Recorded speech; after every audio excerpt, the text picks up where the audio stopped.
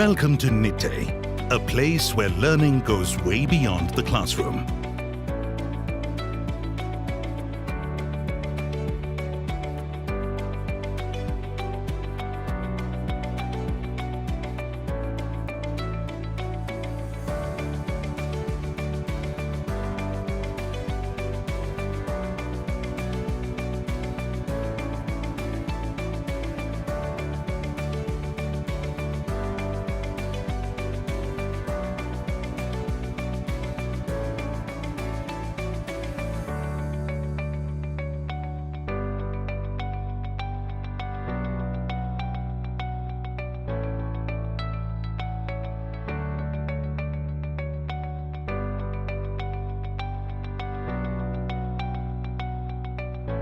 For some, it's home.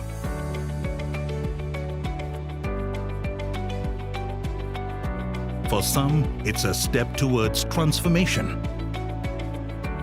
For some, it's the beginning of a wonderful journey with like-minded people. Thanks to the teaching and mentoring activities and dynamic incubation center, I am now industry ready.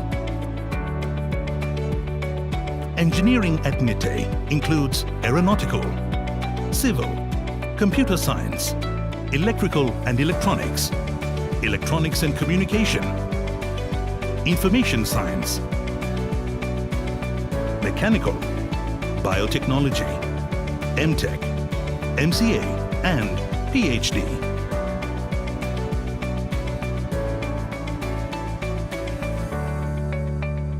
Nitte also collaborates with reputed universities around the world to give students an international academic exposure.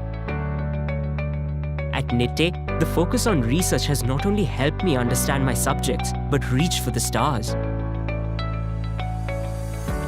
Nitte offers a unique co-op program, an exposure to architects, artisans and urban designers. I aspire to be the heart of progress. Chema is listed in the World Directory of Medical Schools.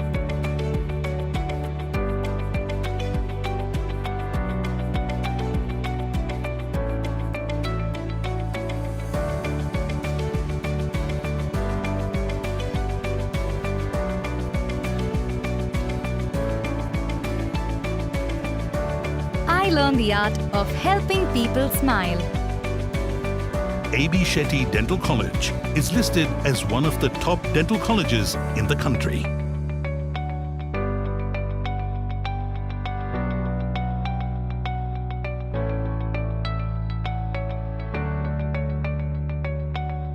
Justice K.S. Hegde Charitable Hospital, part of the Nitte Group, has 1,000 beds, advanced labs and diagnostic centers, which attract a good number of patients from across South India.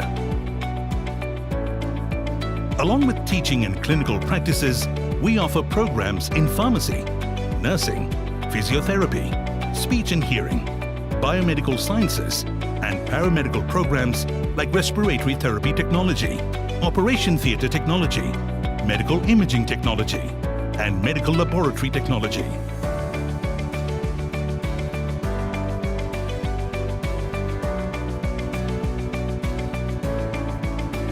I've always been curious about the chemistry of cures. I help in healing. From toddlers to seniors, I care for them all. I believe I can help improve the quality of other people's lives. We are blessed with the ability to speak and hear from birth. Not everyone is as lucky. I want to do my bit to help the less fortunate. I am proud to be able to assist a surgeon in the operation theatre. From simple X-rays to sophisticated MRI and PET scans, my course trains me to assist radiologists and physicians.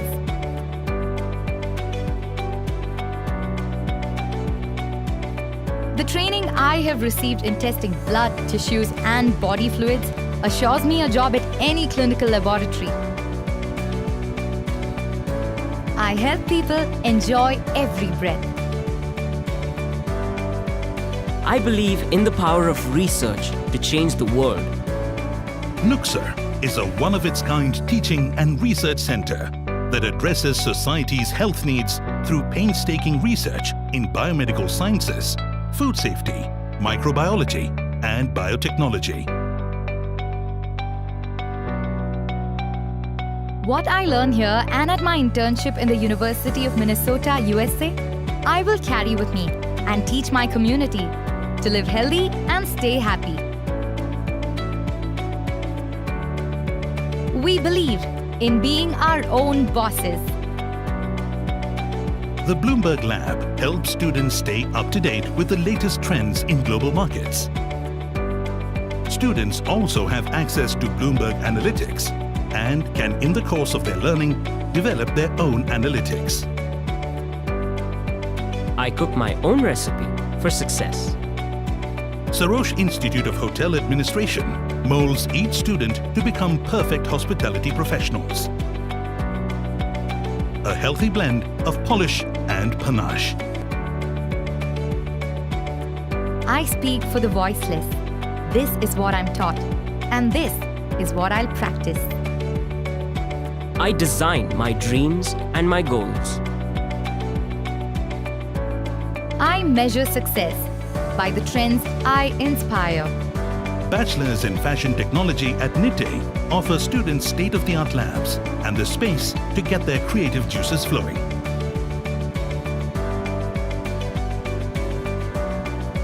With the best of infrastructure, an active placement cell, and a lively atmosphere, education at Nitte helps students grow, breathe, and bloom.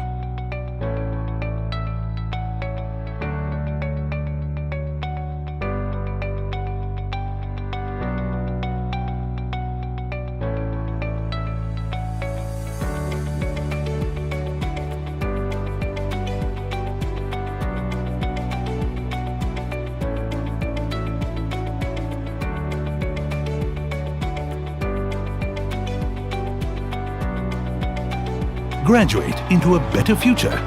Graduate with Nitte.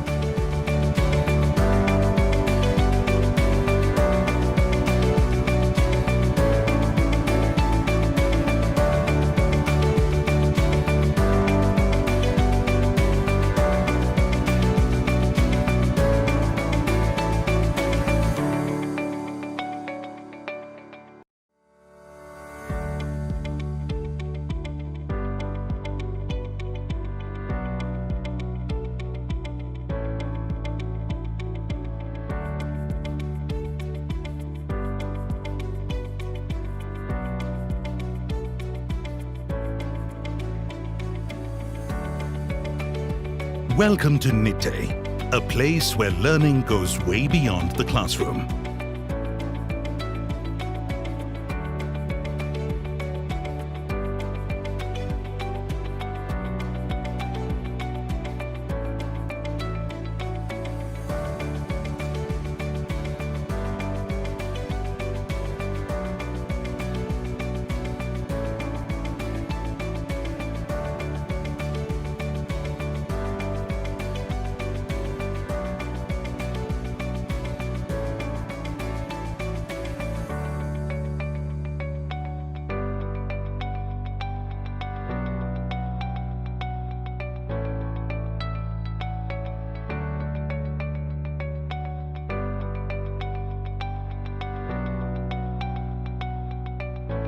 For some, it's home.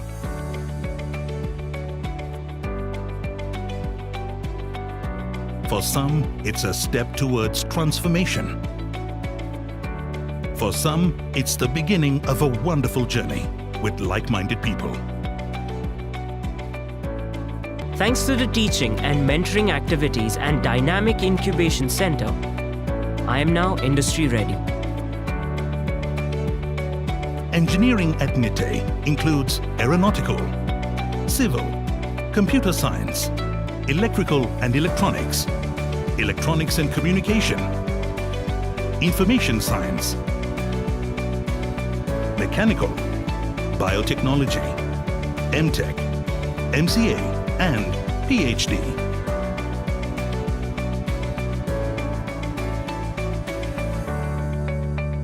Nitte also collaborates with reputed universities around the world to give students an international academic exposure.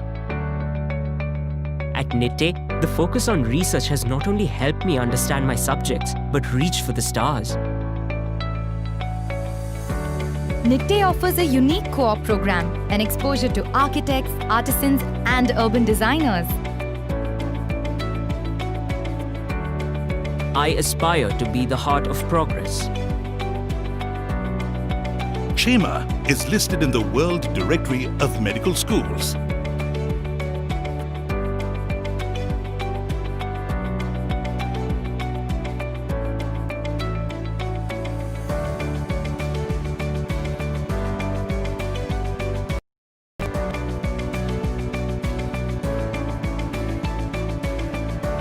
I learned the art of helping people smile. A.B. Shetty Dental College is listed as one of the top dental colleges in the country.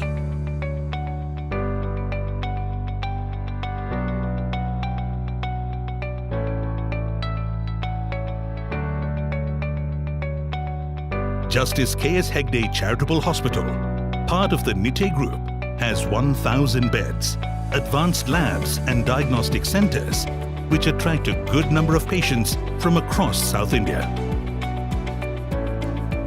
Along with teaching and clinical practices, we offer programs in pharmacy, nursing, physiotherapy, speech and hearing, biomedical sciences, and paramedical programs like respiratory therapy technology, operation theatre technology, medical imaging technology, and medical laboratory technology.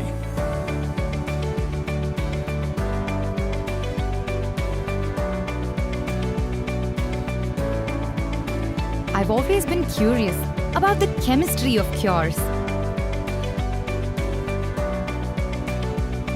I help in healing. From toddlers to seniors, I care for them all. I believe I can help improve the quality of other people's lives. Sciences, Nitte deemed to be university, I humbly welcome each one of you to the national webinar on basic concepts of mass spectrometry and trends in its recent applications. I now request Professor Dr. Indrani Karunasagar, Director, Projects and New Tech, Nitte deemed to be university, to kindly inaugurate the conference and give the opening remarks. There is small correction. Natasha, welcome at us, please. Welcome. First.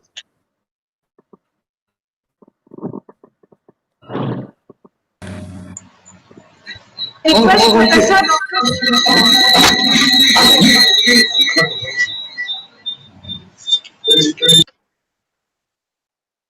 Please.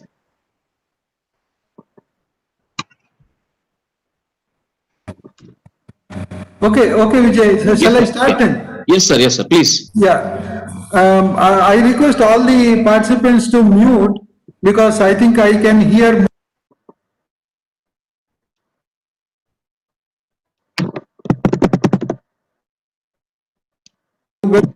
all the distinguished dignitaries and eminent scholars and delegates for this webinar, which Vijay and his team has conceptualized on basic concepts in mass spectroscopy and recent trends in applications.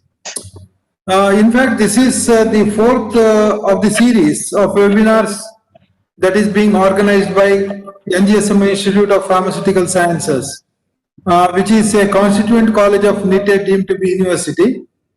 And for the information of the large number of participants who are across there listening to us, NGSM Institute of Pharmaceutical Science is one of the premier pharmacy colleges in India, and it is ranked 49th in the National Institute of Ranking Framework. And also Nitte deemed to be university is ranked 74th. So it is both these institutions under the guidance of the eminent persons in the university is proactively organizing several scientific sessions and seminars and webinars. Because of the COVID, we cannot actually come together. So that's why we are organizing in the form of webinars. And I'm really happy and privileged to welcome a very eminent person, Dr. S. Prabhakar, who is the Senior Principal Scientist and Co-Chair, Professor, Department of Analytical and Structural Chemistry in Indian Institute of Chemical Technology, one of the most premier institutions in the country. Dr. Prabhakar will be talking on mass spectroscopy, the basic principles and the capabilities. Thank you very much, Dr. Prabhakar. On behalf of NGSM IPS, I wholeheartedly welcome you.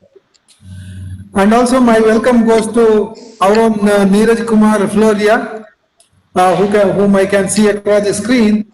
And he is the Senior Associate Professor, Faculty of Pharmacy in AIMST University, Malaysia. He's our own man and he has been in touch with the college for quite a long time. Thanks and welcome to Neeraj Floria for making some time to join this webinar and enlighten us about the mass spectroscopy and its uses. And also my welcome goes to Shiv Kumar, the person who is always associated with the Agilent Technologies and the product manager and mass spectroscopy. Who is a better person than Shiv Kumar to talk about the latest trends in the qualitative and quantitative analysis by mass spectroscopy? So welcome to Shiv Kumar, and of course subsequently during the proceedings, all the inspiring achievements of these eminent speakers and resource persons will be presented to all the delegates who are watching and hearing us from far off places. And in fact, what makes this particular virtual seminar a much more exciting one is the presence of senior scientists as moderators, who I am very sure will not only working as moderator, but will be contributing to the knowledge as well as a lot of flavor to the proceedings. I welcome Dr. Balkrishna Kalluraya, Dr. Arun M. Islu, and Dr. K. Ishwar Bhatt. Dr. Balkrishna Kalluraya is a professor and head of the Department of Chemistry, Mangalore University, and Dr. Arun M. Islu is a professor and head Department of Chemistry of NITK Karnataka, and we have our own Professor Dr. Ishwar Bhatt, who is the professor in NGSM Institute of Pharmaceutical Science. Welcome to you all, sir. And also my welcome goes to Professor Dr. Indrani Karnasar. Ladies and gentlemen, Dr. Indrani is an internationally renowned scientist, Director of Project and DST Nitte, and Dean of Faculty in Biological Sciences and the coordinator of MSc Marine Biotechnology program by Department of Biotechnology, and she will be delivering the opening remarks. Of course, before calling her to deliver her remarks, let me present an abridged version of her illustrious career and awe-inspiring achievements. Dr. Indrani is right now actively promoting One Health research and education for over 4 decades. She is also the director of UNESCO Center for Medical and Marine Biotechnology and a member of the National Scientific Advisor Council, Government of India. She is the vice chair of the International Jury of UNESCO Life Sciences Prize for Research and Social Relevance. Formerly, she was the Associate Director of Research, Karnataka Veterinary Animal and Fisheries Science University, Mangalore, and Professor and Head, Department of Fisheries in Microbiology. She has excelled in the area of biotechnology, molecular biology, and food safety. She was a postdoctoral fellow at the Institute of Aquaculture, University of Stirling, UK, and also awarded UNESCO Biotechnology Fellowship in 1995 at College Park, UMD, USA. And she is Senior Overseas Associate of DBT in 1998 for postdoctoral research at the Center of Marine Biotechnology, University of Maryland, USA. And also she was a visiting professor to the University of Wolfsburg, Germany, and University of Ghent in Belgium through her collaborative projects.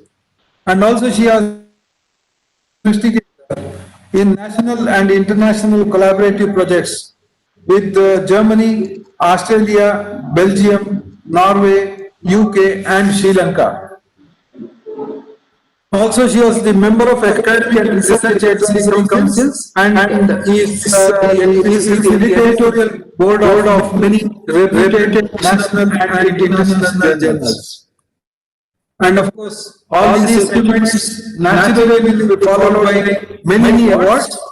She is a recipient of many awards in India and abroad, notable among them being the National Technology Development Award, Government of India, and Sir Appreciation Award for Excellence in Research and Lifetime Contribution to Science and Technology, Government of Karnataka, Rafi Ahmed Kidwai Award, ICAR, Lifetime Achievement Award, Department of Biotechnology, Outstanding Women and Scientist Award, ICAR, Government of India, MS Swaminathan Award, and National Bioscience Award, Department of Biotechnology, Government of India, and believe me, she has got many more to follow. I said it is a abridged version. Professor Indrani Karnasagar has over 300 publications in high impact factor journals, and she has written many chapters, authored several books, edited 3 books, and has trained more than 90 postgraduate and doctoral students. Now who are occupying prestigious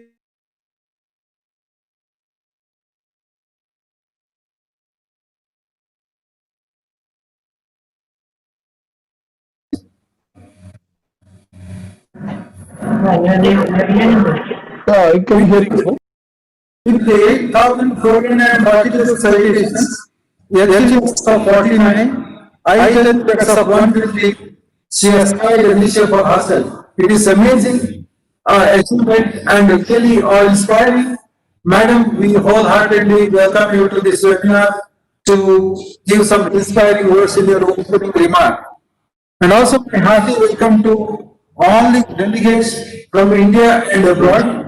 I see the presence of many people from Africa and Asian countries, and more than 15 reputed universities. I mean, delegates from reputed universities I see here, and I am confident that this webinar will expand our understanding of mass spectroscopy and its application, maybe mass spectrometry and its application.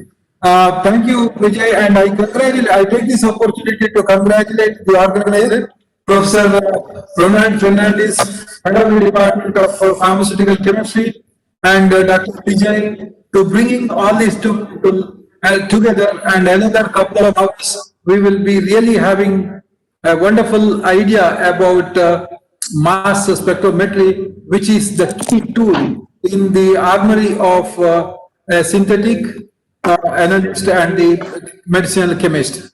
With this initial introduction as well as welcome, I just sign off and over to you, Natasha. Thank you very much.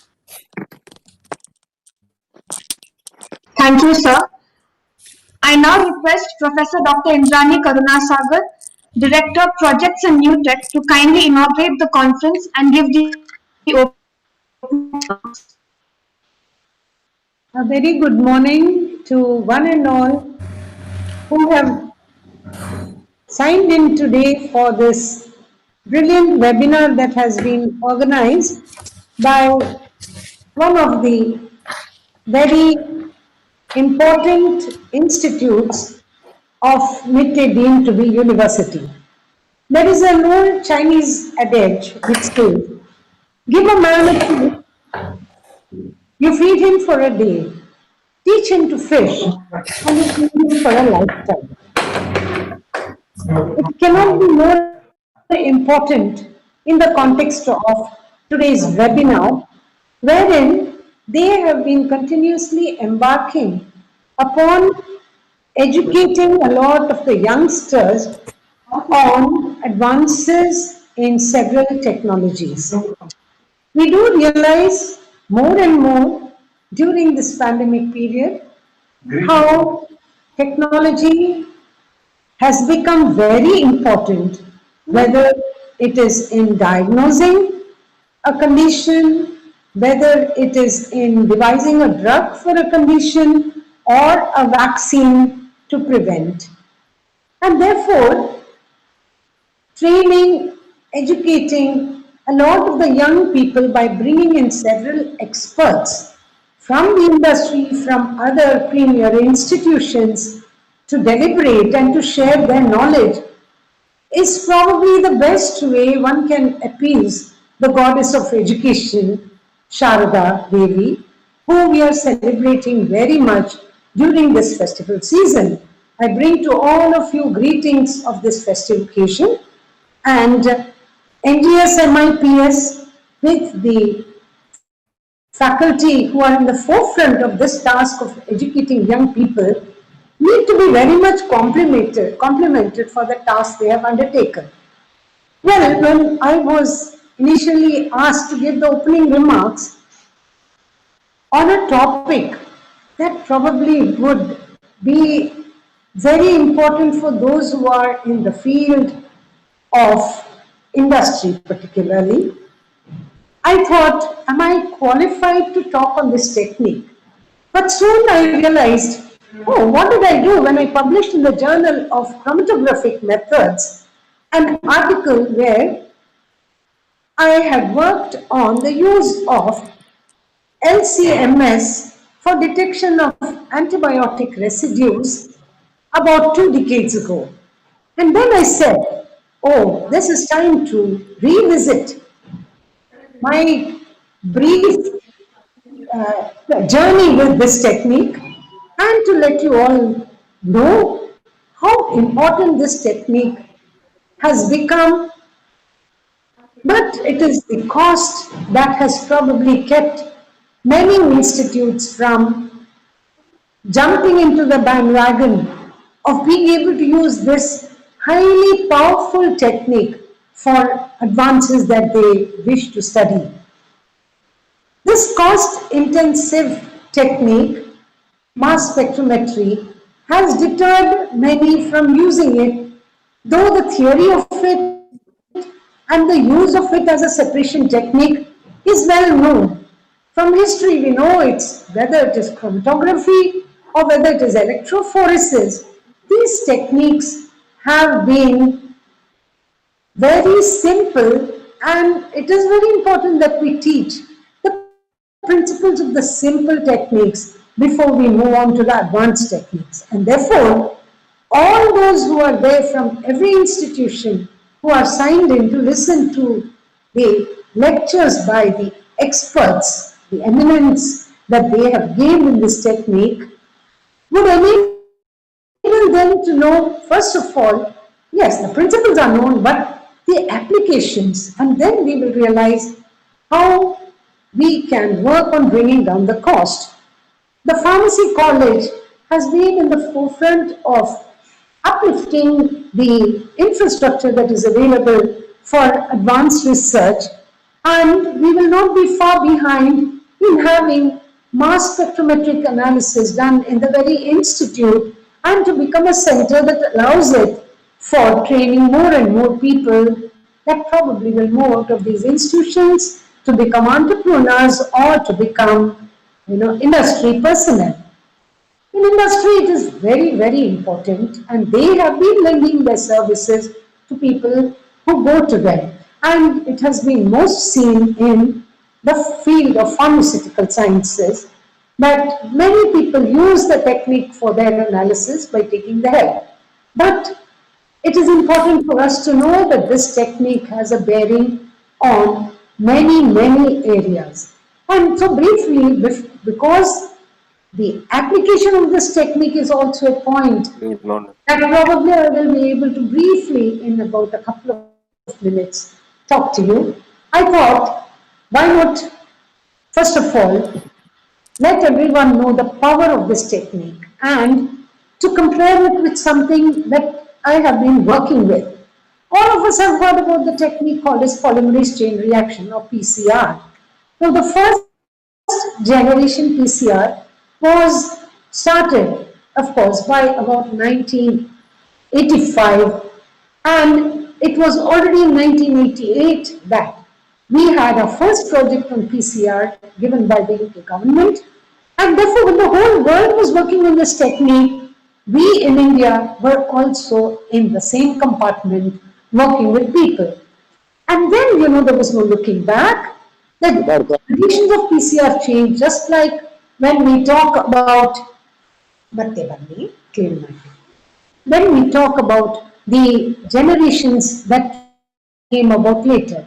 But it took a long, long time, just like, spectrometry, where it started in about 1906 when it was, I think it was Thomson who first in the UK started to work on it, and he and his student later, Aston, got Nobel Prize, and both of them, of course, as a teacher and a student, can be definitely have to be remembered for the beginnings they made in a technique that is so powerful today.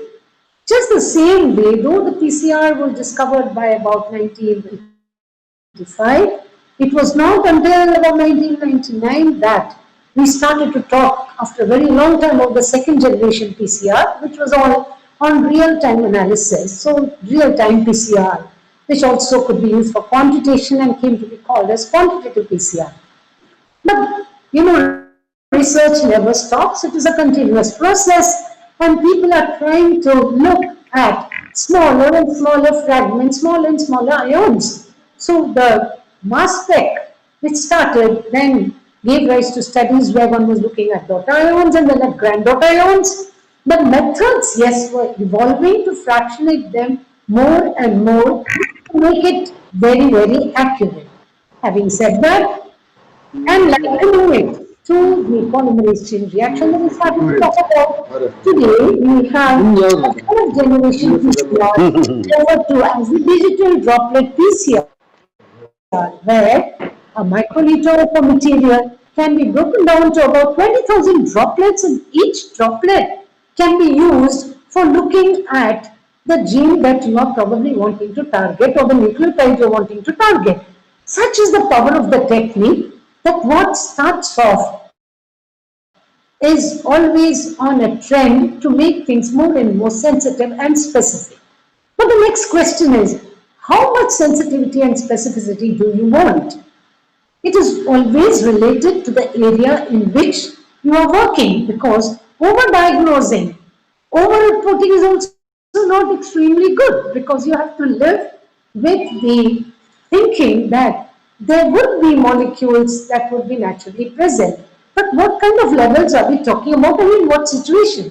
So if I am to talk about antibiotic residues being detected by LC tandem mass spectrometry, it was imposed during the export of materials from India, where one was looking at chloramphenicol residues, nitrofuran residues, and it became a very important task because exports were hampered by products not being allowed into the importing countries, especially the UK, not because they thought that that kind of level is going to come in the way of any pathological problem setting in, but it was to ensure that even traces, if detected, would reflect the use of antibiotics during the process of production of shrimp in the country, which was a major exchequer earner. And therefore, the purpose for which we use a particular technique becomes very important. Mass spectrometry, for instance, would be very important because in the computational industry, making microchips, any contamination, even of the minutest ions, would have to be detected. Silicon-based materials, ions. Likewise, if we are talking about looking at the forensic applications, see, drug abuse is an important issue that one is, very concerned about world over. So the clinical applications in forensics, especially on drug abuse, is commonly used. But what is more important is the use of mass spec in detecting certain rare genetic disorders. And then I will come to the pharmaceutical applications last because that has the maximum application of mass spectrometry. But there are other fields, for instance, the aluminium that is being studied by mass spec in the air wings, airline wings, or if you're talking about, say, the presence of gas within a helmet, which could be toxic, or in the battery tanks, that go, one has to use such sensitive techniques. Now, our next question will be, how miniaturized can an equipment be made if it has to extend to looking at a material in a battery tank or to be able to move around? So, advances in engineering, in miniaturizing an equipment that would be really very big, otherwise when placed in the laboratory, is as important in maintaining the sensitivity and specificity of a technique that you're studying. Now, when it comes to pharmaceutical applications, we are aware of the analytical procedures that have to be used because drug discovery would require all of this. Proteomics, for instance, needs a lot of mass spec, use in studying, whether it is looking for a peptide, whether it is looking for an amino acid, or scaling it down more and more to smaller molecules. Now, when you see the evolution, yes, in a gaseous state, you are looking at a molecule, but that would be a limitation of the technique. And therefore, the discovery of LC, the liquid chromatography coupled with this analysis of the gaseous ions by using this became a very major step forward. Now, when we say LC-MS, look at the advances. The sensitivity was further increased by LC-MS, the tandem mass spectrometry, which I had the good fortune to work on, and we could publish an elegant paper, though it is now 20 years, but even if it is historical, it's good for us to look back and think how powerful a technique can be and look at the evolution that it has undergone. Now, if we look at other applications in food, looking for pesticides, there is a variety of them that can be detected at a very short span. Time is an important factor. So, along with specificity and sensitivity, if you are talking about a technique where large volume, when I say volume, numbers of samples can be examined, and if you can have rapidly the results for food, for environment, for water testing, nothing like it, because the first introduction of me was that I work on One Health, and that is very important because every field of science is related to one another, and it is this interdisciplinary nature that is exciting today for all scientists who are working.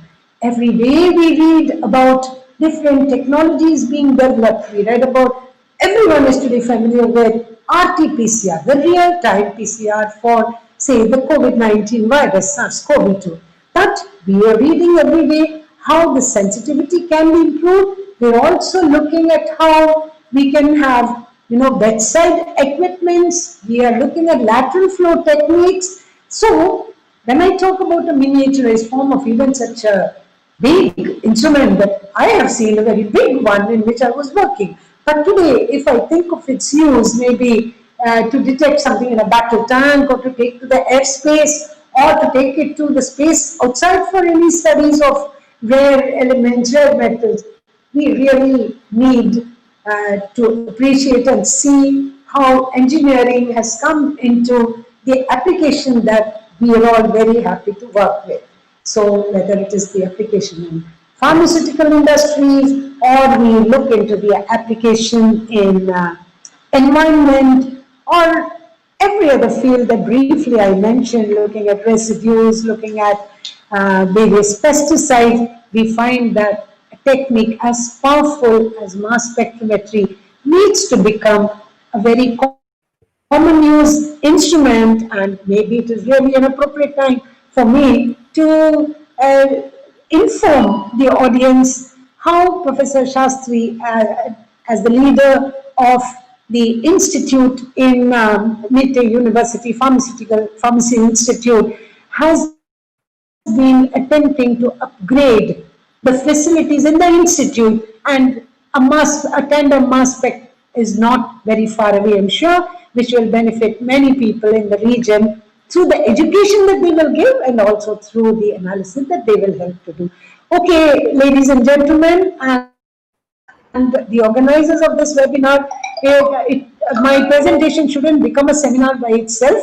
I thank you all for helping me, I should say, reminisce the past and my brief interaction with this powerful technique. And I hope to educate myself more and more with the association with all the experts. Thank you very much, organizers, and I wish a very great deliberation of today's event, particularly on behalf of Nitte University, a job that has already been done by the principal. Reiterate to the resource persons from outside how grateful we are for your time and for the knowledge that you are so willingly going to share with everyone who has logged in today. And it will remain as a presentation for people who could not come in also to listen to you later. Thank you very much. Thank you. Thank you. Thank you, ma'am. We will now begin with the scientific sessions for the day. The first session will be moderated by Professor Dr. Balakrishna Karula. I request Dr. Jennifer Fernandez, Professor, Department of Pharmaceutical Chemistry, ATS Institute of Pharmaceutical Sciences, to kindly introduce the moderator. Good morning, ladies and gentlemen. I am glad to introduce Dr. Balakrishna Kalluraya, the morning's moderator, first session moderator.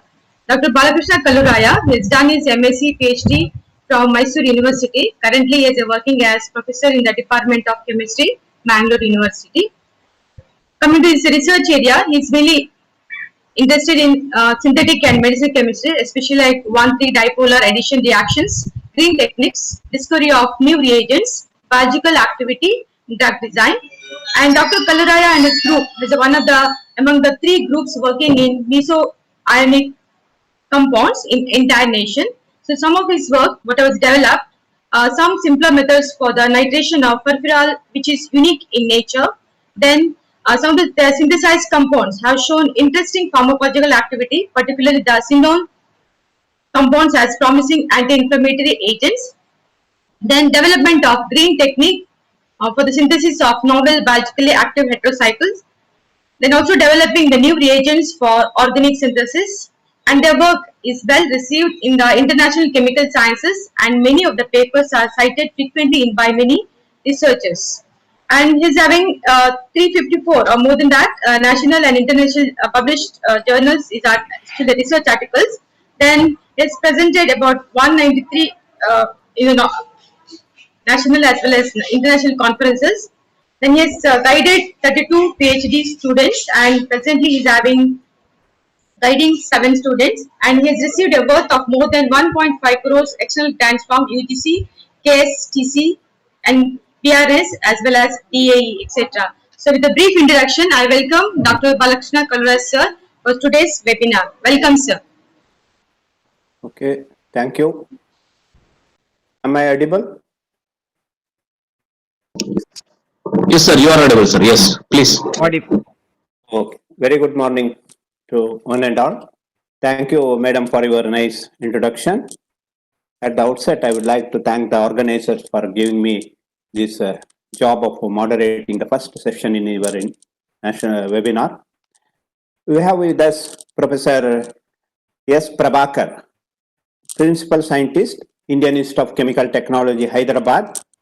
He will be giving a lecture on mass spectrometry, basic principles and capabilities. It is my present duty to welcome you, sir. I am giving a brief biodata of Dr. S. Prabhakar. He did his BSc and MSc from Usmania University and later joined Indian Institute of Chemical Technology and worked on development of mass spectral techniques for stereochemical problems for his PhD work. He is presently working, later he joined the Indian Institute of Chemical Technology and presently working as a senior principal scientist at Indian Institute of Chemical Technology, Hyderabad. He has visited many countries for various postdoctoral works. He was research associate during 2001 to 2003 at Oxford Glycobiology Institute, University of Oxford, UK. 2007 to 2009, he was working at the Department of Chemistry, George Washington University, USA, as research scientist. He was the recipient of many awards like Eminent Mass Spectrometrist Award by Indian Association of Mass Spectroscopy, Fellow of the Telangana Academy of Sciences, CSR Outstanding Performance Award in 2004, IICT Special Appreciation Award in 2008, CSR IICT Gaurava Sanman Award in 2012, CSR IICT Special Award for Skill Development Team in 2018, CSR IICT Highest External Cash Flow Award Technical Services in 2019, and he was also the member of many editorial board member for various journals, and his academic and research achievements include he has successfully guided 9 PhD students and 8 students are presently working, and he has helped for very large number of supervised a large number of M.Pharma and MSc dissertations, published about 150 research articles in peer-reviewed international journals. His current research interests are metabolite profiling of body fluids, shotgun metabolomics, targeted metabolomics, metabolite markers in CKD and diabetes protein identification, chiral discrimination, isolation, characterization, and quantification of small molecules in biological fluids, drug stability and pharmacokinetics, chemical warfare agents and their degradation products, in situ identification of reaction intermediates. With this brief introduction, I request Dr. S. Prabhakar to start his presentation. Over to you, sir. Good morning. Am I audible? Yes, sir, it's clear. Please, sir. Yeah, very good morning to all of you. And first, let me take this opportunity to wish you all happy Dasara. So this is the 9th day of Navaratri. It's a good day for all of us. And first of all, I would like to thank Dr. Sastri Garu, Principal NGS MIPS, and Dr. Vijay Kumar, who has been associating with me to bring to this, and Dr. Fernandez, the convener. So thank you all for giving this opportunity to be with you in front of, to share my knowledge in mass spectrometry. So can I share my slides now? Sure, sir, yeah.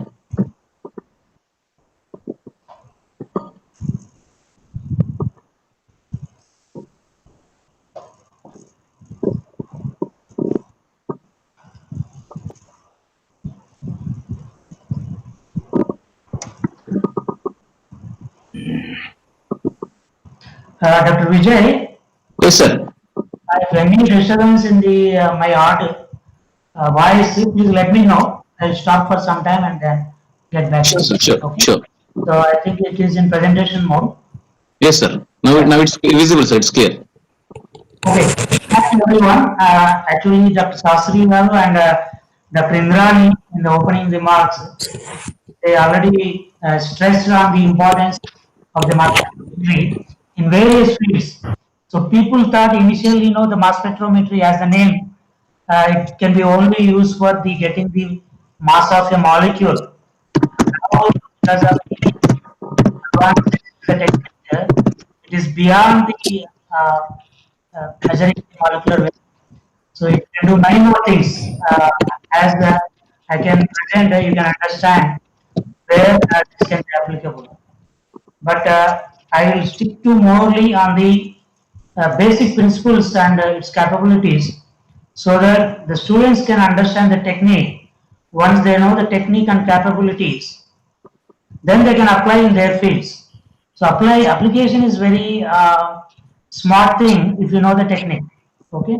So already Madam told that she used long back in antibiotic residues and material sciences like where atoms and elements were analyzed, forensic sciences, proteomic sciences, even including COVID-19. She was touching on the DNA related, but even the proteins related, the membrane protein. You might have heard in the news that India has come out with a new technique called Faluda, which was developed by one of our CSIR lab, and it depends on the membrane protein, the peptides, which again is based on mass spectrometry. So it is applicable to all the techniques you cannot imagine also. But I will touch upon few things at the end of the my lecture. Okay. So in my lecture, I start with basic principles in mass spectrometry. Then I will go to little advances. Wherever advances are there, I will pinpoint. Then I will let you know the importance of high resolution, without which now the mass spectrometry cannot exist. The mass spectrometry is very popular because of the high resolution capabilities. So techniques are known before, but now the hyphenated techniques with high resolution making wonders. So, and the very old technique, nitrogen rule, isotopy peaks, they are still very much important in the interpretations of mass spectra. And I'll also little bit touch on tandem mass spectrometry. Maybe I use the tandem mass spectrometry details to other, maybe Dr. Neeraj or Dr. Shivakumar. They will be addressing later in this day. So before I start, so there has been the language problems in mass spectrometry. People say 2-3 synonyms. For example, the title itself, many people say mass spectroscopy, but in 2013 in IUPAC rules, they mentioned that no, it should be mass spectrometry.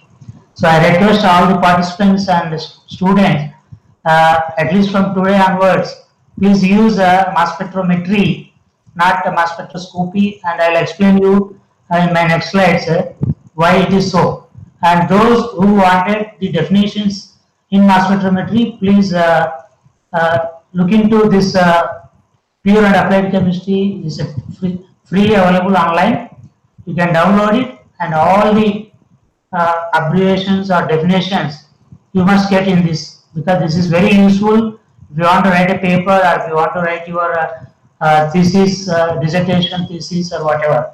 Okay, so I would recommend all of you, please download this one and get acquainted with the definitions of mass spectrometry.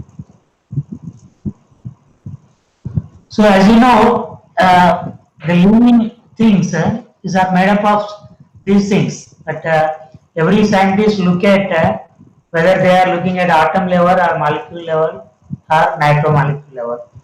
So, for example, atom level, most of the physicists, they look at atom level, and already Dr. Indrani told all material science people, they look at metal ions and atom level. So that actually the mass spectrometry started with the atom level and element level, where the periodic table has come out because of the mass spectrometry techniques. So people thought, okay, atoms can be perfectly analyzed by mass spectrometry, but after that, people are using for molecules level. These molecules are nothing but made up of atoms together by binding through chemical bond, any chemical bond. So nowadays, the molecules are more important when it comes to the system. Then if you organize molecules like macromolecules like proteins, DNA, is like a polymeric units, like proteins means the amino acids polymers, like that. DNA, you know, ATGC. So like that, the molecules make macromolecules, organelles. Correct. So like that goes on. So all biologists, they look at cells, because they think the cells are the units of building blocks, whereas the chemists think the molecules. So now I would like to say the mass spectrometry is confined to atoms and molecules. If we are looking at atoms, then there is a separate mass spectrometry. It is called inductively coupled mass spectrometry techniques or field resorption, field ionization, where you can atomize the molecule and detect. So I am not going to touch the atom level techniques, which are of course very important. But pharmaceutically, the people look at molecules, but they do require the toxicological metal ions present. Then they need to go to atoms analysis. Many people even submit samples for this metal toxical compound present or absent in the drugs. So I will not be covering that atoms part. So I will be confined to the molecules. Okay. Go to this next slide. So what is a molecule? Can we see a molecule? Of course, if you can see a molecule, you don't require such high funda techniques. Molecules are like very nano or picometer level, and what we can see is a millimeter level, or even with microscope we can see 10 micron or even 1 micron with a very good microscope. So that's why any molecule, if you want to see a protein, is at the nanometer. Virus, for example, if you take coronavirus, it will be like 15 nanometers. So nobody can see. So we are fighting something now with the pandemic situation, what we cannot see. So that's why we need to apply so many techniques, physical distance, mass like that, to control it. So in order to see a molecule, then you need the mass spectrometry, of course. So these are the different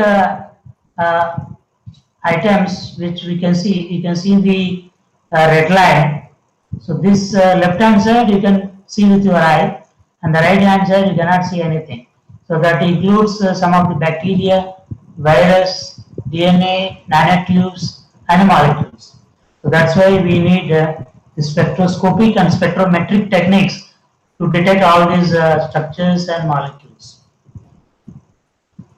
Spectroscopic techniques are well known. People read in BSc level and MSc level. So you are all very familiar with the spectroscopic techniques where UV, visible, IR, NMR. So these are all used for the getting structural information. But none of them will give you the molecular weight. Okay, they may give you structure. Once you get the structure, then you can get the molecular weight. But when I am doing MSc, mass spectrometry technique was just introduced in the final year. But now I think it is there in even bachelor's degree. Some people also I recommend that it should be there in final year BSc students and MSc first year students as well. Very basic. If you see all the spectroscopic techniques, one way or the other, they are working with the electromagnetic radiation, either absorption or desorption. So you are actually measuring the absorbed energy in the form of electromagnetic radiation or dissolved energy. So that's why these are called spectroscopic techniques. Okay, but when it comes to the mass spectrometry, it has to be a mass spectrometry, not mass spectroscopy, because the mass spectrometer works on the formation of gas phase ions and detection like in an electric current, not the electromagnetic radiation. So that's why now the name has been changed to the mass spectrometry. So the instrument is called mass spectrometer, the technique is called mass spectrometry, and the person like me who is working on mass spectrometry techniques is called mass spectrometrist. So please use these synonyms in future. And people think mass spectrometry is difficult, but it's not difficult, it's different. So once you understand the basic principles and how to handle and how to manage, maintain, it's very easy. Nowadays, the instruments are very maintained easily, not like what Dr. Indrani madam told in the beginning. The mass spectrometers occupy very big rooms those days. But nowadays it is coming, you can put it under your back and carry like a vacuum cleaner. So that much miniaturization is there, and I'll be showing you. So if you understand the technique, I don't know how many of you know about mass spectrometry technique. Chandrayaan 1, the first one, they sent the mass spectrometer to the universe to know to the moon and to the Mars to know the whether the water is there, what kind of gases are there, oxygen is there or not, something like that. But somehow the Chandrayaan 2 they sent X-ray instrument, X-ray diffractometer, XRF for the technique. So nowadays such techniques are very miniaturized. It is available and you can use anywhere. Okay. So anybody they will be having two basic questions. So what is present in a given sample or given material and how much is there? So it is like a qualitative and a quantitative. So earlier people thought mass spectrometry cannot be used for quantitative, but with the new technology, with the capability to combine with LC and GC, now it is a powerful technique for quantitative analysis, the mass spectrometry technique. Okay. So this is the basic use of mass spectrometry. As you know, the first one is the molecular weight. So there is no other instrument which can give accurately the mass of a molecule. This meeting is being recorded. And the capability of this technique to combine with gas, liquid and solids. So you can analyze any form of the compound. It should not be a gas or it should not be liquid. Any form it can detect. And if you have a pure sample, you can directly introduce into the mass spectrometer. So if you have a mixture, hyphenation technique is called hyphenated. You can see GC and MS. There is a hyphen earlier. Now people are keeping slash. But it is called hyphenation technique, where you can combine either gas chromatography, liquid chromatography. With the recent technique, you can combine with capillary electrophoresis, high pressurized, high performance thin layer chromatography. So like this, any chromatography technique, most of them, you can interface with mass spectrometry. That means you are separating in the chromatography and each compound will go to the mass spectrometry and they detect there. So like that, you can handle any mixtures and detect in one run. You can detect, you can quantitative and qualitative, you can get it. So because of this advantage, it is very highly powerful technique. Okay. And apart from that, because you are looking at molecules, most of the molecules are organic molecules. So it gives you the number of carbons and number of heteroatoms. It gives you the elemental composition because of the high resolution capability. This is recently developed. Because you are measuring the mass value at fourth digit, it is possible to get the elemental composition and structural isolation by MSMS technique, tandem mass spectrometry, and you can quantify of a known compounds or unknown with very closely related compounds at trace level, PPP level. So advantages are so many, but if it comes to the limitations, it has to be an ion in the gas phase in order to detect in mass spectrometer. So this is mostly because of the new techniques. You can do the DNA, protein, everything, but there are certain molecules like some kind of polymers. It may not be able to ionize, but now the new techniques, new matrices being used to get to cover most of the molecules. Okay, but if you cannot ionize the molecule, sorry, you cannot analyze the mass spectrometry. So that is a big limitation. The second limitation would be you cannot, once the sample goes into the mass spectrometer, you cannot retrieve it. Okay, so of course you will be sending only microgram or picogram level in the mass spectrometry, so you don't need to recover. So as you know, the popular technique mass spectrometry, it was started in 1906, as Dr. Indrani Madam told. It was developed by a physicist. Actually, there most of the applications were, as I said before, it is atomic level, getting the atom structure.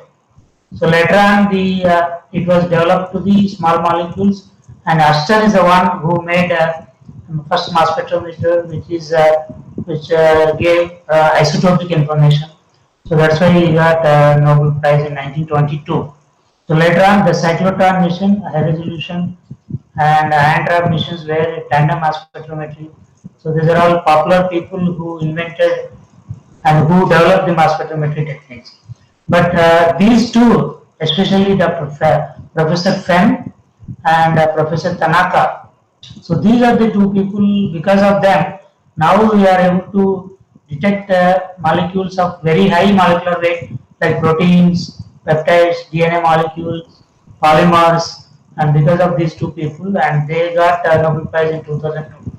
And I met them. I'm very fortunate to meet them in my center. Kochi Tanaka is still there. Of course, we lost Dr. Fenn. So I think in 2010 or 9. So I'm happy to meet in ASMS in 2009.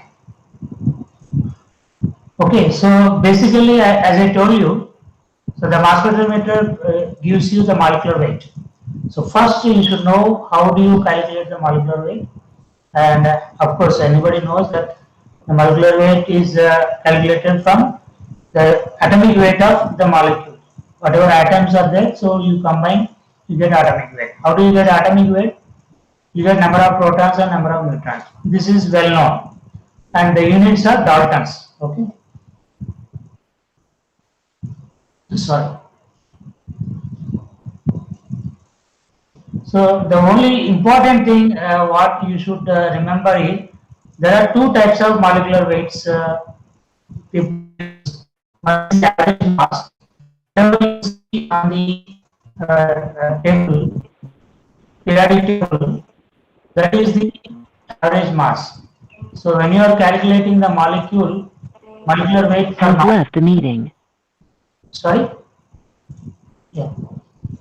So when you are getting when you want to calculate the mass of the mass spectrometer, you should go to monoisotopic mass rather than average mass. Okay? The average mass is calculated by using average atomic mass of individual elements. So it doesn't take care of isotopes. It will make an average of isotopes. So even what you see in the bottle when you buy a chemical, so that is average mass. So if you submit this for mass spectrometer, don't match the average molecular weight given on the bottle. You will be getting sometimes 1 unit less, because the mass spectrometer will give you monoisotopic mass. So why monoisotopic mass? Because the mass spectrometer separates the isotopes, all small molecules below 2000, 3000 molecular weight. The mass spectrometer will separate the isotopes. So that's why you have to calculate monoisotopic mass value and compare to your spectrum. Okay, this is very important. All students must know. Okay, so these are the isotopic peaks of common elements which is available. So when it comes to the mass spectrometer, there are 3 steps in the instrument. The first part is production of ions, without which it is not possible to detect. And once you produce ions in the source, then you separate the ions by analyzer. Then after separation, each ion you have to detect in the detector. Okay. So, but the entire mass spectrometer is under vacuum, because the ions of the molecules are not stable in the atmospheric pressure. So in order to keep them retained, you need to have a high vacuum. So higher the vacuum, better the sensitivity. Okay, so this is the basic schematic diagram where you get the sample which is neutral. It can be gas, liquid or solid. It will be vaporized and send it to the mass spectrometer if it is gas or liquid. So whatever it is, at the end it will enter into the source as a gas molecule. Then it is ionized there. So in the form of ionization. But only in the latest instrument in the LCMS, this source is kept under atmospheric pressure. That's how they got Nobel Prize for inventing API technique, atmospheric pressure application. So all other instruments, they will have source inside the vacuum, whereas LCMS, it will be outside the vacuum. But analyzer and detector are there in the vacuum. So once it reaches the detector knows what time, what ion, what abundance it is there, and it will plot time versus abundance. Okay. So, but we need mass versus abundance. So this can be obtained by calibrating the instrument. So it is a big process, sir. So you should know the calibration intervals and calibration how much it can stay of the mass spectrometer. Then accordingly you have to Has calibrate. joined the meeting. Okay, so some instruments like water polo instruments, once they calibrated, it will come from at least months to years. Whereas the time of flight instruments and high resolution instruments, either you have to do every day or once in a week. For example, arbitrage once in a week is maybe okay. Time of flight instrument you have to do every day. Like that, calibration is important to get the molecular weight. Okay, so don't think the instrument is directly measuring the molecular weight. Actually, it is measuring time versus abundance, and later, because of calibration, we are getting the mass values. So that's why I want to pinpoint calibration is more important to get the accurate mass. Okay, so these are the mass spectrometers. At the left hand top, you can see it occupies very big room. When I am doing my PhD, this is my instrument, favorite instrument, Autospec, very magnetic sector instrument, very big instrument. So now it is being miniaturized. So you can see it is there on the table and it is there as a detector on the HPLC. This is the new model where like like a PDA detector, you can have your mass spectrometer on the top of the instrument. And also if you see the GCMA, gas chromatograph is bigger than the mass spectrometer now. Okay, so like there's another company, so they keep the mass spectrometer inside the fuming cupboard. The chemist can directly analyze from the reaction to the into the instrument. Okay, so this was sent to the space when this was sent to the Chandrayaan. So like that, it was about few kgs only. So like that, nowadays we are getting the mass spectrometer which you can keep on the back of your back, like your laptop, and you can measure the air molecules wherever you go. So that much miniaturization is there in mass spec, and it was even used in some of the earthquake movements where to detect whether people are there under the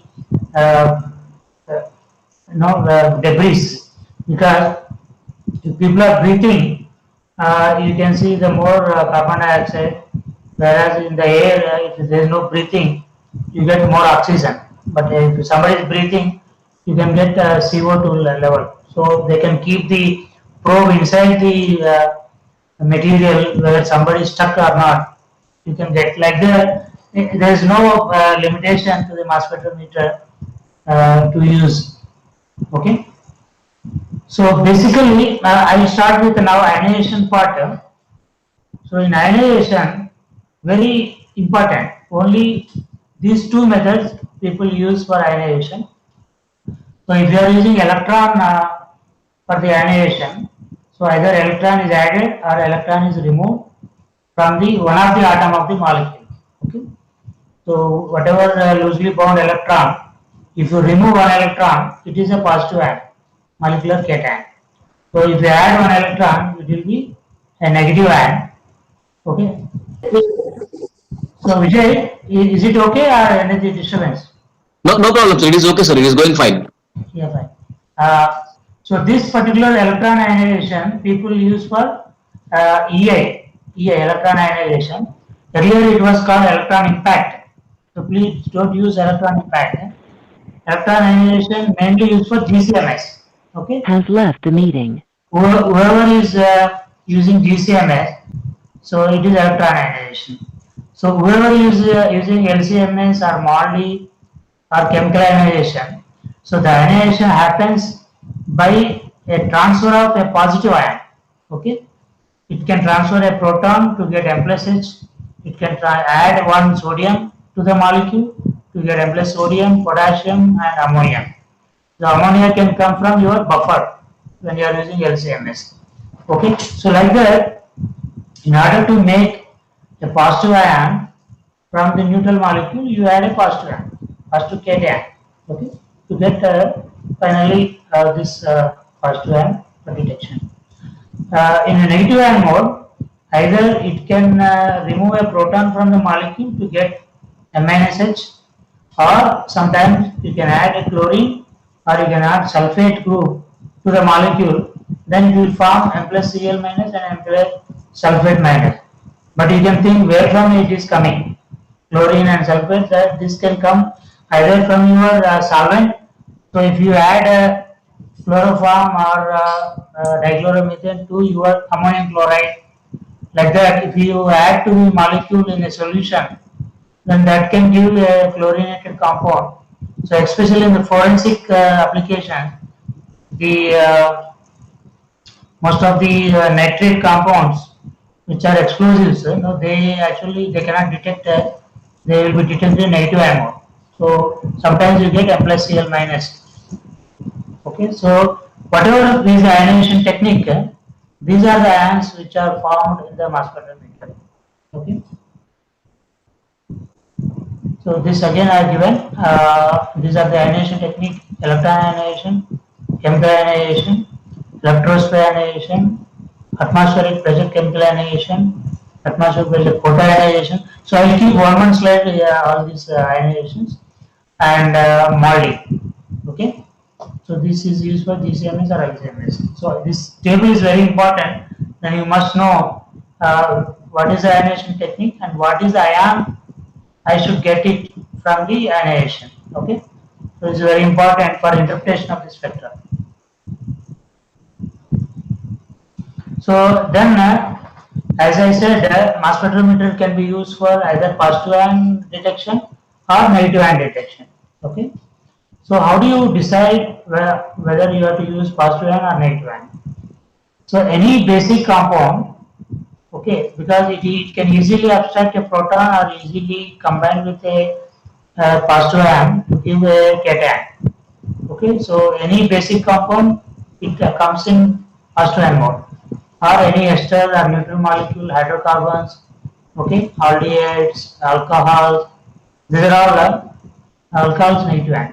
Okay, so most of them they will come in positive ion mode, but there are certain molecules which can come in negative ion mode. It's especially acids like fatty acid, nitro compounds, halogenated compounds.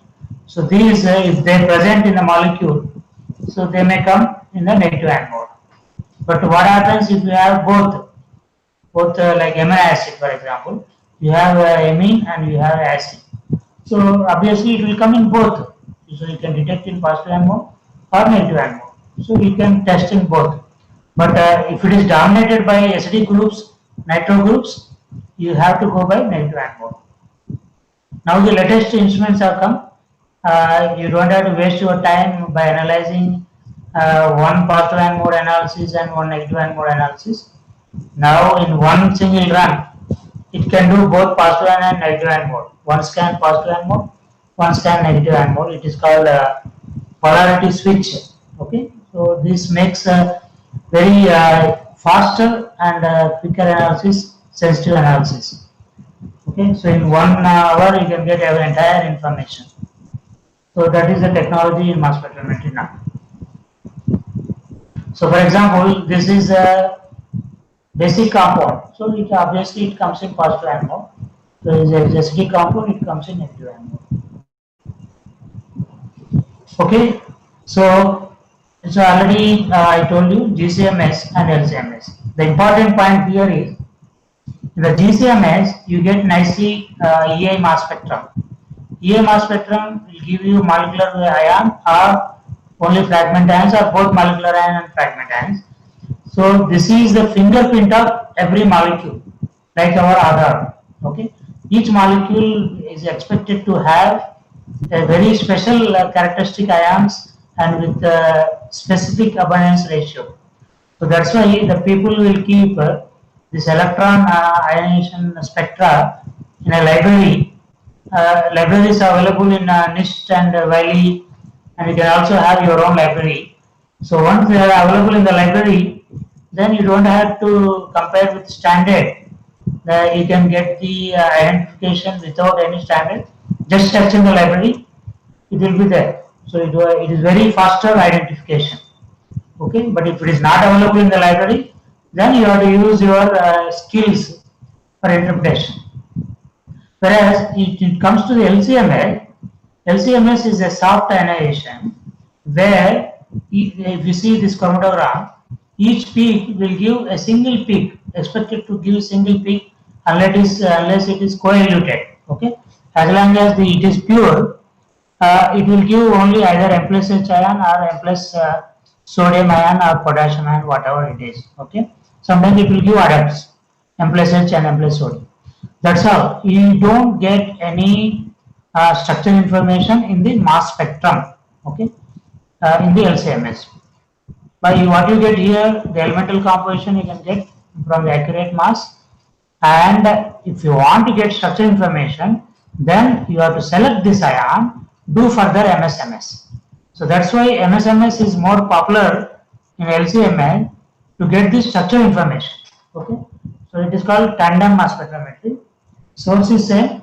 We will have at least two analyzer or one analyzer if you have an trap and detector. So that's why MSMS is more popular in LCMS. So as you know, in chromatography, there are many names for the separation of the techniques, but basically the chromatography separates the molecule with the analyte can interact with the stationary phase or mobile phase. Okay, the stationary phase will try to hold the molecule, whereas the mobile phase will try to push the molecule. Okay, so if the interactions are very high, it will retain on the column and it will elute later. So this is the basic very vague principle of the chromatography. Of course, there are many names for separation techniques. Okay. Now let us see in GCMS, and I will quickly go through because many of people know how GCMS works and how electron impact works, electron ionization, sorry. The vapor enters into a small cube which is there. You can see it is there in my hand. It is like 1 centimeter cube, like a square. Okay, the vapor goes inside and the electron beam is continuously coming from top to bottom. It is trapped in the electron beam is trapping in a trap. Okay, it is a continuous process. So once the molecule enters, it will electrons bombard, and I told you electron can add or electron can remove. So you get either positive ion or negative ion, and mostly positive ions. 1:1000 we can say, 1000 positive ions and 1 negative ion can form. Okay, so this is how electron ionization happens, and because of very high energy, 70 electron volt, not only ionization, it will also undergo fragmentation. Sometimes you cannot even detect the molecular ion because of this energy may be very high and molecular is unstable. But even though molecular ion is not there, if the spectrum is matching with the library, it is granted taken. Okay. But for the molecular weight confirmation, you need to do chemical ionization. So this is how it forms molecular ion and fragmentation. You can have homolytic cleavage, heterolytic cleavage, rare element. If time is there, I can explain at the end. So this is how a mass spectrum look like. This is electron ionization mass spectrum. Remember, if it is LCMS spectrum, it will be a single peak mostly. This is the molecular ion, and these are the fragment ions. Whichever is ion is bigger, it is base peak, and base peak need not be molecular ion. Okay, don't confuse. Sometimes molecular ion is stable, then it can come to high base peak. So these are all fragment ion, and the fragment ions are very important for structure oxidation. And if you see the spectrum, every peak has at right hand side isotopes, not at left hand side. So isotopes will come right hand side because most of the organic molecules carbon 12 is very abundant, carbon 13 is low abundant, that's why it comes at right hand side. So if you don't see isotope peaks, it's not a good mass spectrum. Ask the operator to rerun and with isotopes only you should get. So when it comes to the LCMS, I am not going to details.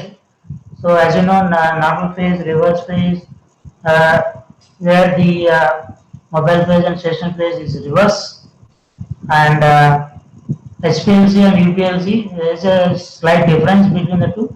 Now nobody talks about HPLC, ultra performance UPLC is there because of the use of low particle size column.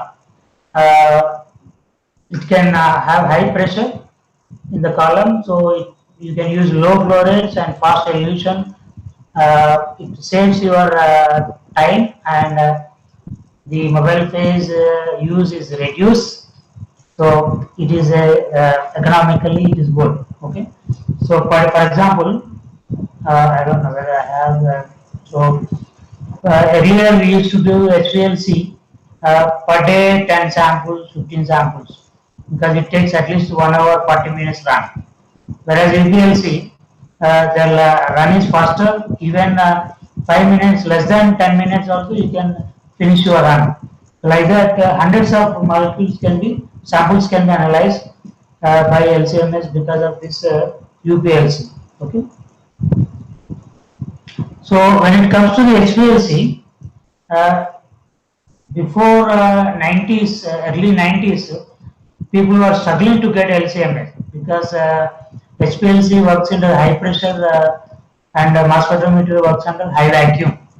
So in 1982, one of the author, he compared like HPLC is a fish where it liquid phase, whereas the mass spectrometer is under vacuum like a parrot. Has joined the meeting. To combine these two, so then we thought it is not at all possible those days, 1980s. Then people are successful. They made a parrotfish-like thing. We have a now successful interface to combine these two. You might have seen the movie Sagar Kanya in Telugu, but it is there, no, where the person can swim in the water and come out, and he can also walk. So this is the LCMS, where LC itself has many techniques and mass spectrometer itself has many techniques. Unless you combine these two correctly, then only you are successful in making a LCMS, which was done in 1990s, and our Nobel laureates Kochi Tanaka and Friend. So because of their interface, correct interface, now we got LCMS. Okay. So LCMS, as I told you before, this is an interface where the ionization is happening in the atmospheric pressure. So because of this only we are able to combine to the mass spectrometer. So I will just quickly give what is electrospray, what is APCA and APPA in LCMS. So electrospray is nothing but a small capillary which is kept at high voltage, and your sample solution, it has to be in solution. Electrospray cannot work in gas phase and cannot work in solid phase. It has to be in a solution. So that's why we are able to connect to the HPLC. If you have a pure sample, you can directly inject it to the capillary, which is at high voltage. So because of the high voltage and high pressure of the liquid, it will form a mist in the other side. So it is called electrospray. So don't say it is electron spray because there is no electrons here. Okay, it is the electric field which is giving spray. Electrospray is a single word. Many people it is break. They will break electro. They write spray and electro, and some people write very badly electron spray. Very sorry, don't use a N there. It is not electron spray. Okay, many dissertation students they do this mistake. So this is the new advantage with the electrospray extensions. Okay, so what happened in electrospray? you only just applying high voltage to the a liquid which is there in the needle. Okay, that means high voltage is making very important thing for the liquid. Okay, so when it comes to the then people thought if you have a wet paper, if you make it wet and apply the high voltage, it will spray similar. Okay, echo, please unmute all. Yes, sir. Proceed, sir.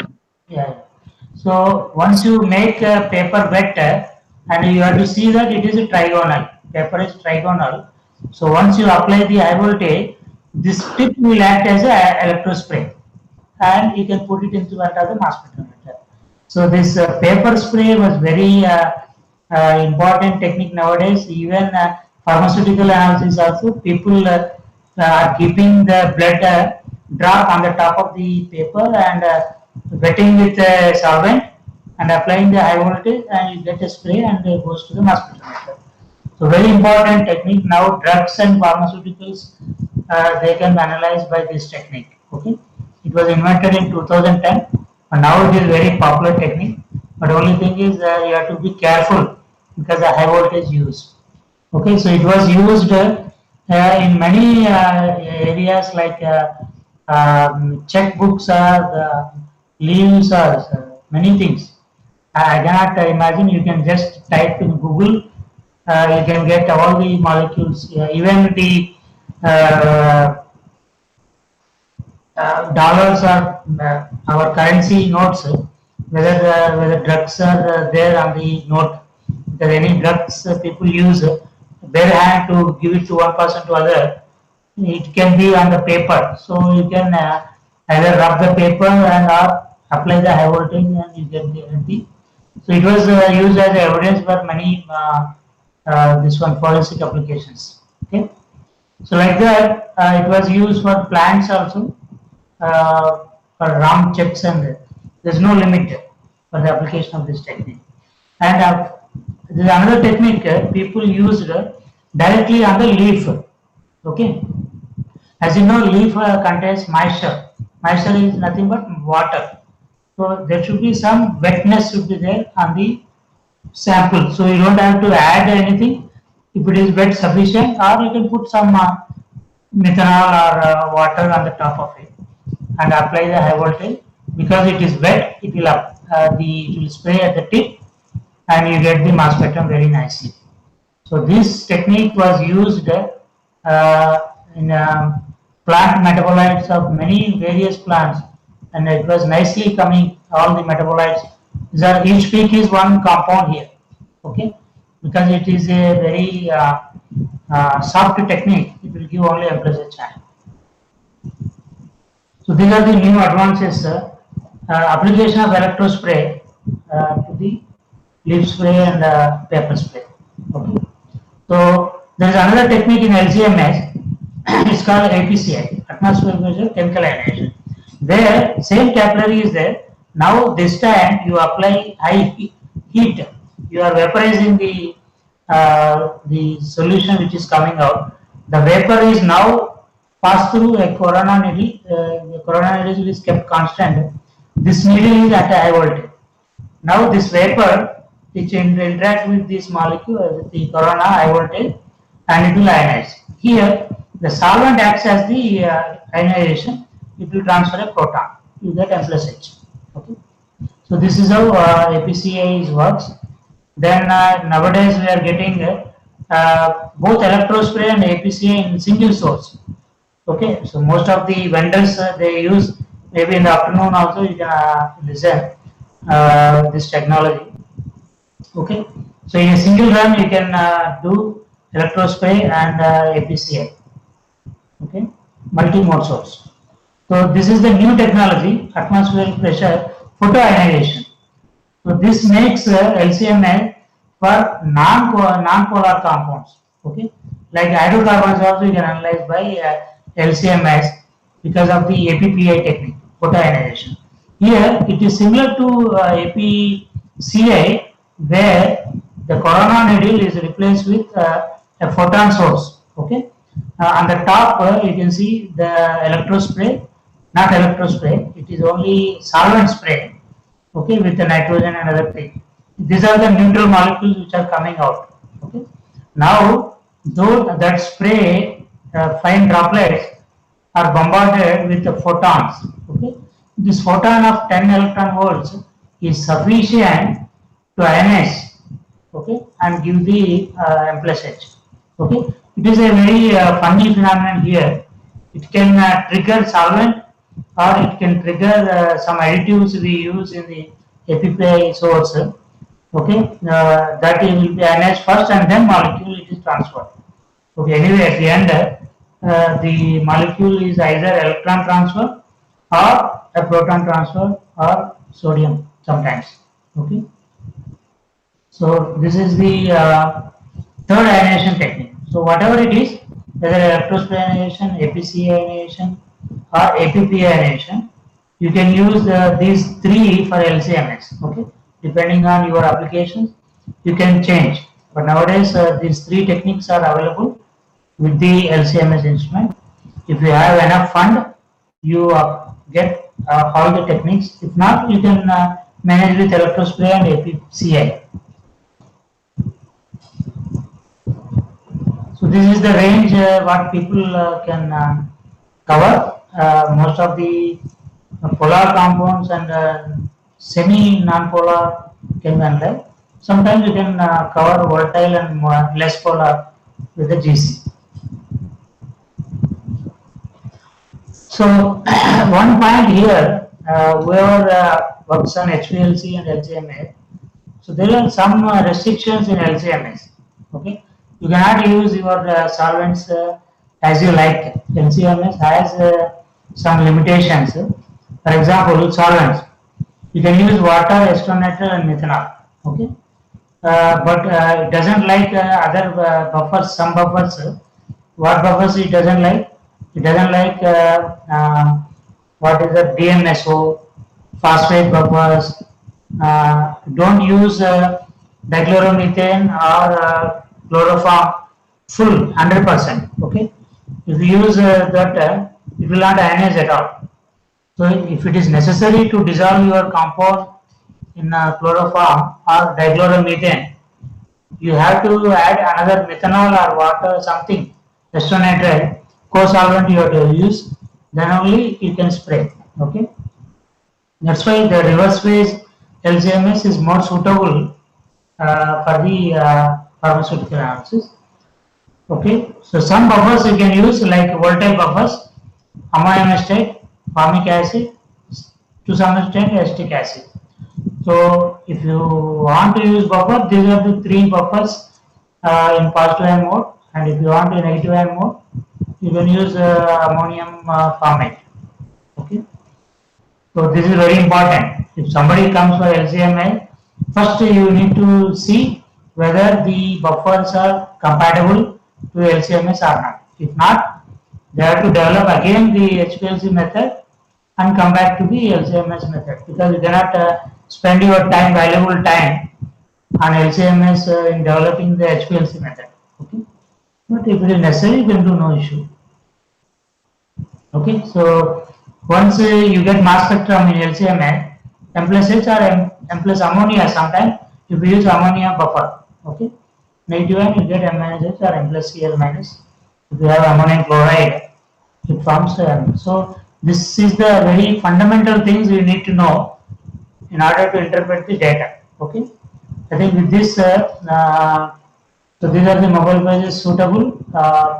If you want to adjust your pH, you can go to formic acid, trichloroacetic acid, or ammonia or ammonium acetate, ammonium formate for basic. Sometimes you can use ion plates, some carbonates you can use, or some amines you can use to retain acidic compounds. So these are the compatible. Not what is not compatible is DMSO, DMF, phosphate buster, trichloromethane, chloroform, and hexanes. Okay, this is already indicated. So these are the other volatile buffers. If somebody really wanted, this is very important for pharmaceutical analysis. Okay, you can use these buffers, volatile buffers. So this is another technique, molding. It is mainly useful for the proteins and peptides polymers. So then you may think why it is necessary for a pharmaceutical analysis. So as you know, nowadays biosimilars are coming, which are peptides and proteins which used as a drugs. For biosimilars work, you need either electrospray LCMS or molding for the protein analysis. So that's why you need to know what is a molding. So molding is very simple. You mix your compound in a solid matrix and make a solution. That solution you apply on the target, okay, and then evaporate the solvent. So once you evaporate the solvent, the sample and the matrix both are crystallized. Okay, matrix is crystallized along with your sample. Okay, so it forms a fine layer of the matrix and analyte. So the ratio should be 1000 to 1. 1000 is matrix and 1 is analyte. Then only it will come nicely. Out of curiosity, if you make a very high concentration sample, then you may not get the signal. Okay? So you get M plus H. Sometimes it will form doubly charged, triply charged in the low mass. Because you are measuring mass to charge ratio. If the charge is increased, Z is increased, right? Mass to charge ratio, Z is 2. Then it will be half the measured value. So if you get 2000, the doubly charge will be 1000 of the molecular weight. Triply charge will be again half. Okay, 300 like that. So I don't go details because the molding technique it is used in microbial analysis, whatnot. Okay, so I will not go in detail. It is used in imaging also. Imaging is very important for the pharmaceutical analysis because once you inject the drug, you need to know whether it is gone to the organ which is under focus. Okay, it can be a brain or it can be a liver or it can be any organ. So what they do, they after injecting after sufficient time, then they it is animal experiment they do. So they get the organ and splice it 10 micron, then analyze and see where it is spreaded. So it's very important for imaging analysis. So this is one example where the peptide which is in the brain was given. This you can see with our instrument. Just written with the pen IICT and different color pens. Okay, so I know what is the chemical used in the pen. Then you monitor that ion, and then you get an image. So like this, imaging technology is useful for proteomics and pharmaceutical analysis. So this very new technology, very useful in direct analysis. Okay. So there is a technique, okay, which is like electrospray only. Don't use your analyte in the probe. Just you spray solvent only on the target. So this target can be your TLC plate or it can be anything. Okay, you can put your blood sample on the target and spray on this. Okay, these droplets it's already charged droplets. They ionize the sample and goes to the mass spectrometer. So it is called DAISY technique, direct electrospray ionization technique. DAISY. That technique also is another technique. Okay, where you can analyze. You can see you are keeping a pharmaceutical compound, drug in front of the mass spectrometer, and this dark source can analyze and directly you can keep in your hand also. You will analyze the sample. So when I was in US, I developed one laser ablation electrospray ionization technique, which can be used for direct cell analysis. Infected cells you can keep on the microscope slide. This is the infected cells. Okay. Then you use IR laser on the top. As you know, IR laser interact with water molecule because the OH frequency matches with the IR 2940 nanometer frequency, then it absorbs the energy. Then the cells will explode the neutral molecules and comes on the vapor. Okay. Now you spray electrospray only the solvent, and this electrospray ionizes the neutral molecule and goes to the mass spectrometer. So this was the technology which I was involved at Washington University. It was the best top 10 2011 techniques in that year. Okay, so now it is commercialized. The lazy technology, it has not come to India, but it is their company. Okay, there is another new technique has come.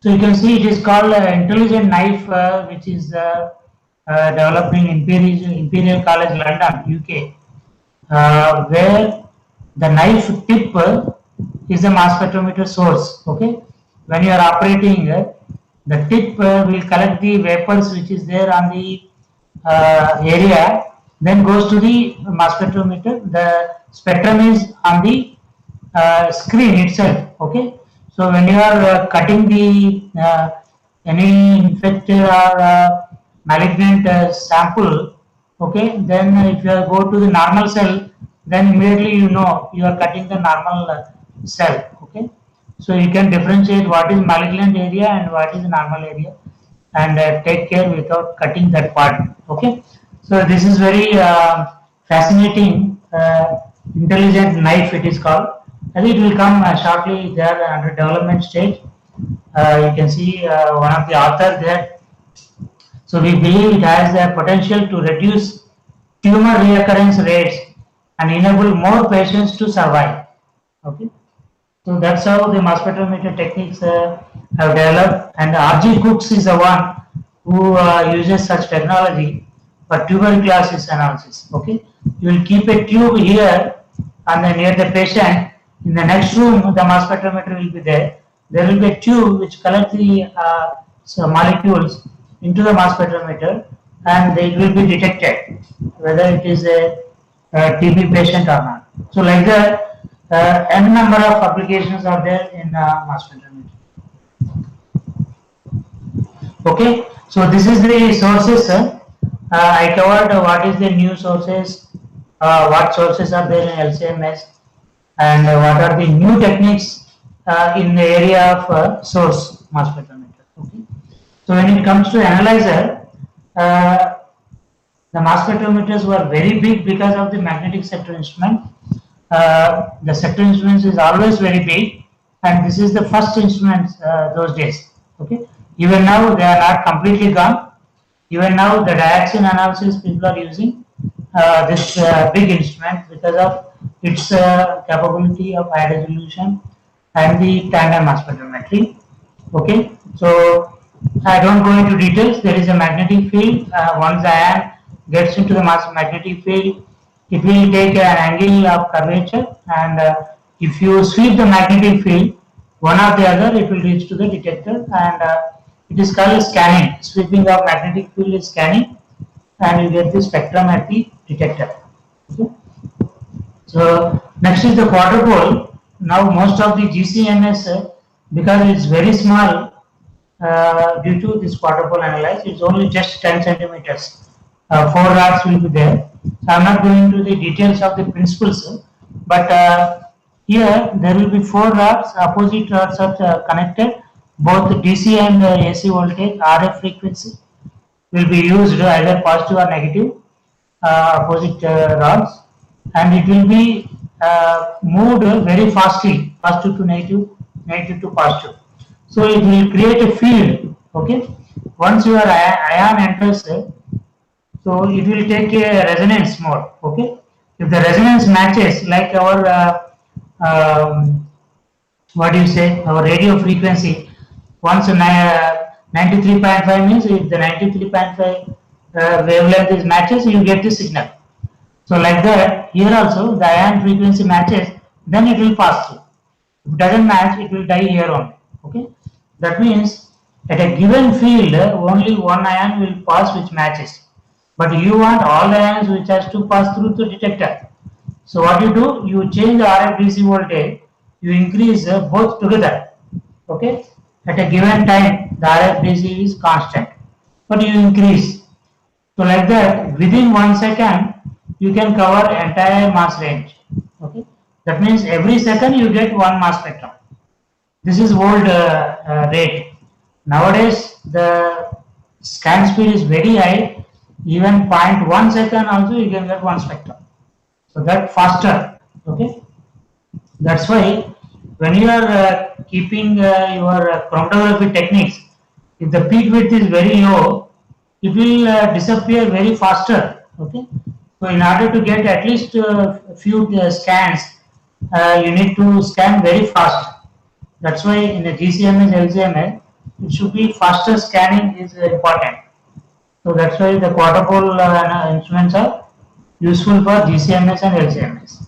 But only thing is, it will give only unit resolution, doesn't give accurate mass.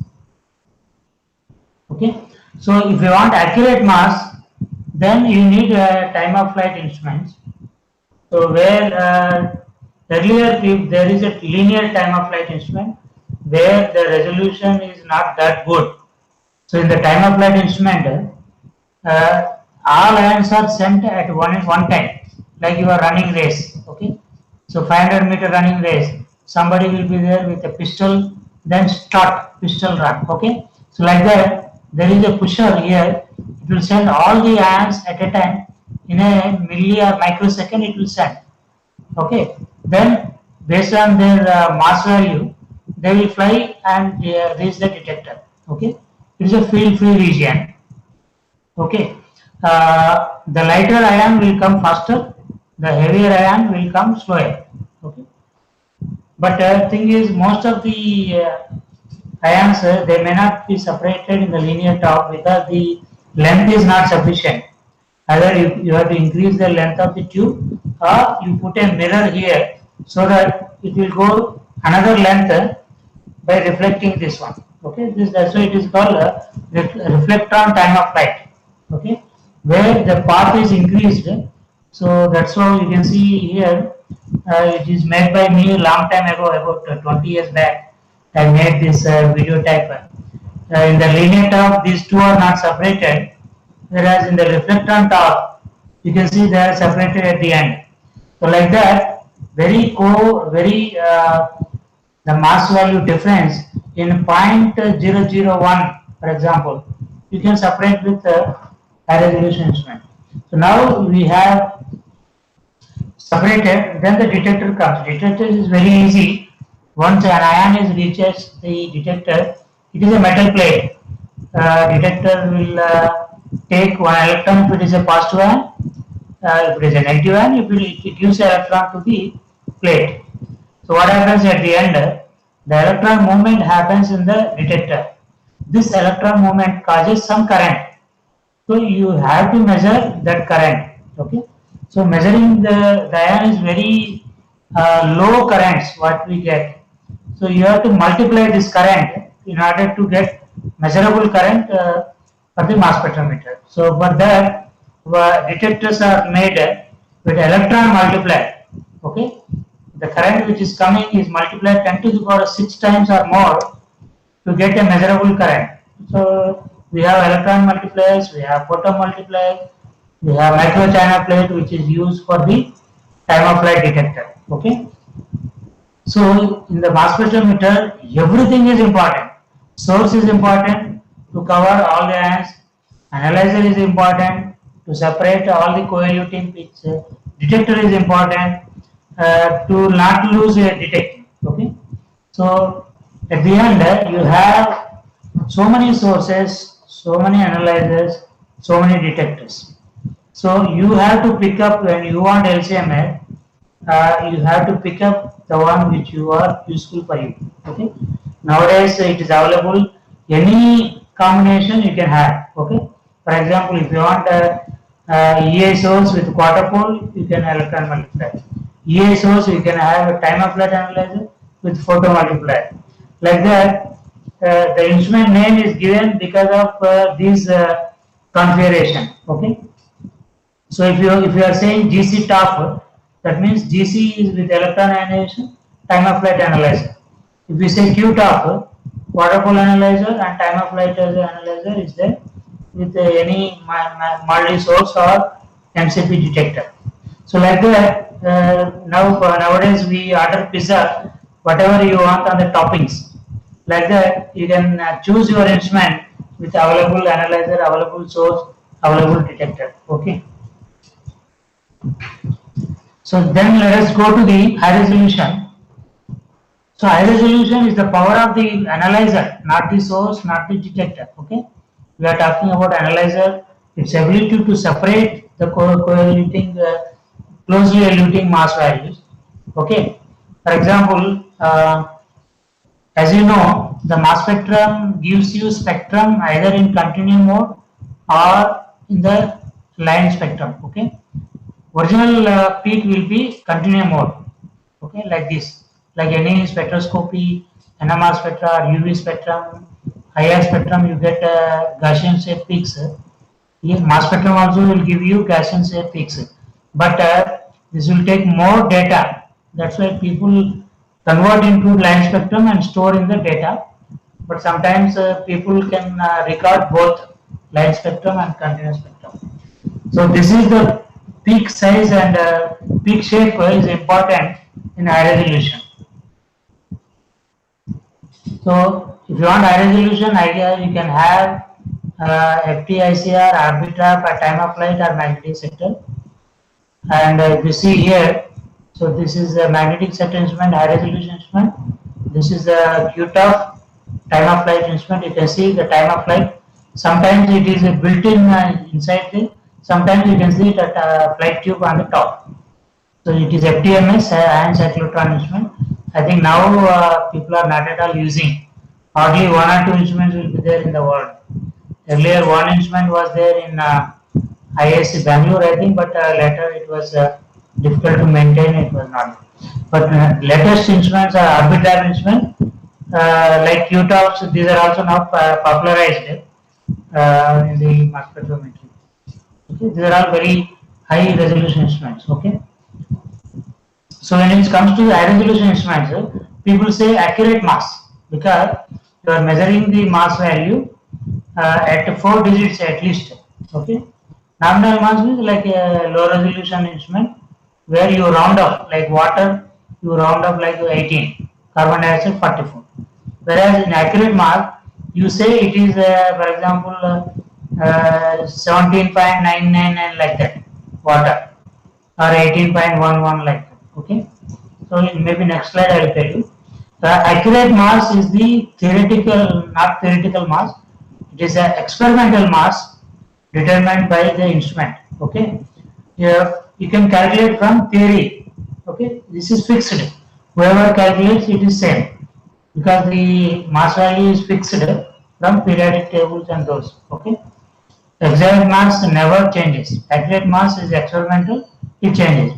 So the difference between two is the error. So any accurate HRMS, people talk how closely you have measured your mass value with reference to exact mass value. If the ppm error is very low, the accurate mass is very good, HRMS is very good. Okay. So these are the accurate mass values of each element. You can calculate from nowadays softwares are there to calculate the exact mass of all the compounds. Okay. So this is just a popular example people use.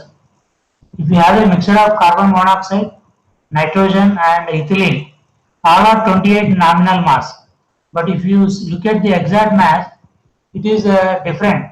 Carbon monoxide is 27.99, nitrogen is 28.00, ethylene is 28.03. Okay. So when the resolution is at 2300, you cannot separate carbon monoxide and nitrogen. If you increase 5000 resolution, you can separate both carbon monoxide and nitrogen, ethylene. So like that, if you increase the resolution like 1 lakh, it is like 1 crore, 1 crore, very big resolution. So you can separate very nicely these two molecules. Even any number of ions are there in between, you can separate and detect. Okay. So this how HRMS is very important. Higher the resolution, better is the separation. So one example I will show. It is my own example where I am analyzing some cells, directly analyzing. So if you see the spectrum, so there are two ions at 203, 203.2234, 203.0558. So if you see HRMS values, so 0.05 is glucose with sodium adductor, okay, whereas 203.22 is spermine which is there in the nucleus, okay. So because of HRMS, now I got two peaks. If it is low resolution, you get single peak, and if you do MSMS, it will be horrible. You get both peaks. So like that, you can see choline, dimethyl glycine, glutamine, lysine.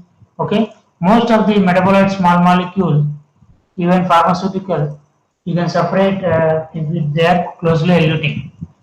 So that's why HRMS is more important. Okay. So if you see GCMS or LCMS, GC alone is a two-dimensional information you get. One is the time versus abundance. Okay. Once you switch to GCMS, it will be a three-dimensional where you get a mass spectrum extra. Okay. So that's why it's got 3D. Okay. As I said before, LCMS will give you only M plus HN. You have to do MSMS to get the structural characterization.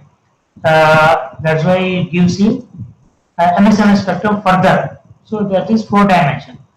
So already in a single run, you get the information 4 dimensions.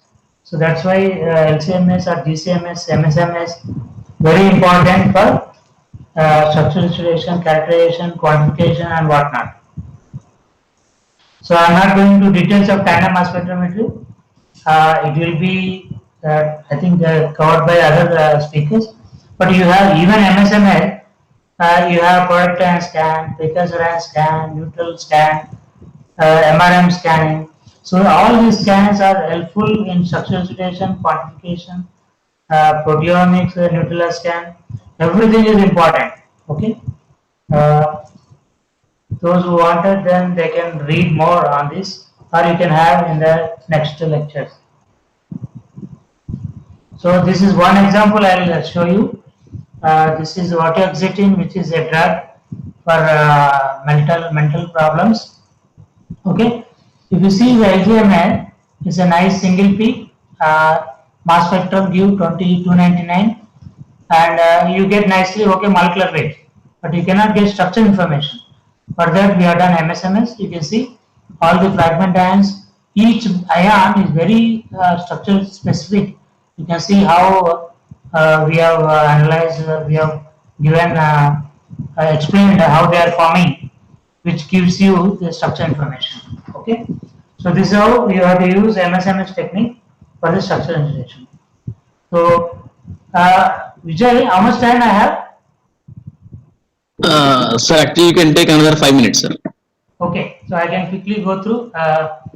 So when it comes to the interpretation, I already explained this one. Nitrogen rule is very important for the interpretation. This is very old, but even now people have to apply this technique. Nitrogen rule is very simple. You have to look at the molecular weight, but don't look at the MSHI. Okay. First, you should know what is the ion you got. Then molecular weight only you have to think, not MSHI. If the molecular weight is even number, it has even number of nitrogen. If the molecular weight is odd, then it has odd number of nitrogen. So it's very important for your structurization. Okay. You can see 79 pyridine, 1 nitrogen, 1 odd mass, nitrogen odd. Like that you can explain. So isotopes also very important for mass spectrum. You can see M plus 1, M plus 2. M plus 1 contribution mostly C13 isotope. M plus 2 you can have sulfur, oxygen, chlorine, bromine. Okay. So this is very important. You can see C60 molecule. How C13 will give you number of carbon atoms. if the number of carbons are increased, for example, C100, like protein peptide, the C13 will be dominant than C2I. Okay. Chlorine, M plus 2, 33%, like that, you will have a very specific distribution, 1:1 or 1:2:1, based on the number of heteroatoms. So this is the mass spec, very important. Nitrogen rule and isotopes are very important for structure elucidation. So if you see the fragmentations, I don't go very detailed, but when you are fragmenting, Stevens rule you have to follow, where the fragment ion has to be stable, then only it will form. Okay, stability is like your organic chemistry. How do you form stable ion? It will be like a primary cation, secondary cation, tertiary cation, stable. So like that, if you have a plus I effect, plus M effect, no, mesomeric effect, like that, all organic chemistry rules apply here to get the stable ion. So when you are explaining fragment ion, you should make sure that the ion is stable. Okay, otherwise people will not accept. Then you have McLaughlin rearrangement. Even in M plus H ion also, LCMS also, you can see McLaughlin ion. This is the McLaughlin scientist. I met him in ASML. So I am very happy to meet him because I use all my PhD work, McLaughlin rearrangement, for separating isomers, including the chiral isomers. Okay, so and you have ortho effects where if two groups are very near, it will lose a water molecule. Okay, if they are apart, like para and meta, you don't get that. This is very important in structure elucidation. Even in LCMS, M plus H ion, the same thing can happen. Okay, and retroordered Gibbs reaction, where one double bond is in cyclohexene, it will form diene and dienophile. The charge can be at both sides. Okay, I have given here diene, but it can form a dienophile provided it has a stable structure. Okay, so this is also very important even in LCM, not only in EA, LCMS, electrospray, MSMS also, it is very useful in structure elucidation. Okay, like that, alcohol, phenol. One more thing, loss of carbon monoxide in phenol is very important in structure elucidation. Even in LCMS also, people see this carbon monoxide loss in phenol. Okay, don't forget this particular one. Okay, and another one is amine compound like aniline. So they undergo SCN loss. So very specific loss you can use in structure elucidation. Double bond equivalence is the other one.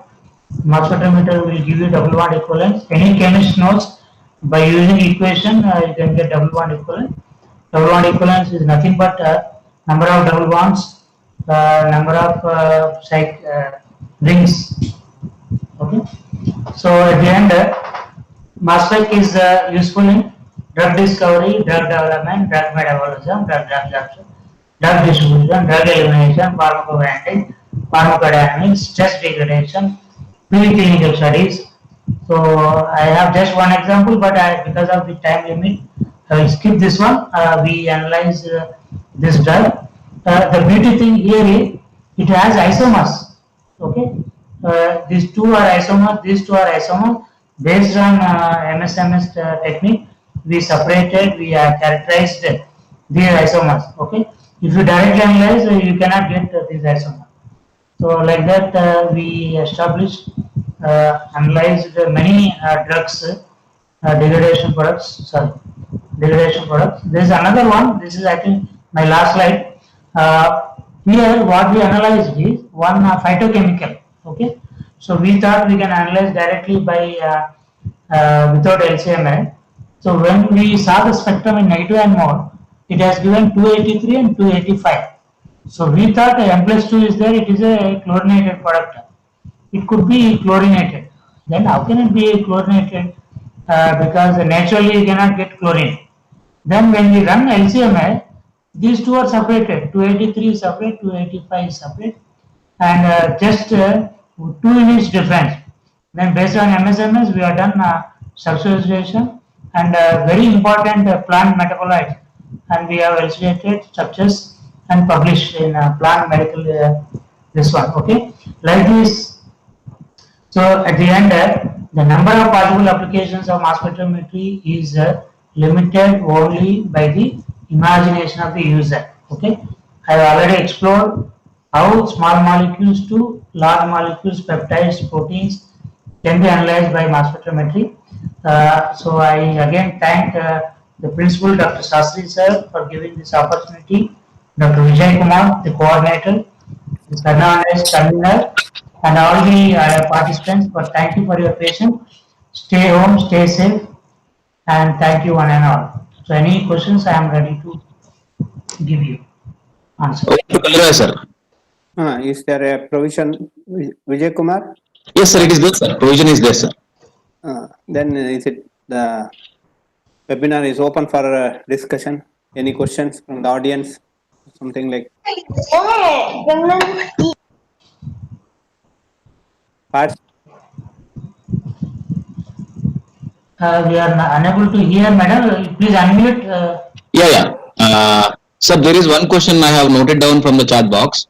Prabhakar, sir, it is audible? Am I audible? Yeah. So there is a question from Srinivas Reddy Jitta. So how difficult it is to accurate mass analysis with linear trap in comparison with RB trap or TOF? So linear trap is meant for only low resolution normally. Sometimes in Zoom scan mode, this mode it may come, but RB trap is normally it is used high resolution. Okay, either top or RB trap is better for high resolution. Linear trap, like it is MSMS mode, for selecting the ion they use a linear trap. Okay, sir. Over to Circle, sir, you can talk. Okay. Sir, it was very nice and informative lecture. And you have covered most of the topics in mass spectroscopy, starting from introduction, isotopic abundance, various techniques that are available for the ionization of the molecule. Then Dr. Vijay Kumar and others for the opportunity you have given to me. Thank you. Thank you, sir. Thank you, sir. Natasha, 1 second. Yeah. Sir, thank you, sir. So both are Kalrai sir also and Prabhakar sir also. Saturday it is holiday for you, but still you have given your time. So I especially thank Prabhakar sir on his busy schedule also. So he given his time for us. So it was very wonderful lecture. Thank you, sir. Thank you, Kalrai sir, and thank you, Prabhakar sir. Thank you, Natasha. Thank you, sir. With this, we move on to the second session, which will be moderated by Dr. Arun M. Isnur. I request Dr. B.C. Revana Sidappa, Associate Professor, Department of Pharmaceutical Chemistry, NGSM Institute of Pharmaceutical Science, to kindly introduce the moderator.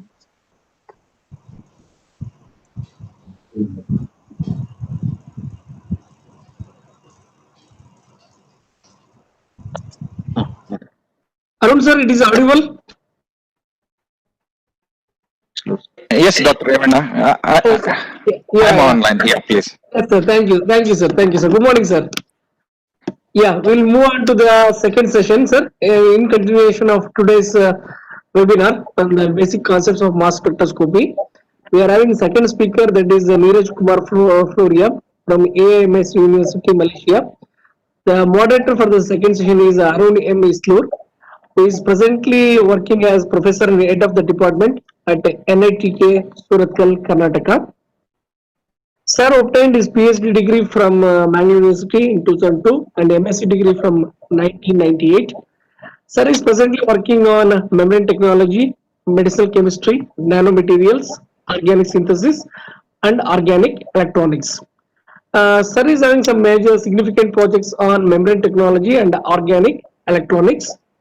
Sir is under Sir. So already 6 candidates have been awarded for PhD and 7 students are presently working for the doctoral studies.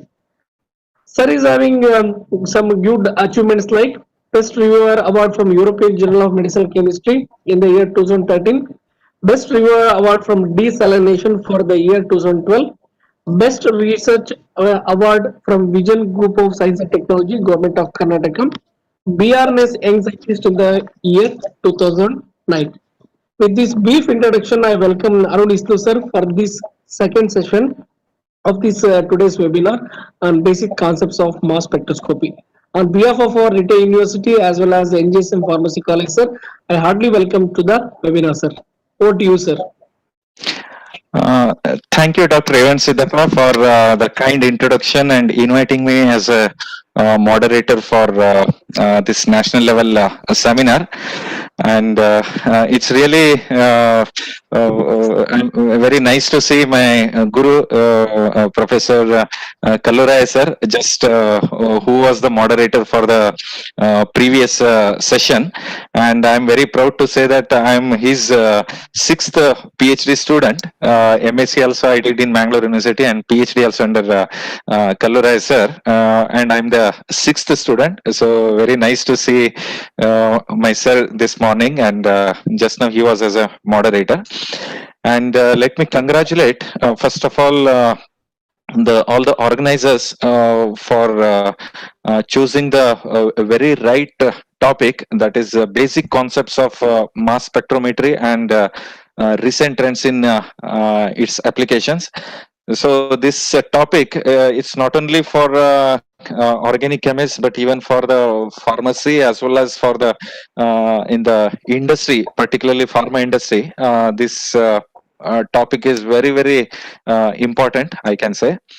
And then just now we had a wonderful session by Dr. S. Prabhakar from IICT Hyderabad, who presented mainly about the basic concepts on the mass spectrometry. And as our Kalluraya sir has mentioned, this is a very vast topic. So, but in spite of all this thing also, within a span of about 60 to 70 minutes, Dr. Prabhakar, who gave a very in-depth presentation about particularly about the basic concepts related to the mass spectrometry. And even before that, the very highly inspirational and motivational opening remarks, which were by Madam Dr. Indra Karunasagar. Last year, I had visited her laboratory, and so today I got an opportunity to listen to her. Very highly inspirational and motivational to any faculties or students. And she connected, she showed that how chemistry and then pharmacy as well as the biotechnology, how all these three different fields, how they can work together. So thanks for her very motivational and inspirational presentation. Opening remarks. And now we have the second speaker, that is the Dr. Neeraj Kumar Fuloria.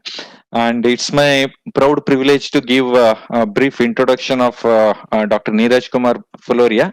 Dr. Neeraj ji, he's basically from Delhi, and then he obtained his B Pharma during 1993, M Pharma in with specialization of pharmaceutical chemistry during 2003, and he has the additional advantage of Master of Business Administration, that is MBA degree during 2004, and his PhD specialization in the field of pharmacy.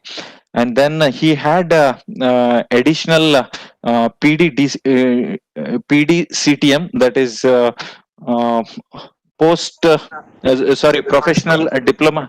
professional diploma in clinical trial management, if I am correct. So that is during the 2010. And his research interests are interests mainly on drug design and synthesis, and then about the biological evaluation of antibiotics, anti-tuberculous, anti-inflammatory, anti-malarial, etc. And about phytochemical investigation, that is the extraction from the plants, and then the characterization and isolation and the spectral interpretation, and then molecular characterization of the synthetic and phytoisolates, particularly in the interpretation of infrared spectroscopy, NMR, as well as the mass. And he has teaching as well as research experience of over 17 years. And currently he is working as an senior associate professor at Asian Institute of Medical Science and Technology University, which is from Kedah, Malaysia. And he's working there since last 7 or 8 years or so, and he has over 17 years of teaching experience in both in academics as well as in the research.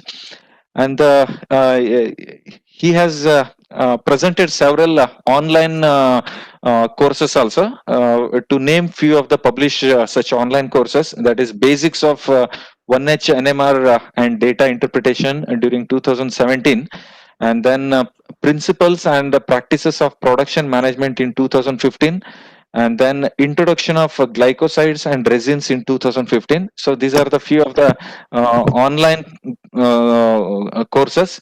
And Dr. Neeraj, he has also authored 4 internationally reputed books, so which have been published by various internationally reputed publishers, and he has published about 56 research papers and also a large number of invited talks in the national as well as international level seminars as well as in the conferences. And he has filed one patent so that on entitled composition for the treatment of urolithiasis. And then Dr. Neeraj is also recipient of a large number of research grants, and the latest one is which is from the Ministry of Higher Education of Malaysia, that is during the 2018, which is for 1,40,800 Malaysian ringgits, and currently he is having that particular project. And then he's also, apart from all these things, he's also a very active member of various professional membership. To name a few of them: NMR Society of India, Indian Society of Analytical Scientists, and then Indian Pharmacy Graduate Association, Delhi Pharmacy Council Welfare Trust, Onisome Healthcare Private Limited, etc. So with this a very brief introduction of Dr. Neeraj Kumar Fuloria, I take this opportunity to invite Dr. Neeraj for his presentation. This is mainly, he will be mainly highlighting about the interpretation of mass spectrometry. Over to Dr. Neeraj. So you have 60 minutes of time duration. Now it is 11:50. I request you to conclude by 12:50. Over to Dr. Neeraj. Thank you.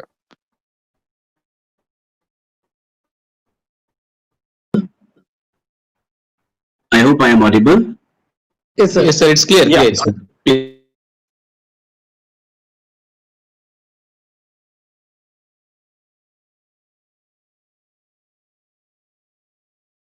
I start my presentation, I would like to say a very good morning, good afternoon, good evening to the management of NGCM Institute of Pharmaceutical Science, Nitte University, all the lecturers, professional colleagues, and students all across the globe.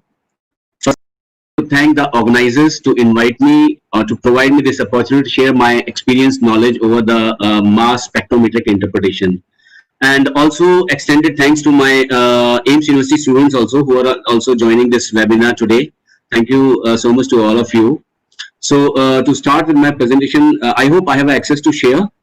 Yes, sir. Please, it is there. Now you are a presenter. Okay, sir.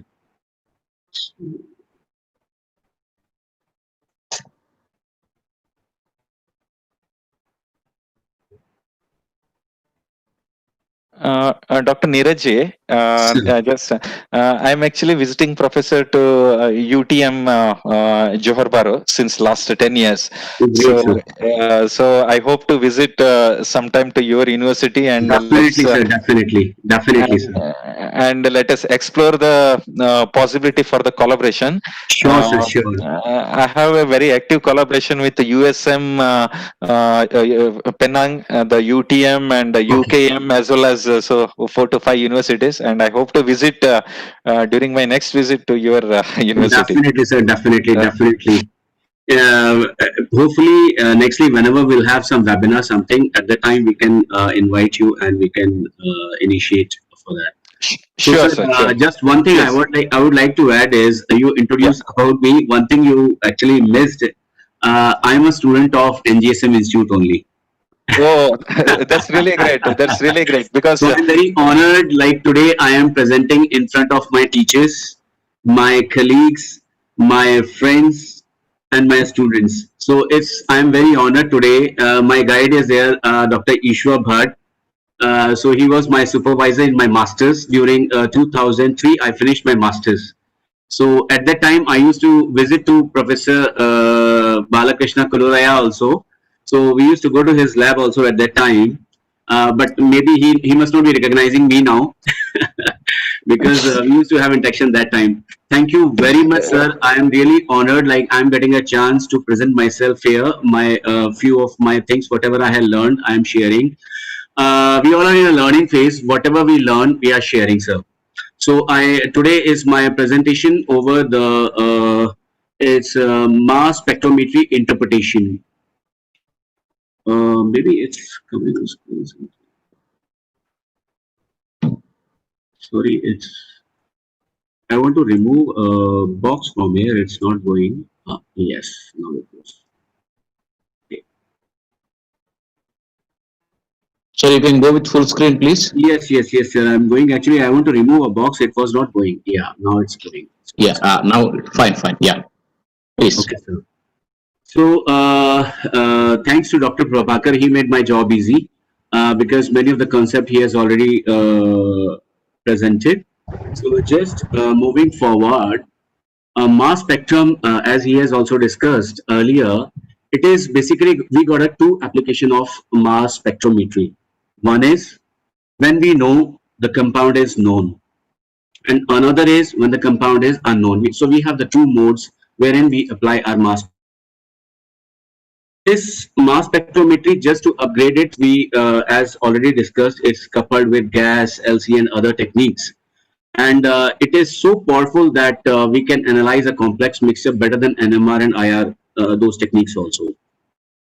So just in short, like in mass, we have a source, ionizer, analyzer, detector. The four major components are there.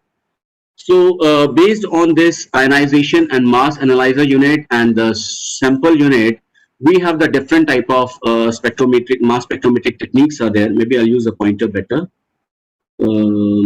Okay. So based on the sample inlet, like we can have the LC, GC, direct probe, direct ionization. So according to that, we can have different techniques. Similarly, based on the ionization type, we can have different methods are there, like electron impact, chemical ionization, APCI, FIMS, field ionization, laser, plasma, that ionic method, atomic method, spray method. So we have different. Likewise, we have based on mass analyzer units, because it's we have a different combination. We can have the field method, velocity method, we can have the pole method, we can have the resonance method, and we can have the mass combination method. This is we have already gone through. Just a revival before I start my presentation. So before going into the interpretation, because here many of the students are here looking on that. So there are different type of peaks. We can see this spectra. We have certain peaks. One at the last we can see like it's a molecular ion peak, and this is the biggest peak we identify as a base peak, and these are the fragment ion peak.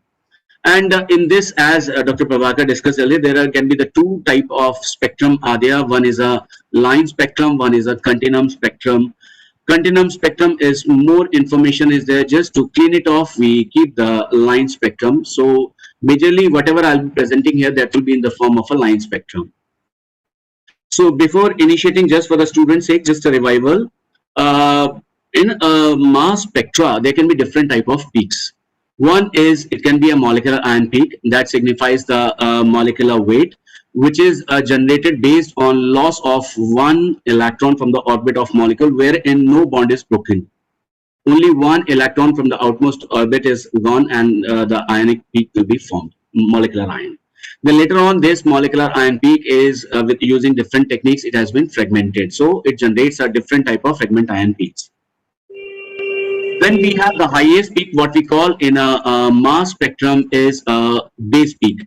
So base peak can be anyone. It can be, sometimes the molecular ion peak can also be a base peak, and sometimes any fragment ion can be a, which is having the highest abundance. Abundance means which is the most stable ion peak. That is, which is safely it reaches to the detector. Then we have some isotope peak as already discussed. It can be M plus 1, M plus 2 likewise. So here we are showing, we have shown a spectrum for chlorobutane like example. So it is at the, like the molecular weight is suppose 92, at the M plus 2 it is showing as a 94 as a M plus 2 peak. Suppose there are 2 chlorine, then it can be as a 96, suppose 3, then it can be at 98 also accordingly. So then another concept in, this is just a review before we start our interpretation for taking individual molecules. So then we have another ion peak is a metastable ion, that is a peak which is generated at non-integer value. Normally in a mass spectrum we have a spectrum like 6 at the integer value. When we get at non-integer value, that is called as a metastable ion peak. It is generated due to fragmentation of the molecular ion which is out of ionization chamber. It can be at any place. So it follows a different path. So that's why it is called as metastable ion peak. It is another way of, it can be diffused form also. It is less definitely shaped as compared to your normal peaks. So I would like to touch the fragmentation mode. It is very essential because these fragmentation mode generates the primary ion peaks, the most significant peaks, which Dr. Prabhakar, he didn't address because he was knowing like other members will be addressing it. So in this, we have the different mode of fragmentation. Just to revive, one is a homolysis. In this, we have 3 modes, type 1, type 2, and type 3. So in type 1 mode, just in short, I'll explain, if any heteroatom is attached to a carbon system with single bond. So after fragmentation, it will be converted into a double bond and its alpha bond will be broken. So in nutshell, just for the students' sake, if they want to remember easily, it's just heteroatom which is connected with a single atom after fragmentation converts into a double bond. A double bond, the single bond will be converted into a double bond. So likewise, suppose this is a compound. So after this, this is a molecular ion at 74. So wherein your 15, the atomic weight is going, this CH3 group weight is going on, the remaining is your 59. So the nutshell is, if any heteroatom is connected with a single bond, after fragmentation, it will convert into a double bond and the ion will be contained by the double bond carrying portion, the heteroatom carrying portion with the double bond. So we have some other example like here we have, it can be applied. This principle, this phenomena, such type of peaks, such type of signals are produced by alcohols. It is produced by ethers also. You see here also ether, it is connected with a single bond. After fragmentation, it converts into a double bond and later the other methyl is coming as a radical out. Similarly, so this is for the amines also the same mechanism. So this homolysis, that's a type 1, this is the phenomena. We have another mode of fragmentation, that is type 2, in which a heteroatom is connected with a double bond. So now after fragmentation, it will be converted into a triple bond. So here the alpha bond cleavage will be there. It's a carbon-carbon bond will be broken. So this is called as type 2 type of fragmentation. So it is also applicable in other molecules, like this molecule you can see here, it's a ester form. Here it's an amide form. So here also it is happening in the same way.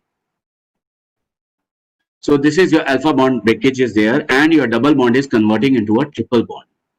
So homolysis type 1 is single bond converts into double bond and alpha bond breakage, and type 2 is double bond converts into a triple bond and alpha bond breaks. Then it's a type 3. In type 3, the rule is like if with a benzene, if we got one extra carbon or the 2 carbons are there like a benzyl system, if it is available in any molecule, will commonly have a tropylium ion peak. That's 91. This is type 3 type of fragmentation. Usually in a molecule, we can see all these 3 type of fragmentation based on the nature of molecule. It can be type 1 also, type 2, type 3 also.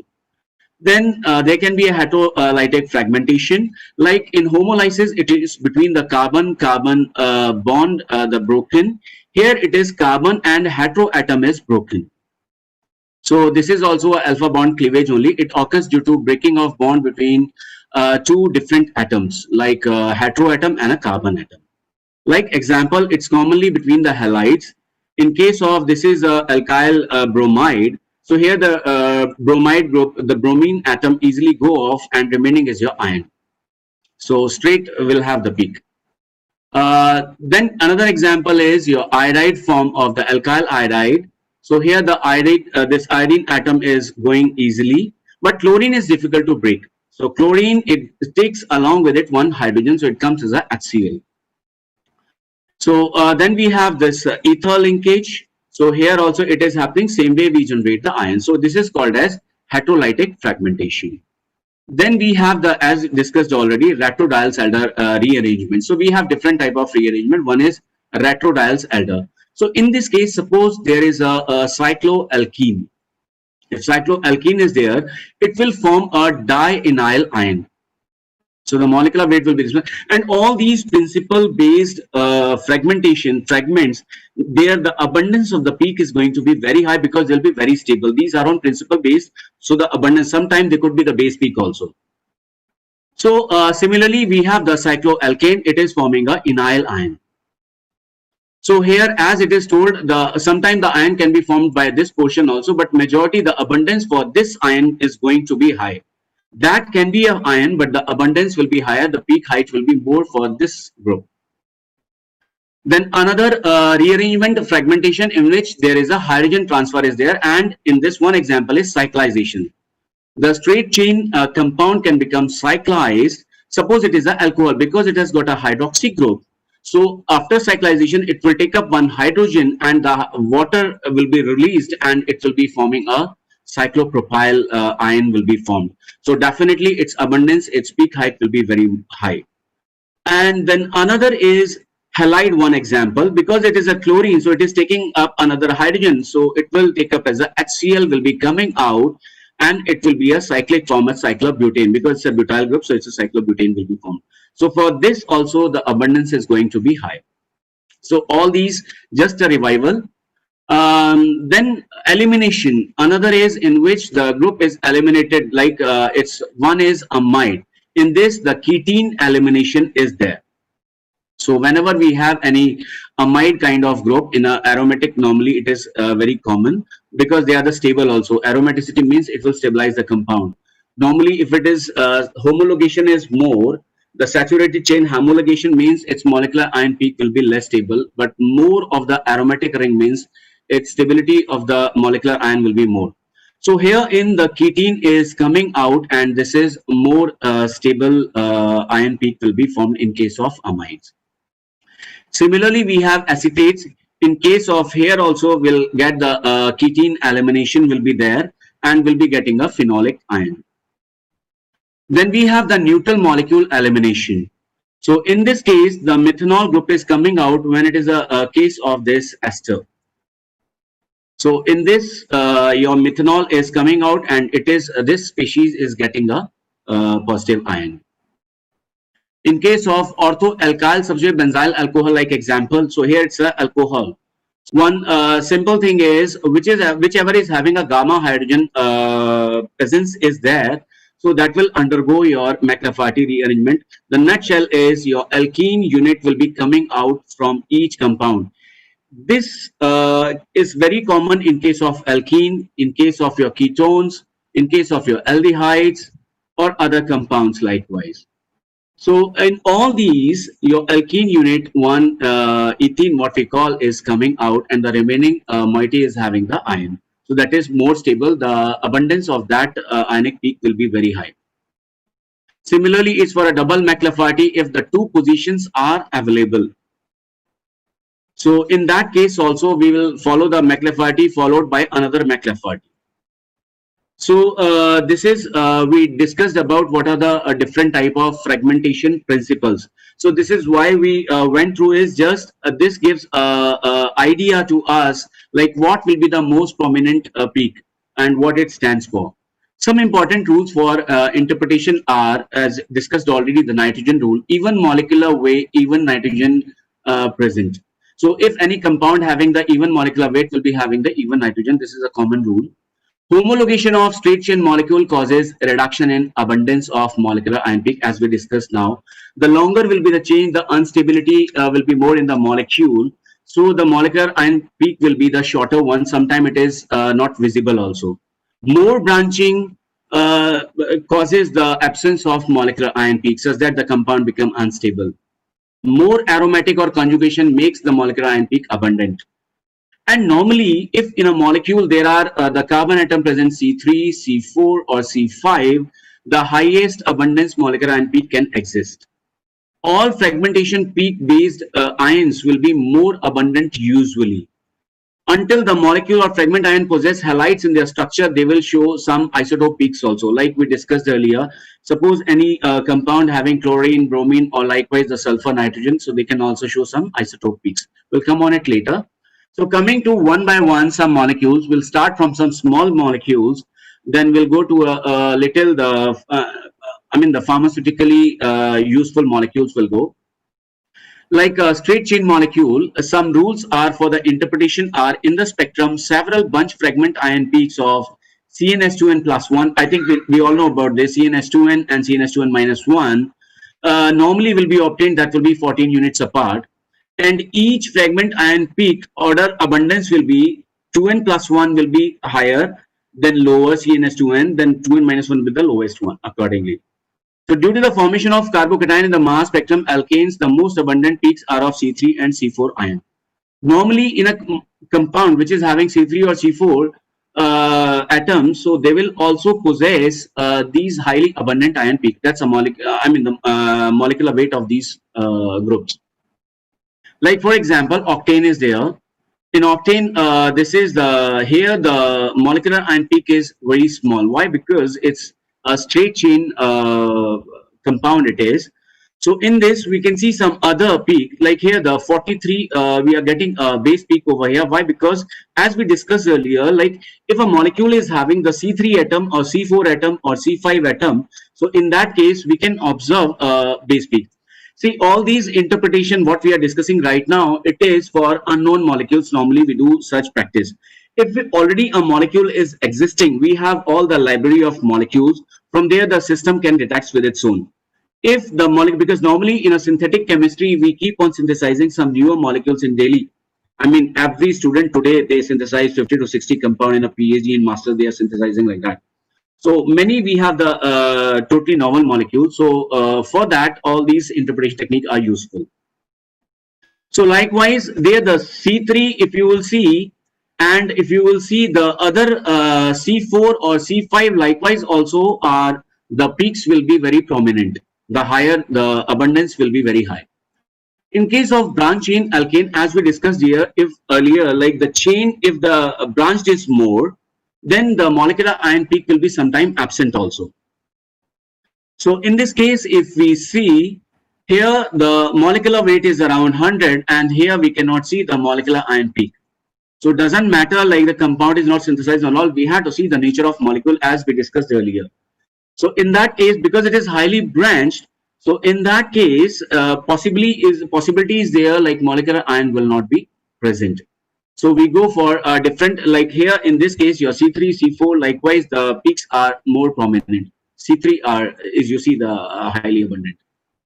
Then in case of cyclic alkane, as we studied earlier in the principle retro-diels-Alder rearrangement. So in this such type of molecules, retro-diel-Alder rearrangement is possible. So there the abundance chances are very high. So in this, the parent ion peak abundance is generally more than the straight chain alkane. Straight chain will be the smaller one, but when we go for cyclization, it brings the structural stability, so ionic stability is more. So because of that, this is showing a more abundant peak. The fragmentation, as we told, like 2 carbon units will be gone. That's a ethene because of Diels-Alder rearrangement. So because of that, the remaining portion will be highly abundant. So this is generally followed by the alkene as the radical is coming out. Increasing the side chain carbon cyclic alkene causes formation of carbocation that results in abundant peak of C3 and C4 ions. So this is one of the few tips before we go for such, because in our every molecule we can have cyclic alkane also. So there is a probability because of cyclic alkyl group we can have the retrodials aldehyde rearrangement and we can have such peak. So this is we see here. So this is 55 here. The abundance is high in this case. So likewise here we have some more also. So here this is also here in this case the base peak, but here you see the peak height is more. Why? Because it is the more stable one, these ions. Then we have the alkenes. We say when we add more number of carbon-carbon double bonds like alternate conjugation or your aromatic system or alkene system, your abundance of molecular ion will be increased.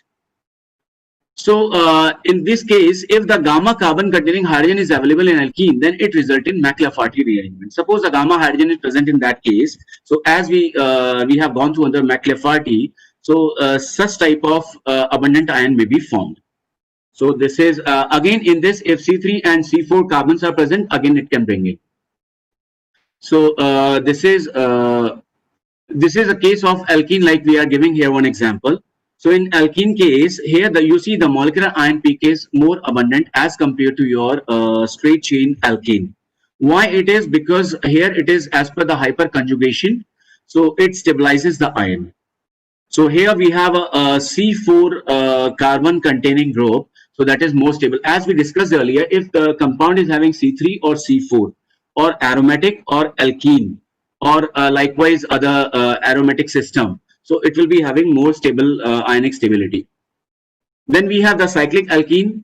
So again here also it comes the retrodials aldehyde rearrangement, what we have gone through earlier. So because of retrodial aldehyde rearrangement, this group, this is considered as a base peak over here. Because of this group, this is retrodial aldehyde rearrangement, it is showing the highest abundance. So commonly in many of our compounds, we find this group is available. All this will be having the saturated alkene, the cycloalkane. So all will give different ionic peaks can be observed. Similarly, we can have the alkyne. In this mass spectrum of aliphatic alkyne, M+ ion is the base peak usually, because it gives the more structural stability of the ion. So as a whole in this structure, if you see, here it is showing the highest stability, so it is considered as a base peak over here in case of alkyne system. Taking the example of alcohols we have already gone through, like it undergoes the homolytic degradation is there, homolysis, that's type 1 is also coming. So we'll have the fragmentation accordingly. So here it is, due to alpha cleavage, as a result of homolytic fragmentation, type 1 is the most commonly observed the abundant ion peak. Like here, if we see this one, so it is homolytic fragmentation has gone through, so that's why it is showing a very highly abundant peak over here at 45. Rest all we have C3, so likewise also it can show its more abundant peaks. So like here it is at 43, it is showing abundant peak, for example. Likewise, we have the phenols. Phenol, the phenoxy ion peak due to loss of one hydrogen from molecular ion is usually of low abundance, but in case of cresol, it is of highly abundance. The number of fragment ion peak in the spectrum depends upon the type of phenols. So generally, in case, because it's an aromatic system, so here the molecular ion peak will be very high. As we discussed earlier, more the aromatic the system is, the abundance is going to be very high. And if we go for homologation of benzene, it can generate a C3 and C4 ion peaks also. So like in a phenolic system, we are showing here. So here we have your as a base peak, it is because it's already been aromatic system and it is getting stabilized here. So it is reflecting as a base peak. Other peaks obtained are, you can see here the bond is breaking and it's your last it is C3S3 it is showing.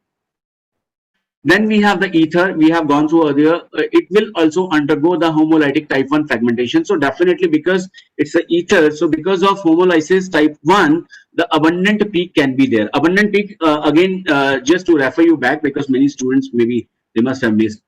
Abundant peak means which is most stable one, which will reach safely to the detector. So in this, molecular ion peak is generally of low abundance in case of ether, but incorporation of aromatic ring can increase its abundance. So if the same ether is involved with the aromatic ring, its abundance will be higher. So the mass spectrum of ether commonly involves peak due to loss of alkoxy radical and carbocation. Homologation, again, it gives your C3 and C4 ion peaks.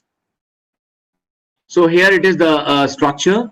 So here it is showing a base peak. Why? Because it underwent a homolytic fragmentation type 1. So here in this case, it will show a highly abundant peak at 45. So principally, all these fragmentation pattern assist to determine which is the principal peak. What are the principal peaks? With this, we can determine. So you will get a clear idea what type of nature of compound it is with this fragmentation pattern peaks. Then it's a ketones. Ketones, if it is a gamma hydrogen is available, suppose. So in that case, it can follow your McLafferty rearrangement. If it is your otherwise, it will undergo homolytic fragmentation type 2. Why? Because here the oxygen is attached to the carbon system with double bond. So after fragmentation, it will convert into a triple bond. So here in this case, the molecular ion peaks are generally highly abundant because homologation increases the abundance. Homologation increases, the abundance decreases.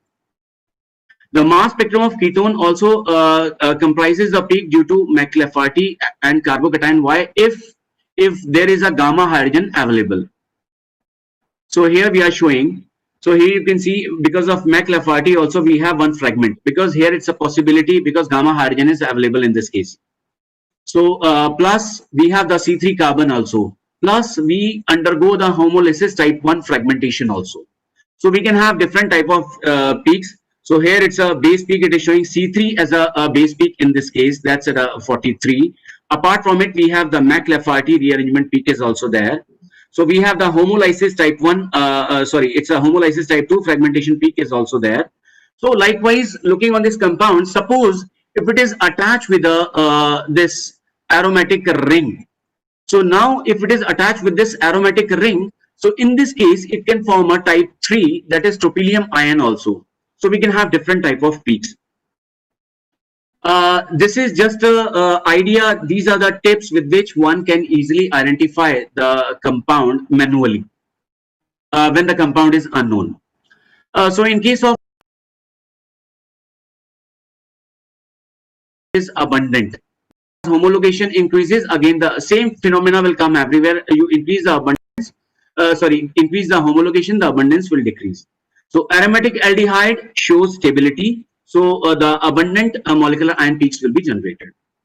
So due to alpha cleavage, like what we discussed earlier, type 2 fragmentation, because aldehyde got a C double bond O. So after fragmentation, it will convert into triple bond O. So because oxygen is attached with a double bond and alpha bond will be broken. Plus, it may follow McLafferty rearrangement, how we have seen earlier. So this is a compound you can see here. So here you have the C3 portion, you have the C4 portion, you have the your gamma hydrogen availability. So all these C3 can show a base peak, C4 can show a base peak, or you can have the gamma hydrogen transfer can show a base peak. So likewise, because of your McLafferty rearrangement, it is here showing a peak at 44, like for example. For 57, it is showing because of C4 ion. So that is imparting the stability in the structure. So because of that, it is showing a more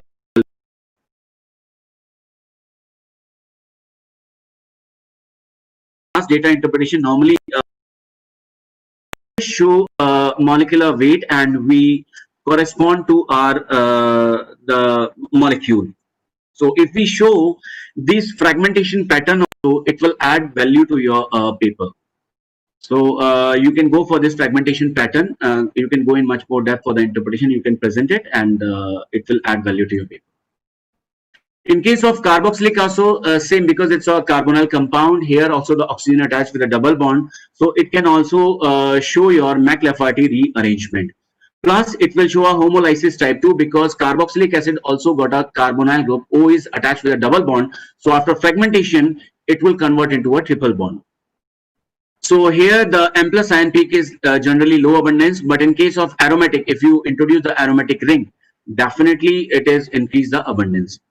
So here is we have a compound. Looking on this molecule, we can identify there are C3, C4, gamma hydrogen, and we have so with this we can have different like McLafferty rearrangement can be there.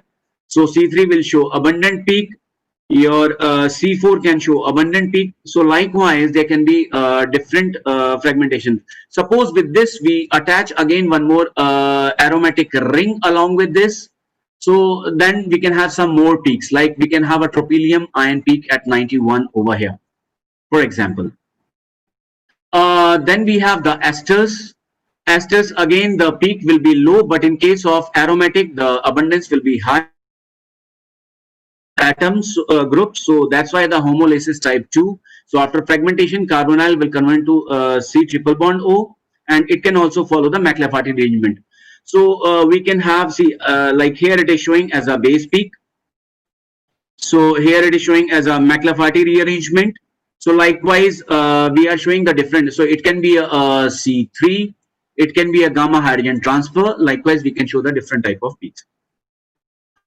Then anhydride. Here also we have a carbonyl group. So molecular ion peak is generally less abundant, sometimes absent also. So it will also follow the type 2. Why? Because there's a carbonyl group is there. So after degradation, it will go to the C triple bond O, and it will also follow the McLafferty rearrangement. So in this one example, so here we can see easily C3 is available, gamma hydrogen is available, McLafferty is possible. So that's why these peaks will be more abundant in this case. So like here we are showing, so this is at 130, there is a peak, it's highly abundant. So here we are showing at a C4, we are showing this one, this 71 we are showing as a peak. This is because of homolysis type 2. So likewise, we are showing different peaks. Okay. Then we got the halides. As we discussed earlier, the halides, these generates the isotope peaks, like Dr. Prabhakar also described earlier. So how many number of halides are there? Based on that, that many isotopes peaks can be there, like M plus 2, M plus 4, M plus 6, and M plus 8 isotope peak can also be there. So in whichever fragment, how many halide halogen atoms are there, that many isotope peaks will also be attached with that. Based on the pattern of the halogen atom peaks or isotope peaks, we can determine how many halogens are there and what type of halogen atoms are there. We'll discuss later. So here, depending on the number of halogen atom, mass spectrum of halide contain different these peaks. Abundance, number, and ratio intensity depends on like how many atoms are there. Based on that, your isotope peaks will be there. In the mass spectrum of halide, the most commonly observed fragment ion peak are due to alpha cleavage. Like we discussed earlier, heterolysis case, in that one HCl will be gone out. So we have discussed earlier. Based on that also we'll get a peak. So likewise here we have shown different, but here we have the, you can see here the C3 is also there, C4 is also there, plus it can go your heterolysis. So likewise we can have different of peaks with the highly abundance nature. Then we have the amides.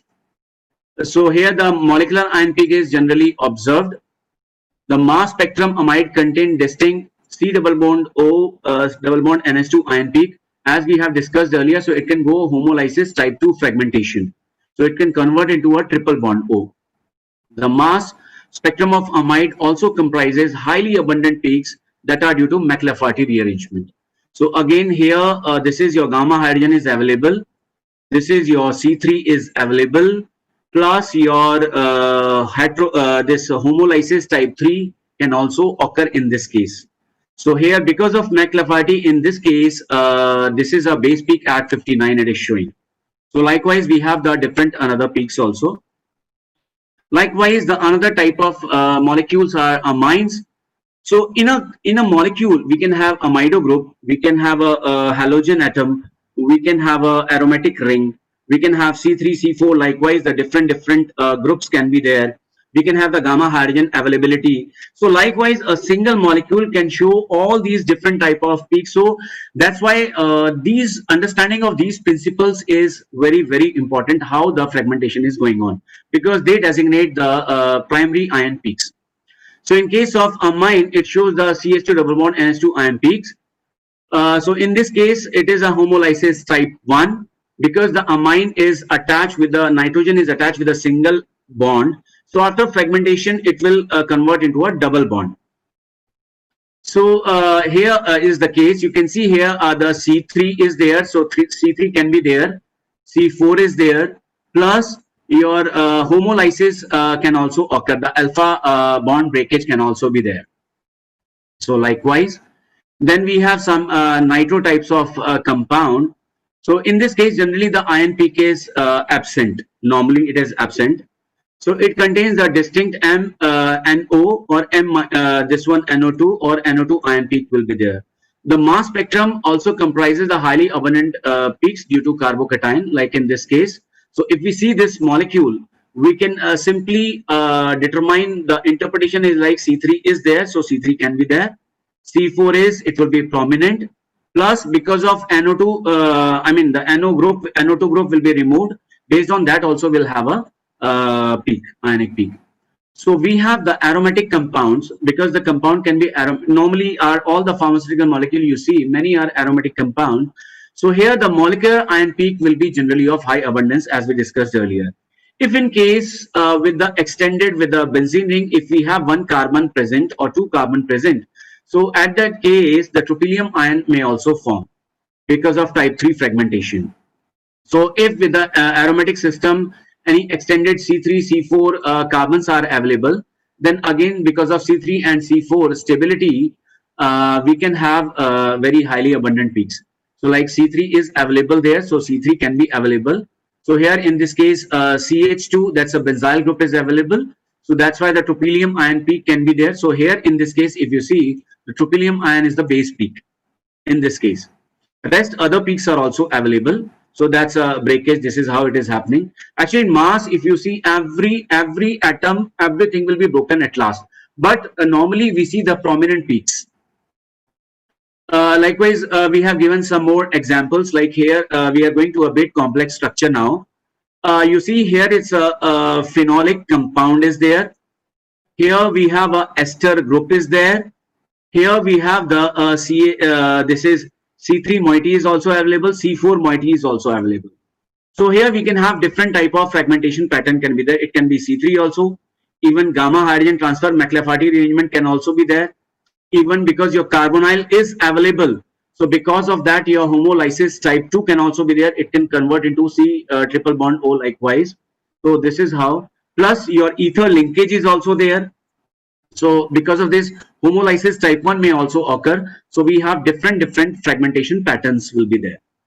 If we come to see another molecule here, if we see here ether is available, so directly we get an idea, and this benzyl is also available. So in this case, actually here it's not shown, but tropylium ion can also form if you see the structure. Here your single oxygen is there, so that's why homolysis type 1 can also occur in this prominent. Rest, your after benzene breakage, your other peaks also be there. We have not shown all the peaks, otherwise many peaks will be there. If you see this compound, this is a pharmaceutical molecule we have taken over here. So here, if you see the structure, there is a benzyl group is available. So looking on this, we can tell, yes, a tropylium ion will be formed. Tropylium ion can show a peak. There is a carbonyl group is also available there. So because of homolysis, type 2 fragmentation, there can be one more abundant peak. Then we have another N double bond CH. From here also the bond can break. Likewise, we have shown the different after your tropylium ion also it can further fragment into 5-membered and likewise. So likewise we have here the another molecule we have. You see here in this case there is a benzyl is there. So tropylium ion can form in this case. Plus oxazole, I'll go on this. I'll go after this on heterocyclic compounds also, especially the heterocyclic molecules groups. So there how the breakage happens and what type of group can exist in that case. So here also, likewise, we have some more molecules in this case. Here you see the tropylium ion is easily formed. The homolysis can also occur, that's a type 2. And similarly, other groups, I'll come on it one by one. So here we have shown one, this is a spectrum. It is, this is only the peak we are showing. Suppose a compound has got a bromine only, then it is having an M+2 peak. And the speciality of this is the last molecular ion peak and the isotope peak will be equal in the case of if single bromine is there. But in case of this chlorine, as earlier Dr. Prabhakar also told, it's 1:3 it is coming. So molecular ion along with that one M+2, one chlorine if single chlorine is there. But what if we have a bromine and chlorine both? So in that case, with the molecular ion, because of your bromine, this M+2 is coming, and because of chlorine, M+4 will be shown down. And these two isotopes peaks will be shown as long as they are in the fragments. Same way for Br2, we have some pattern. Cl2, we have some pattern. Likewise, we can identify the different peaks. So some important rules for interpretation is, just in nutshell, homologation of straight chain molecule causes reduction in abundance normally. If it is until C3 and C4, it is abundant. That's why in our majority of pharmaceutical molecules, you see, we try to go for homologation maximum for C3 and C4, that much only. After that, we don't go for a lipophilicity and all that. We have the parameters. We see that also. So for the stability sake, toxicity sake, we see. More branching makes the molecular ion peak absent. More aromatic or conjugation makes molecular ion peak abundant. C4, C5, C3 molecule will have highly abundant molecular ion peak. All fragmentation principle based peaks will be more abundant in case these things are present. And until the molecular fragment possesses halide in their structure, they will show the isotope peaks. That's another rule. Now coming to the heteroatom, because this is a particularly interest for all the synthetic chemists, normally it's of high interest. So we have normally the furan, thiophene, pyrrole, pyrazole, indole, oxazole, imidazole. Likewise, we have the different moieties. So coming one by one, molecular ions of saturated heterocyclic compound shows strong tendency to transannular rearrangement and so renders the base peak normally. So heterocyclic compounds, sometimes they show, if it is a simple one, then it can show a base peak also because of higher stability. Whether alkylated or not, heteroaromatic compound render intense molecular ion peak. Cleavage of bond occurs at beta for alkyl benzenes. The charge of molecular ion is mainly localized on heteroatom and not on the aromatic ring. Coming to this heterocyclic nucleus, the 5-atom aromatic heterocycle displays similar fragmentation patterns. Like furan displays two main peaks. One is at because of C3, as I discussed earlier. C3 is because if C3 is there means your peak will be highly abundant. Plus CH triple bond O, it is showing at 29. So cleavage is according to that. So this is because of furan. If it is instead of furan, it is a thiophene, then what? Because of CH triple bond S, it will be forming a peak at 45. And C3, it will be a most prominent peaks. These are the main peaks. Plus, along with that, C2H2S will also be prominent in case of thiophene. This is very important for us, are the synthetic chemists who's ever making the medicinal compounds. Similarly, we have the pyrrole. Pyrrole also displays the peak at particularly 39 because of C3S3 and that's 28 because of CS triple bond NH. So all these three molecules, if you see CS triple bond O, CS triple bond S, CS triple bond NH, all they show a prominent peaks. So along with this, if these are incorporated in a complex structure, then your principle will also apply. Your homolysis, your heterolysis, your retrodial arrangement, whatever, based on the nature of molecules. It also eliminates one neutral hydrogen cyanide molecule, like Dr. Prabhakar discussed at the time. HCN will also be eliminated. So thereby it will produce an intense peak at 40. So indole eliminates HCN again, and ion fragment at 90 is stabilized by hydrogen elimination. So results in dihydrotropylium ion also. So this also forms a dihydrotropylium ion. Then pentaatomic polyhydrocycles. So this is, instead of single heteroatom, we can have double also, oxazole, oxadiazole, like this pyrazole accordingly. So oxazole is there, imidazole is there, pyrazole is there. These fragment very easily. In case of n heteroatom, elimination of HCN is usually preferred, like we discussed earlier. For 3 or more directly bonded carbon, if there are 3 carbons or more, the characteristic peak arises C3H3 at 39. Unsubstituted pyridine eliminates HCN, resulting in base peak at 52.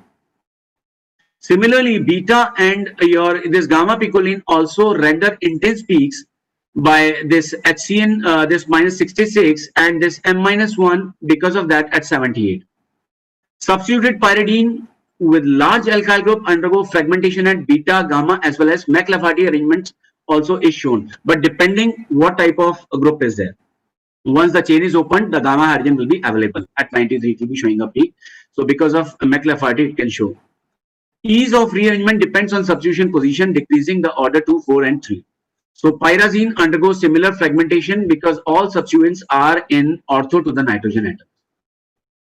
Now, this is for our hetero system. Then many of us, we are working on natural also. So we have the amino acids normally we work. Amino acids usually are zwitterionic compounds, so often non-volatile nature. Their methyl esters are usually studied.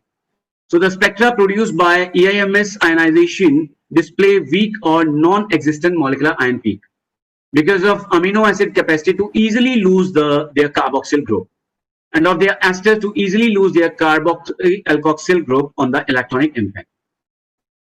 If we take the ester of amino acid, basically have 2 fragmentation patterns are happening in this. One is in amino acid, one is this iminium ion is there, RCH double bond NH2, and as well as another is NH2 double bond CH COOR ion will also be formed in case of this amino acids. So these are the 2 prominent peaks will be there.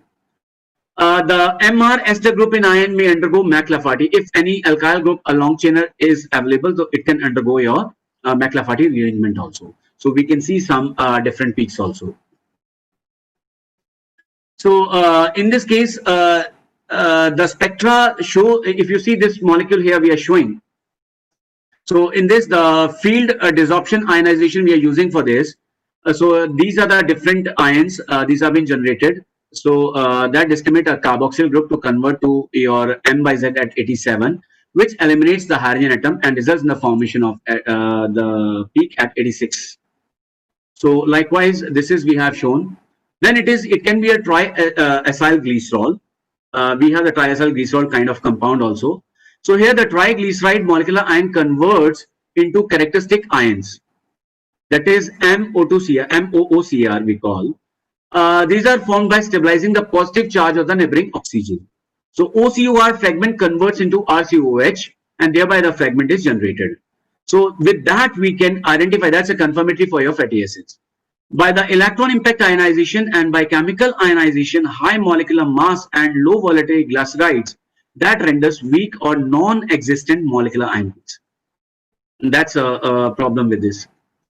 Then talking about steroids, many of our molecules are steroidal also. So in that case, how we can interpret it with the mass? The intense peak molecular ion undergoes 4 fragmentation pattern usually. The fragmentation of angular methyl results in formation of 357 peak fragment. That is because of angular methyl fragmentation.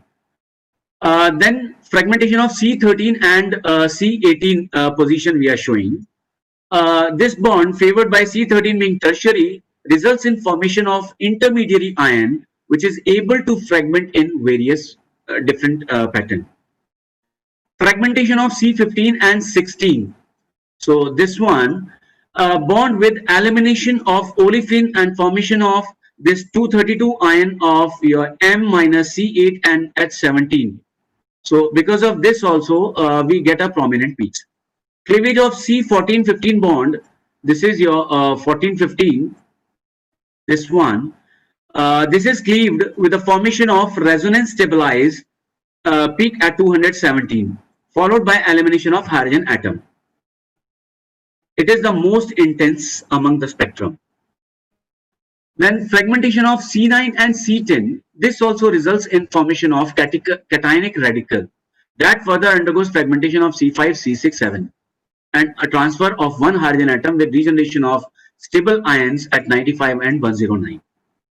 So fragmentation of C8 and to C14 or C9 and 11 bonds followed by transfer of a hydrogen atom to form the ion peak at MZ 149.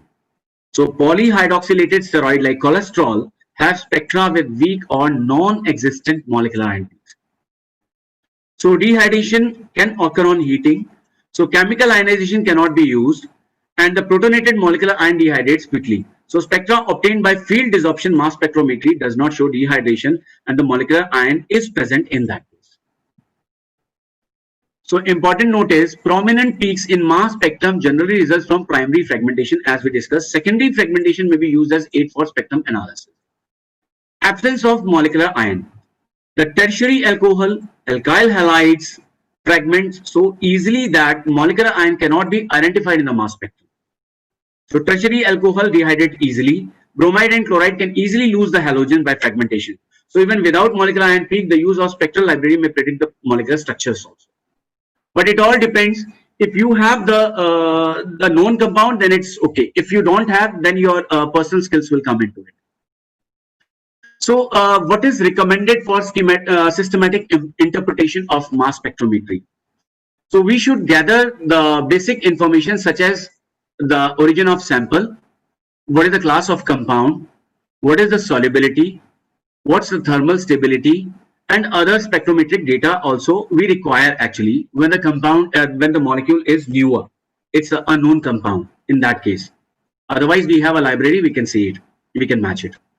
Writing down the MZ value of all the relevant peaks and calculation of mass difference between the prominent peaks. So we have to write down all the MZ value and we have to calculate the difference in mass between the prominent peaks. We have to consider the ionization, what type of ionization method we have used, and examination of general spectrum of appearance, what type of spectra it is. Other aspects are also taken into consideration like existence of intense molecular ion peak, like it is common in case of aromatic, heterocyclic, and polycyclic compounds. If it is very intense, sometimes a base peak also. Or weak molecular ion. It is very common in aliphatic, straight chain, multifunctional compounds. Or presence of impurities also, solvents, lubricants, plasticizer, anything. Or due to occurrence of basic signal from residual air or wash fraction from the chromatographic column. Because of that also it may happen. Investigation of presence or absence of functional group. So we have to check out the functional group also, like what is present, what is absent along with this. That we do commonly with the IR and or we do it normally. For a new compound, it is with a, I mean, if it's a library is available, it's okay. Otherwise, we have to take care of, we have to go with the IR, NMR and other spectrometric techniques also. So consultation of tables shows that, different and, sorry, this is not required. This is in the computer system. So assignment of unknown compound structure using known structure. So sometime unknown compounds are identified using the known structures also. So analyte structure can sometime only arise partly from known structure or isomers cannot be determined in that case. The proposed molecular structure is correlated with the mass spectrum data. So this is actually, I got a book also on spectroscopy fundamentals and data interpretation. This book comprises several techniques like your IR, NMR. I have in this until 6 dimension NMR I have covered. So you have all 1D, 2D, 3D until 6 dimension. Then we have the mass in XRD also. So if you wish, you may refer to this book. Then this is our campus, and right now I am sitting in this building area over here. So with this, I would like to thank the organizers of this webinar. Thank you so much for your patient hearing. Thank you so much. So if any queries, please, thank you. So over to organizers. Dr. Neeraj Kumarji, thank you so much for a very nice presentation, and you could completed your entire presentation within the given time of. Still, you were having 3 to 4 minutes. I highly appreciate your. And mostly you have covered about a very brief about the basic concepts, and then a detailed presentation related to the particularly different type of the rearrangements, and then you have taken wide examples, particularly about it may be the aldehyde, ketones, esters, and then anhydrides, and so on, and also about you covered about the natural products and as well as steroid molecules and some of the synthetic also. Once again, thank you for the video, your very nice presentation. And I request any one or two quick questions from the audience side. Any quick questions? Only we can take one or two questions due to the lack of time. And I also request with Dr. Neeraj, if possible, if you can share your slides, it will be very useful for the postgraduate students because you have given such a wonderful, I know the making of all these slides, it takes such a long time. It will be very useful for the pharma chemistry students. No issues. No issues. Yeah. Any questions, please, from the students or the faculty members or the researchers?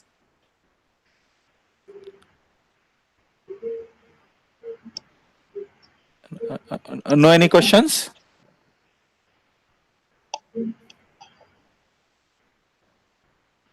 You can take those results. Can I say something?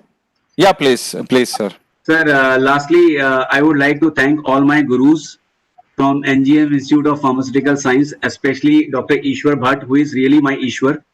So we always, I always miss my institute. I remember always. So whatever I hereby open the doors to everyone whosoever want to collaborate with us. Actually, right now we are working on different segments. We are working on TB. We are working on cancer. We are working on cell line studies, whatever you say. We are working on dentistry. We are working on biotechnology. And right now we are working on COVID also. So we are because here the system is we work together with a biotechnology. Like I got a students in PhD in biotechnology, dentistry, and different segments. So if anybody of from the different universities also from our institute, definitely it is always a first preference. So if anybody wish to collaborate with us, you are most welcome. Thank you. Thank you so much. Tarima Kasia, Dr. Neeraj Kumar ji. Thank you very much. Okay. So, as I already mentioned in the beginning, I'll be the one person to have a collaboration.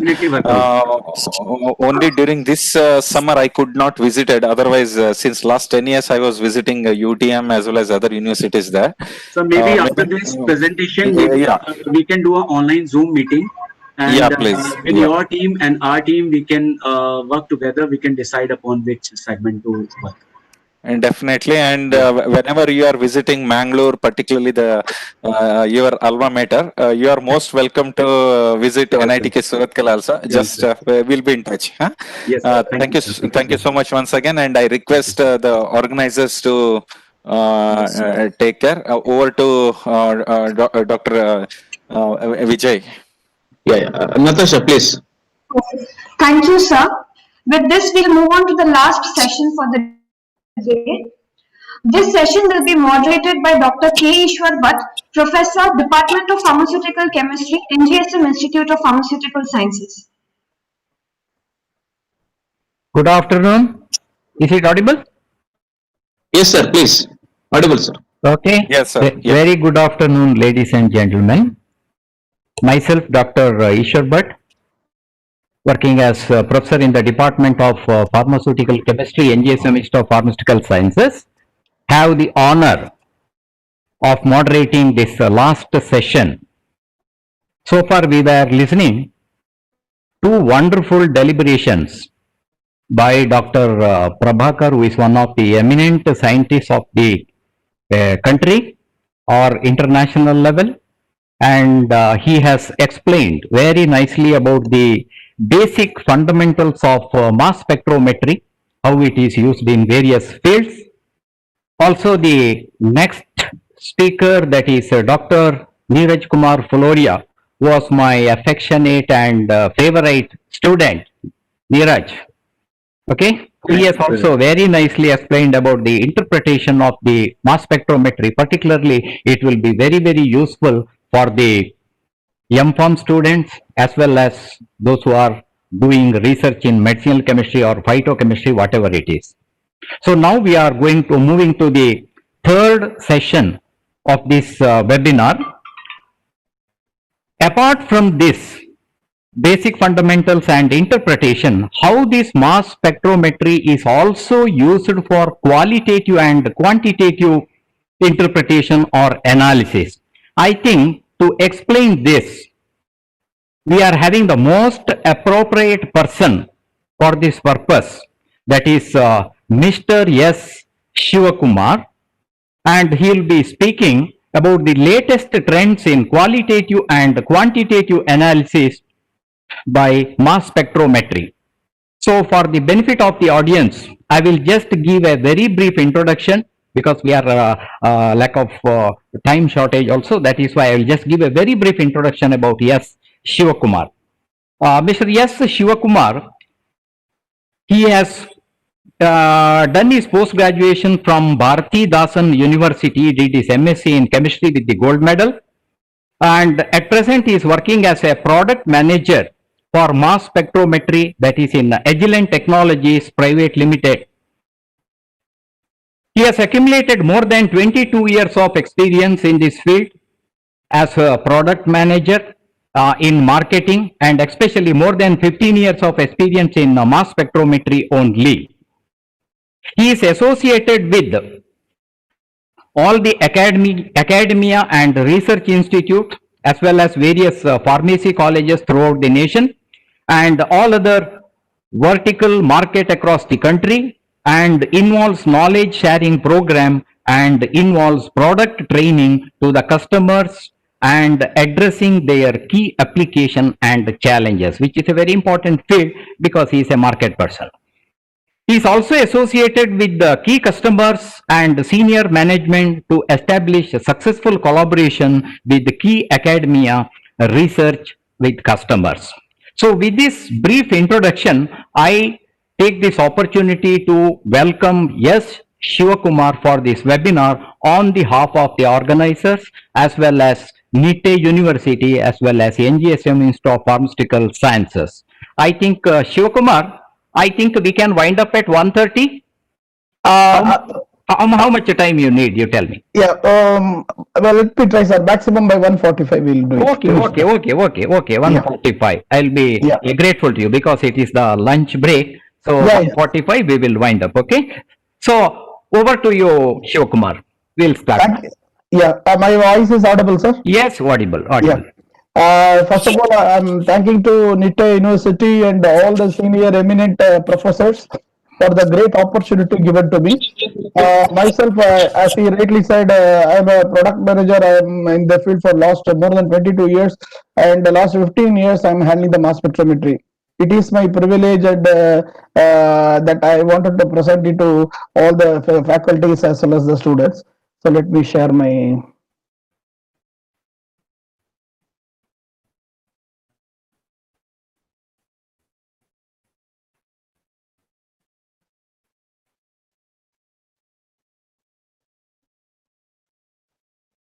My slide is visible, sir?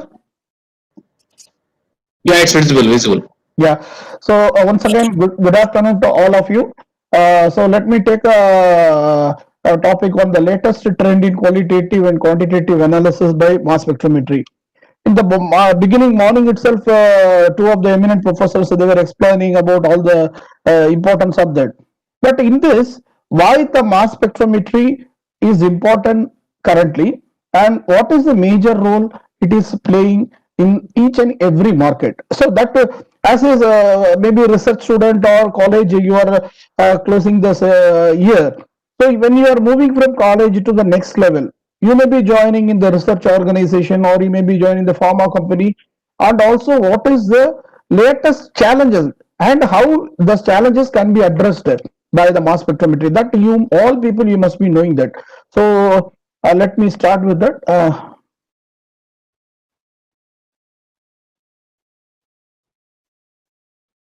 So quickly, I will not spend more time on the mass spec because already maximum is covered. Maybe I will touch upon few slides and different type of mass analyzers like which is very important for qualitative and quantitative, like a single quad, triple quad, and a hybrid. Recently now you may be knowing that not only a single or triple, there is a hybrid mass spectrometer has come to that. How they are doing the targeted and non-targeted analysis, few applications I will cover. So before we start, I just briefly I will describe about Agilent. Agilent is an analytical instrumentation company which is from US. Worldwide, we have more than 16,000 employees, and we are servicing more than 2,65,000 customers lab each and every year. We have more than 50 technology platform we have developed, and maximum technology has been awarded by ASMS each and every years. The total revenue, 8% of total revenue was devoted for R&D. That is what the new technology has come, and our presence is there more than 110 countries across the world. So we not only we service the customers, we cater to all the scientists who are all having the challenges from different fields like pharma, chemical, food, environmental, diagnostic, and research. So what we are doing, we understand the pain, we arrive at solutions, and our solution will they will be happy till that satisfaction level. We are providing complete integrated solution to that. So our portfolio will be very big. I'm just to touch upon. We started from the chromatography. We have a mass spectrometry. We have a spectroscopy. Till automation, we end to that open lab. That is a software platform. So from sample preparation to the data interpretation, end-to-end solutions, Agilent can provide. So just a recap. We'll start with the mass spec. So in LC-MS we talk about LC is a very important. So LC, many of you may be knowing, it is a separation techniques, max mixture of compounds into individual. What is the role of mass spectrometer? It is an analytical instrument that measures the weight of the molecule. So you have different weighing pattern for different application, but how you will weigh the ions? So you need a medium how you can weigh the molecules or ions. So that is mass spectrometry is currently they are using, and the ions are separated, detected, and measured by mass to charge ratio. As Dr. Prabhakar said, the thumb rule of mass spectrometry: if your samples are not ionized, then you cannot do on mass spectrometry quantitation. So the first thumb rule is the sample should be ionizable, then only it can go for the mass analyzers. So this is a schematic diagram. Start with the sample introductions. It goes to the source where all the ionization can happen. Then it goes through the interface, which goes to the analyzer. That mass analyzers is act as a filter. You can filter, you can scan, whatever you can do that. Then the detector, which can detect based on the signal to noise ratio, that gives data analysis, and it gives mass spectrum. So why mass spectrometry? This question, because you have a HPLC, that is also you can able to do identification. Sometimes you can semi-quantitative. But what is the role of mass spectrometry? When the analytical requirements go beyond the conventional detector. So you have a UV, you have a DAD. But whether UV and DAD can give you the complete data spectrum of compounds, possible or may not be possible. And fast analytical results. If you are working on HPLC, your analysis may take 60 minutes runtime, 30 minutes runtime also. But the faster analysis, how you can quickly do that. Concern about hidden impurities. One of the very important topic is impurity identification, impurity quantitation. And quantitation is the lowest level. This I will come back to. This is also one of the important. Now you may be recently there are number of drugs are recalling because of some impurities. So for identification of the impurity at the lowest level, you need a mass spectrometry kind of sophisticated instrument. And not only that, you also need for unknown identification, unknown quantitation, unknown screening, characterization. So the mass spectrometry plays an important role in each and every field. So if you look at that, this is a UV spectrum where you are not able to get any baseline separate. So if you are able to, if you can quantify also, you will not get the proper quantitation. But when it goes to the LCMS, if you take it through LCMS, you are able to get the baseline separation, and each and every peak can be visualized very clearly, and you can able to quantify accurately.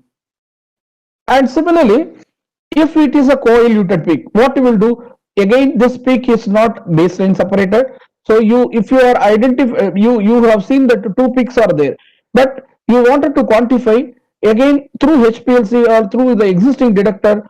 The challenge is more. So what the LCMS is doing, you can extract each and every peak, and you can quantify. You can see the peak.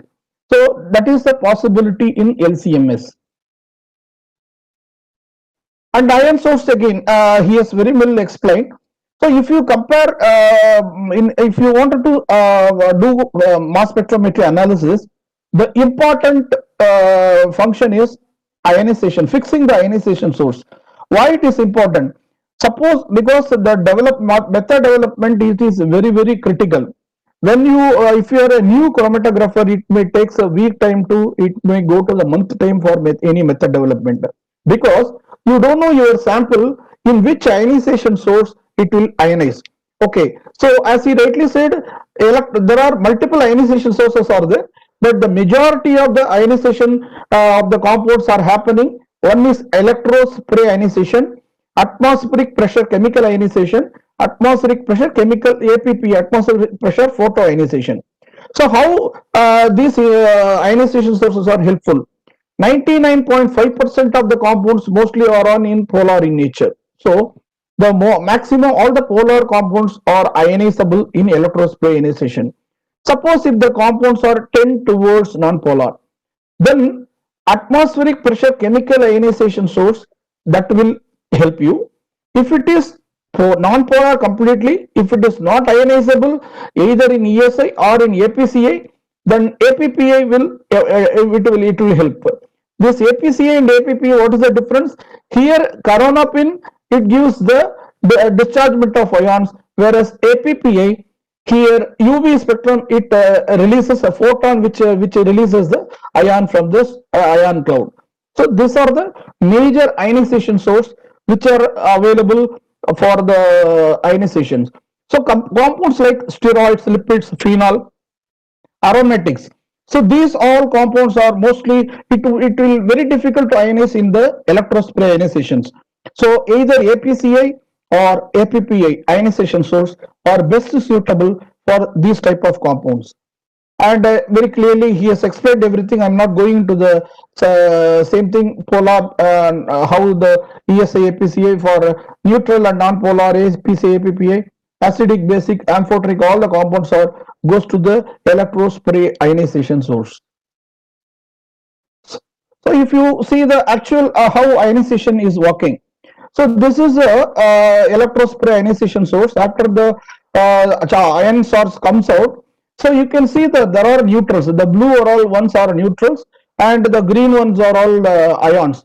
When you look at it, here the dissolutions may be not much, and the ions goes to the detector. It is also very less. So the signal to noise, it is very less. So that is what you are getting the very low signal, because the ions goes to the detector is very less, and ions goes to the train also. So Agilent, we have introduced a patented jetstream electrospray ionization. This is the advanced version of jetstream electrospray. So here there is a external nitrogen heater sheather gas is applied. So it increases the dissolution, and the ion which goes to the detector, it increases almost 5 to 6 times, so that the signal is enhanced very highly. So if you look at that, this spectrum, this is a regular routine electrospray ionization. This is the jetstream ionization. If you look at that, the enhancement in the sensitivity compared to this almost 6 to 7 times higher side. So but jetstream also the electrospray, but this is the advanced electrospray ionization source. Now Now, if you are a new chromatographer, so Dr. also, Prabhakar also explained about ESI, APC, APP also. Now, you have one more ionization source called multimode. What is it? Here, both the electrospray ionization as well as chemical ionization, both are incorporated in a same source. Now, what is the advantages of this? Assume that your sample, out of you have the sample of maybe around 4-5 compounds are there. Out of 5 compounds, 3 compounds are only ionized in electrospray, and one compound maybe ionized ESI little, and one compound is not at all ionizing in ESI.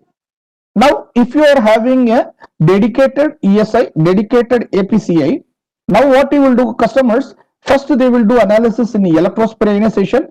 Then if they are not purchased, then it is difficult. If they purchase the APCI, then they have to switch over the ESI to APCI, then they have to run. In APCI, you can able to see one compound. Now, suppose the chromatographer, if they are not at all having APCI, but the interested active ingredient or impurity is the 5th compound. So what they will miss that compound. So here the ions are goes through ESI as well as APCA. So what is the advantage? If you look at it, you will get ESI, APCA, multimode all in a single run. You can see here, out of 4 compounds, but totally 5 compounds, 4 compounds, sorry, along with the parent 5. So all these compounds are well ionized in ESI. This compound, it is ionized in ESI, but APCA, it gives a better ionization. So if you are interested in this compound, you will lose the sensitivity in ESI. So that is what you require a APCA source also. Now this multimode, it gives all the ion in a single run. So this is the way multimode will help you. Where it will be helpful? When you are working in unknown compound nature. Suppose if you are working on a known compound, then you know that this compound is going to ionize in ESI or APCA. So no need of multimode. But when you are working in unknown compounds, some extracts, some proteins or peptide, metabolites, so most of the compounds are unknown nature. So fixing the ionization source, right ionization, is very critical when you are wanted to develop a method. So multimode will help you on developing the method in those compounds. Apart from that, ASAP, atmospheric solid analysis probe, is a direct insertion probe. So if you don't want to run through HPLC, I want the sample immediately, I wanted to analyze what are all the compounds are there. This you can take it, there is a small capillary, you can touch whether liquid or sample and just insert it to the probe, you will get the full scan mode, all the compounds. This is a direct insertion probe, they will call it as. Then like a MALDI is there, that is mainly it is used for a protein where you are what you call very new protein or anything which is not possible in other sources. MALDI sources will be used, but that is a destructive technology. It's a very old technology also. So till now I have completed the ionization part. Now liquid chromatography, this is also I am not going to take in much, only one slide. So earlier it was only HPLC was there. Why UHPLC? When HPLC not able to resolve properly, then UHPLC comes. So if you look at here, HPLC to UHPLC, all the compounds are well resolved. What is the difference between HPLC and UHPLC?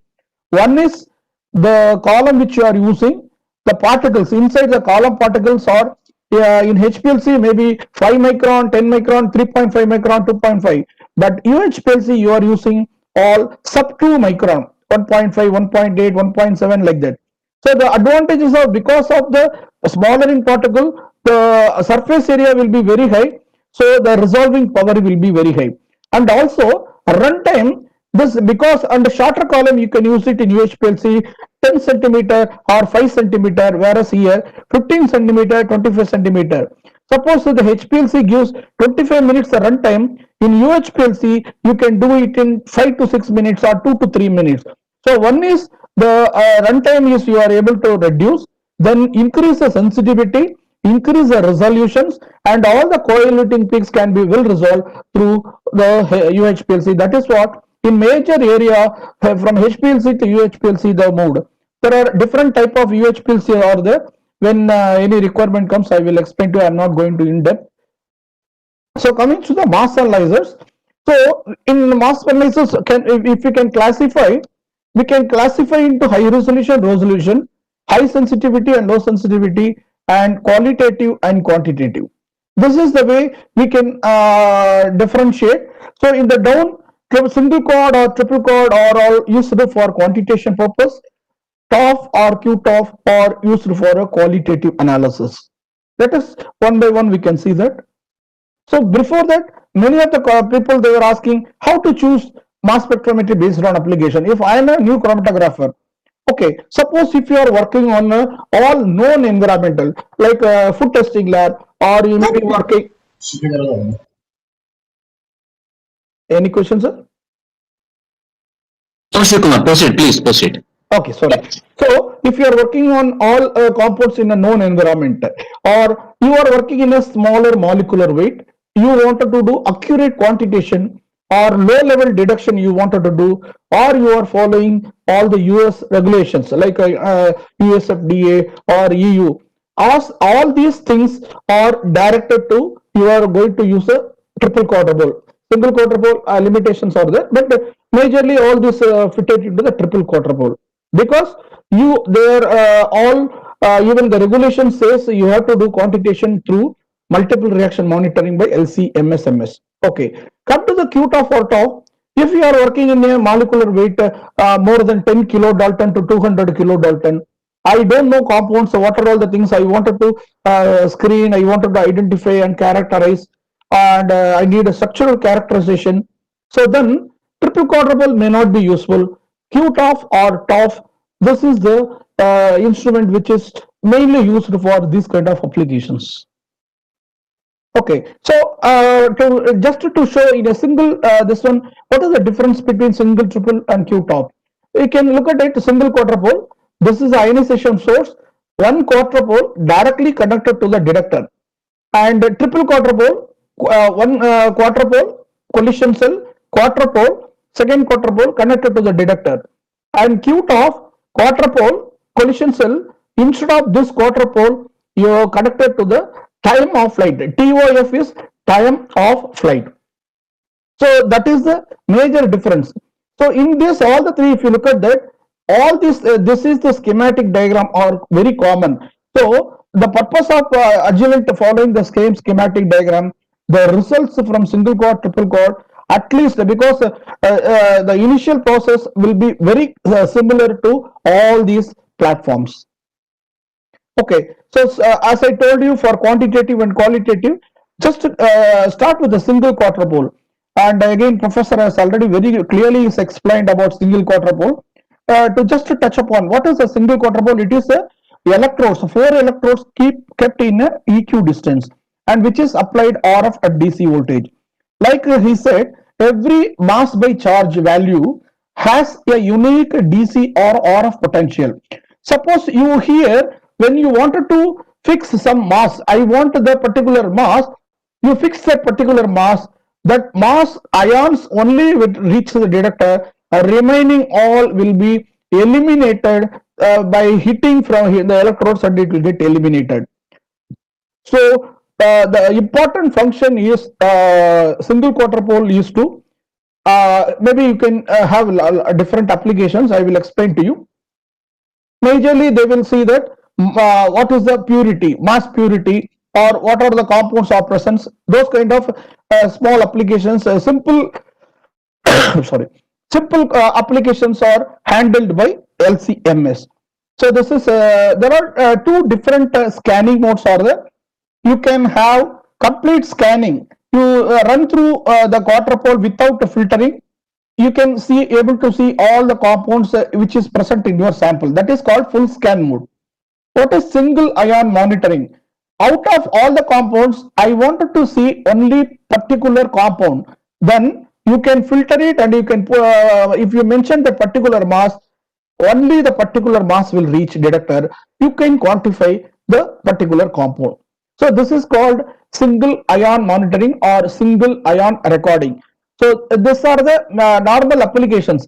So where and all, what and all applications, if you look at the pharma company, they will be doing impurity analysis, mass balance studies, orthogonal deduction. The customer is having HPLC with the two detectors, LC UV detector and DAD detector. They have identified the spectrum from a DAD or UV, but when they are connecting, I mean, when they are passing to LC-MSMS, using LC-MSMS, LC-MSMS will give all the masses. It will not hide any masses because the accuracy will be very high.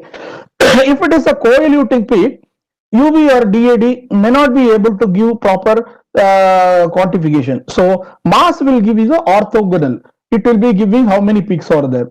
Then extractable leachable. This is one of the very important area where like a pharma company, food company, everybody they are focusing currently. What are all, if you take it as a child, you are administering antibiotics. The extractable or leachable, anything come from the closure or from the bottle, that will affect the drug, the potency of the drug. So as per the regulatory, you have to find out what and all extractable leachables which are comes out from the closure or bottle, anything. Even in the medical field, they are whatever all they are using into like scissors or knife, which are all using for operations. Everything has to be tested for extractable and leachable. So this is one of the very important applications currently in available. Then peptide analysis, all the biopharma which is upcoming. Many because after the vaccines, the COVID, many people are involved in vaccines, so they can do protein quantitation or peptide analysis. But it is all in a single quadrupole have some limitations. That for that we have other technology, unknown identification, glycan, cleaning, validation, mass-based purification, all the applications, and natural products. We have academia research, commercial testing lab. So all these different type of applications are there. These are all the our latest single quadrupole. This is a single quadrupole MS, now very compact MS, and stackable LC is stackable. We have different models. Maybe I will later I will tell. So what are the major applications? If you nutshell, if you can give, one is confirmation, then impurity analysis, and the purity and impurity. So this is one example which I have showed you. Here, if you this is a targeted compound, yes, and the purity is they have given with 95 to 100% or 98, 99. They will give the window. So if it is less than the window, the purity it will fail. Then it will give as a impure. And when the UV chromatogram, you have different peaks are there, but what are the target you can able to identify through LCMS, and each and every compound can be extracted and can be quantified. This is the one regularly routinely pharma company they used to do. And this is one more example you can say. Here DAD detector, it is not finding any compounds. ELST, this is a light evaporating, this one non-chromophoric conditions. There some noises or something is coming, whereas LCMSMS you can able to see some other compounds.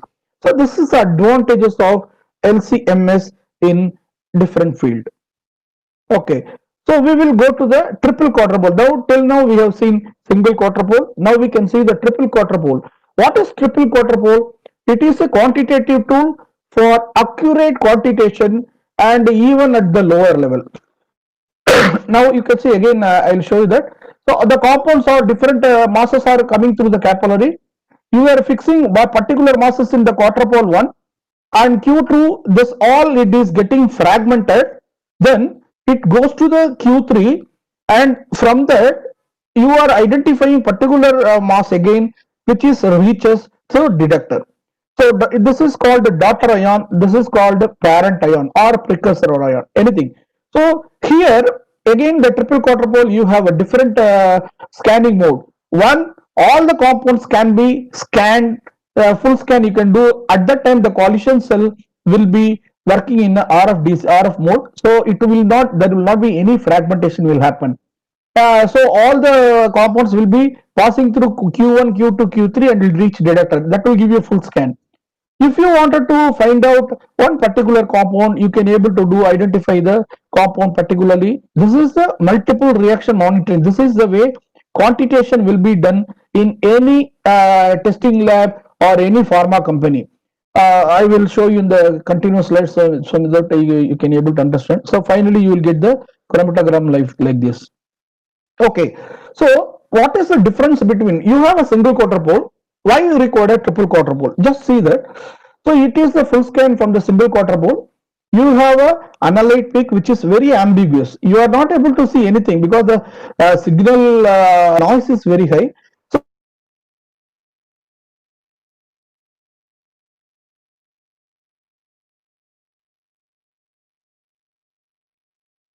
what you call interferences you are not able to see. Then you are going to the single quarter pole SIM mode. The first one single quarter pole full scan mode. Second one single quarter pole in single ion monitoring spectrum. But again there is a chemical noises are there. You when you are going to the mass spectrometer quantitation, this will give you ambiguous noises, will give you a problem. At the same time, if you go to the triple quarter pole quantitation, absolutely accurate and more selective and sensitive quantitation can be done by the triple quarter pole. When you wanted to confirm, okay, single quarter pole may give quantitation, but this particular compound is the compound which is of interest or any other compound which has come in the same RT, that is a retention time. You may not be able to confirm. At the same time, in triple quarter pole, you can able to confirm that is the compound of interest which you wanted by daughter ions. We will see that. And similar way, the advantages of single quarter pole, again you are when you are quantification, you are because of the coevolution you are not able to quantify. At the same time, in triple quarter pole, accurately you can extract the chromatogram, you can able to quantify of because of the two-stage filtration. Okay, so now the same thing in the animation side, maybe you can able to well understood. So when I am sending the sample, I have more compounds or there more parent ion, but I am not interested all the my compound. I am interested particular 2 and 10. So when I am applying a 210 filter, my 210 compound only going through the Q1 and it is getting fragmented into different compounds. Now, when I am passing through Q3, I have selected 158 and 191. It is not only 2 fragments. There will be multiple fragments will be there in the third quarter pole. But I am choosing most abundant and least abundant.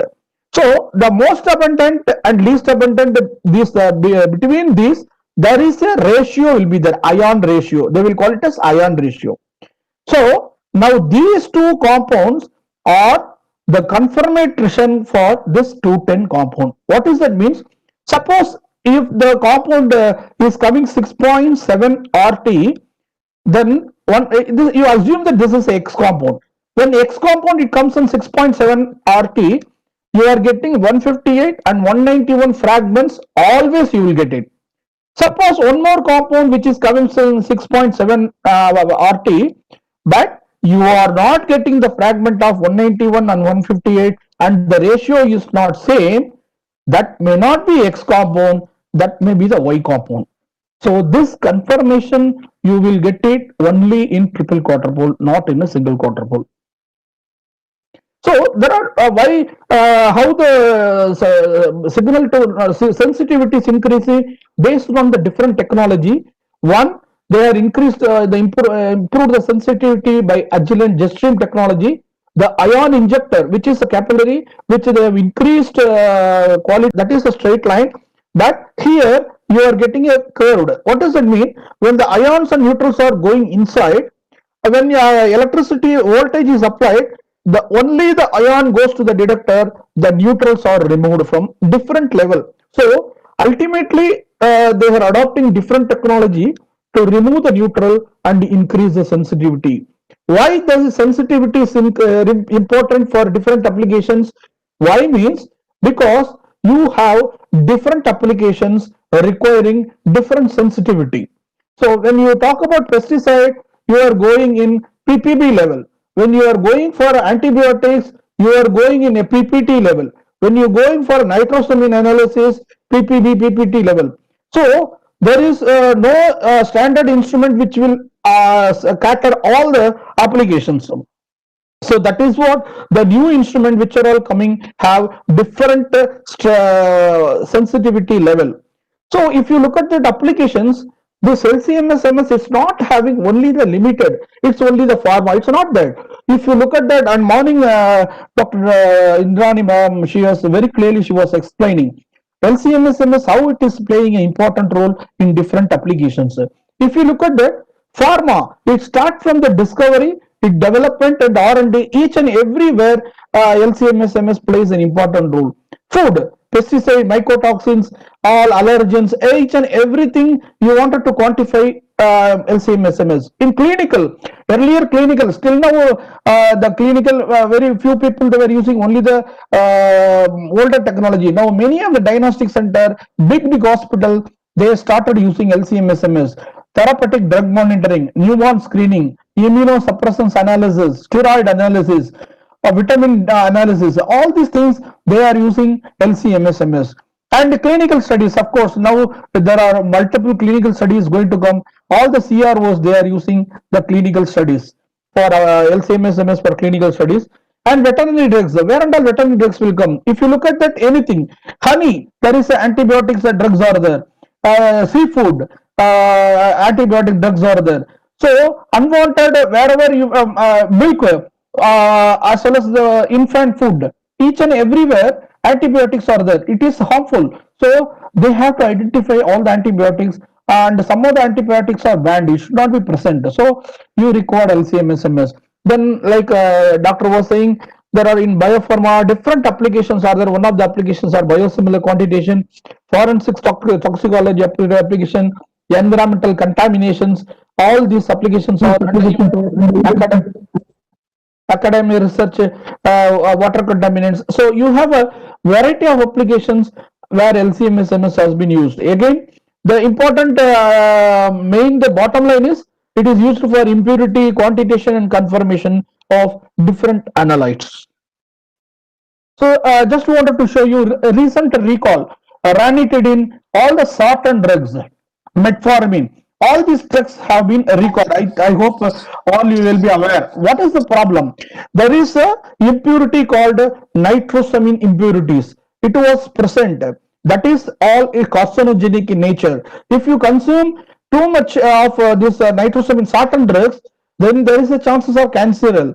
Chances are there. So USFDA, they found out there are nitrosamines are present in ranitidine and all the sartans.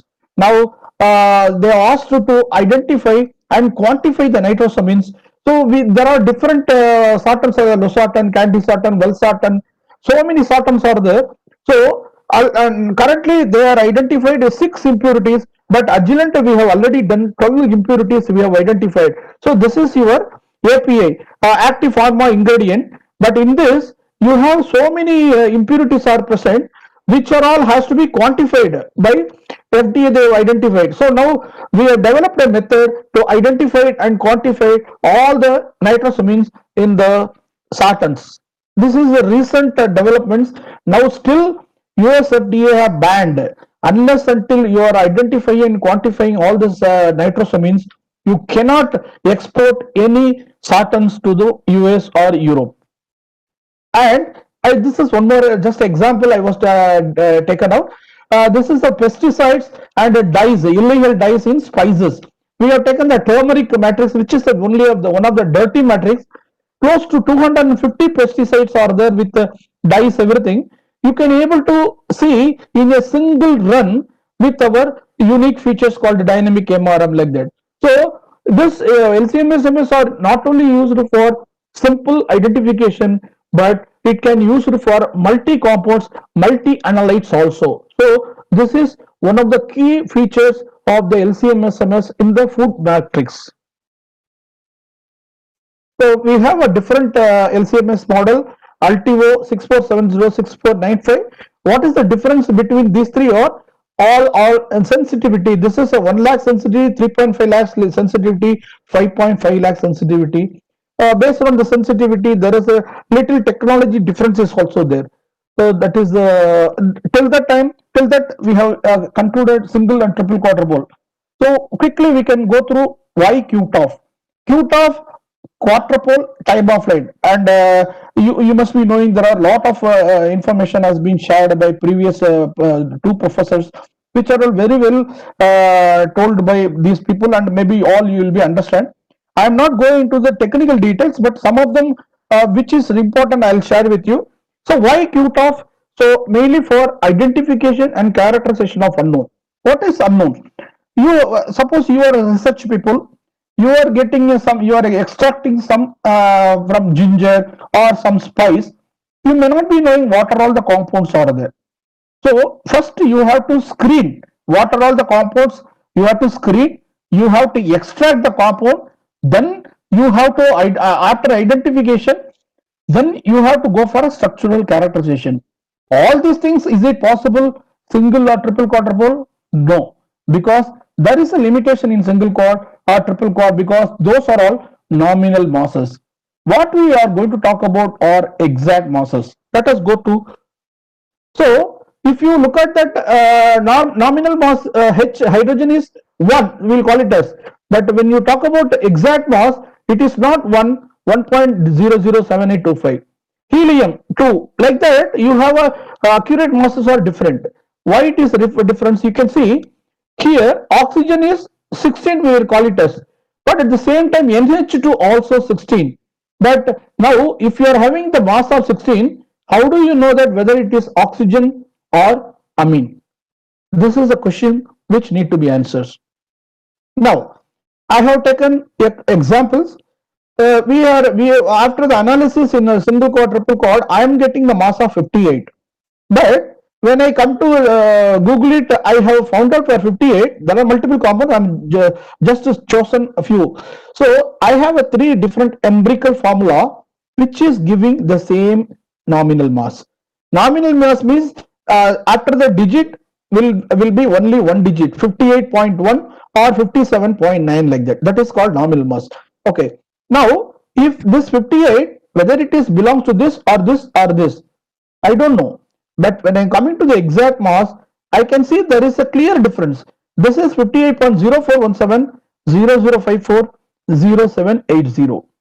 Now, this will give you a clear idea why exact mass it's required when you are working in unknown compounds.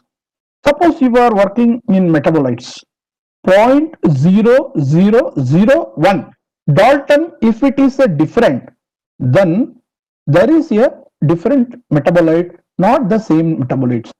So that kind of mass accuracy is very essential when you are working in unknown compound characterizations.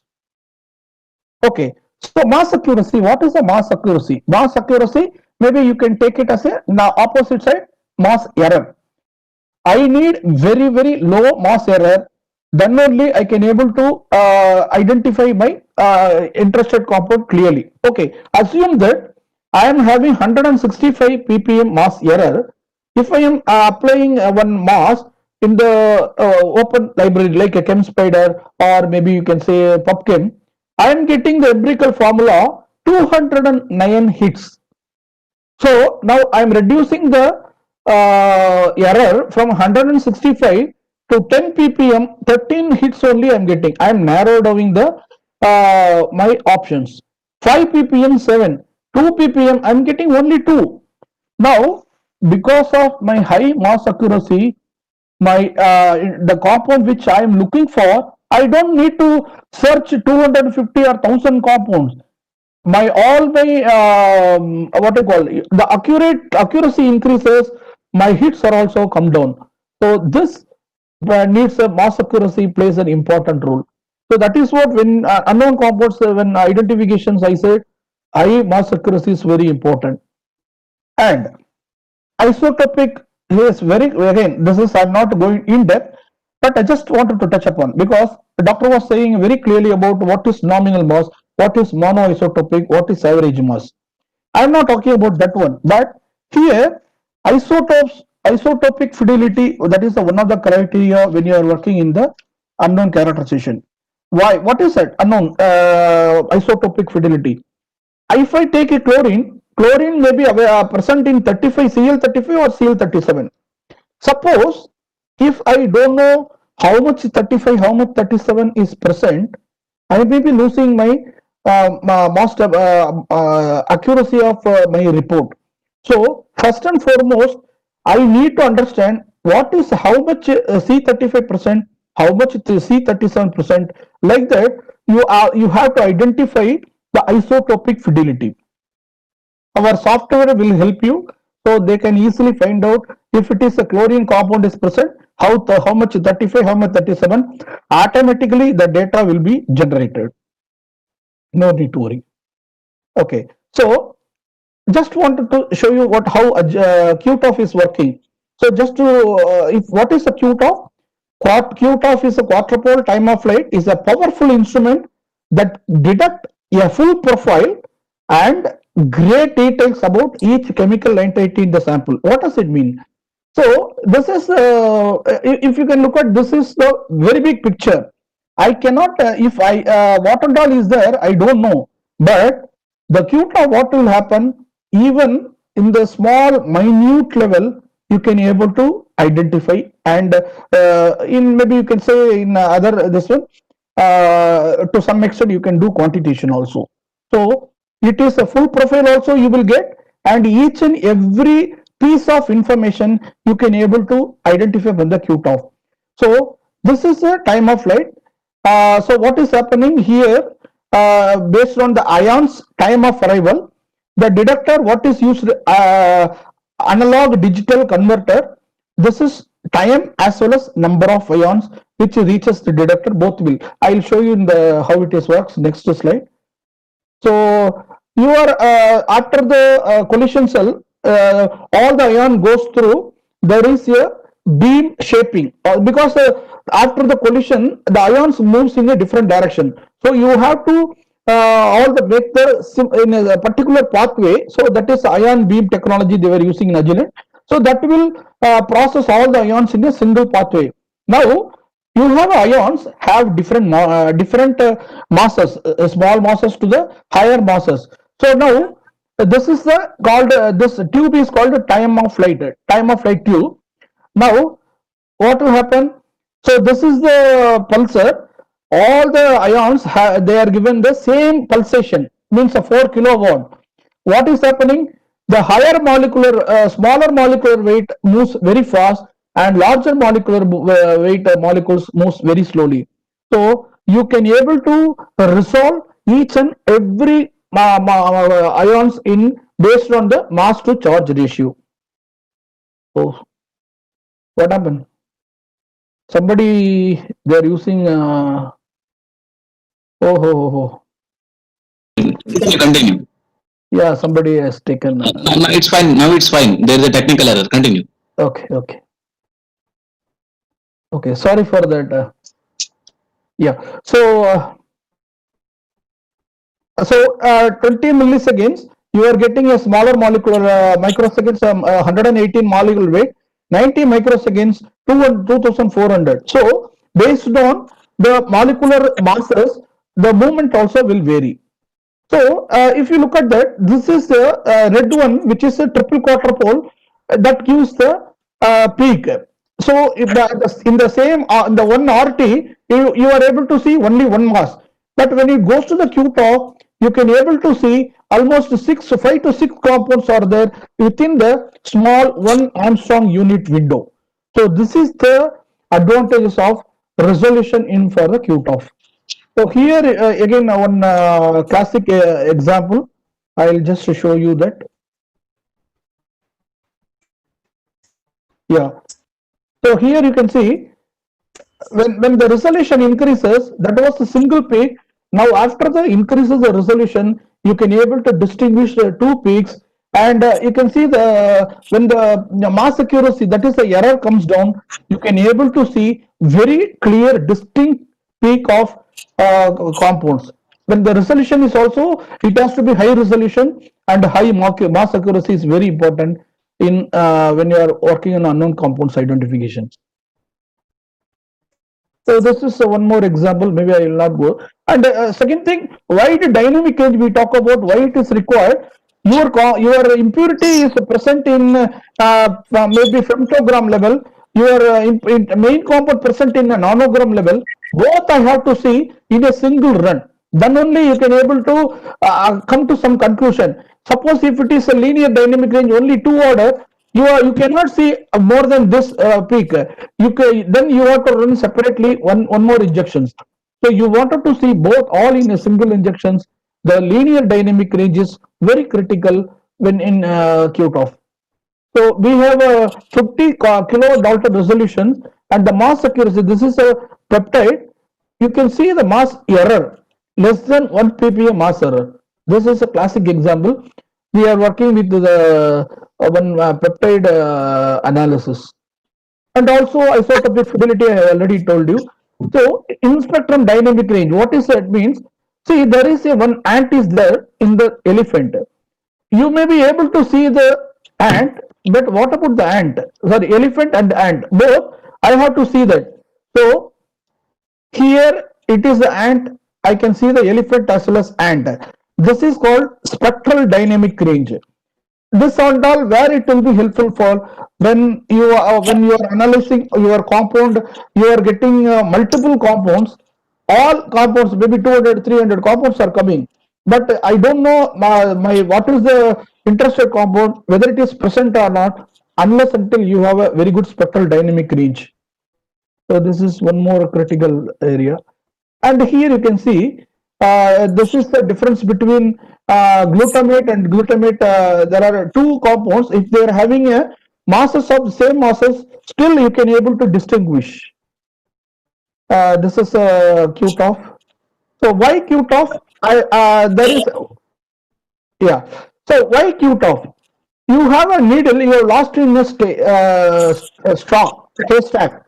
How to identify, how to see the needle stalk? It is not possible to throw everything and you cannot able to find out. So you need I'm just giving an example, but you have a complex mixture, you wanted to extract your compound.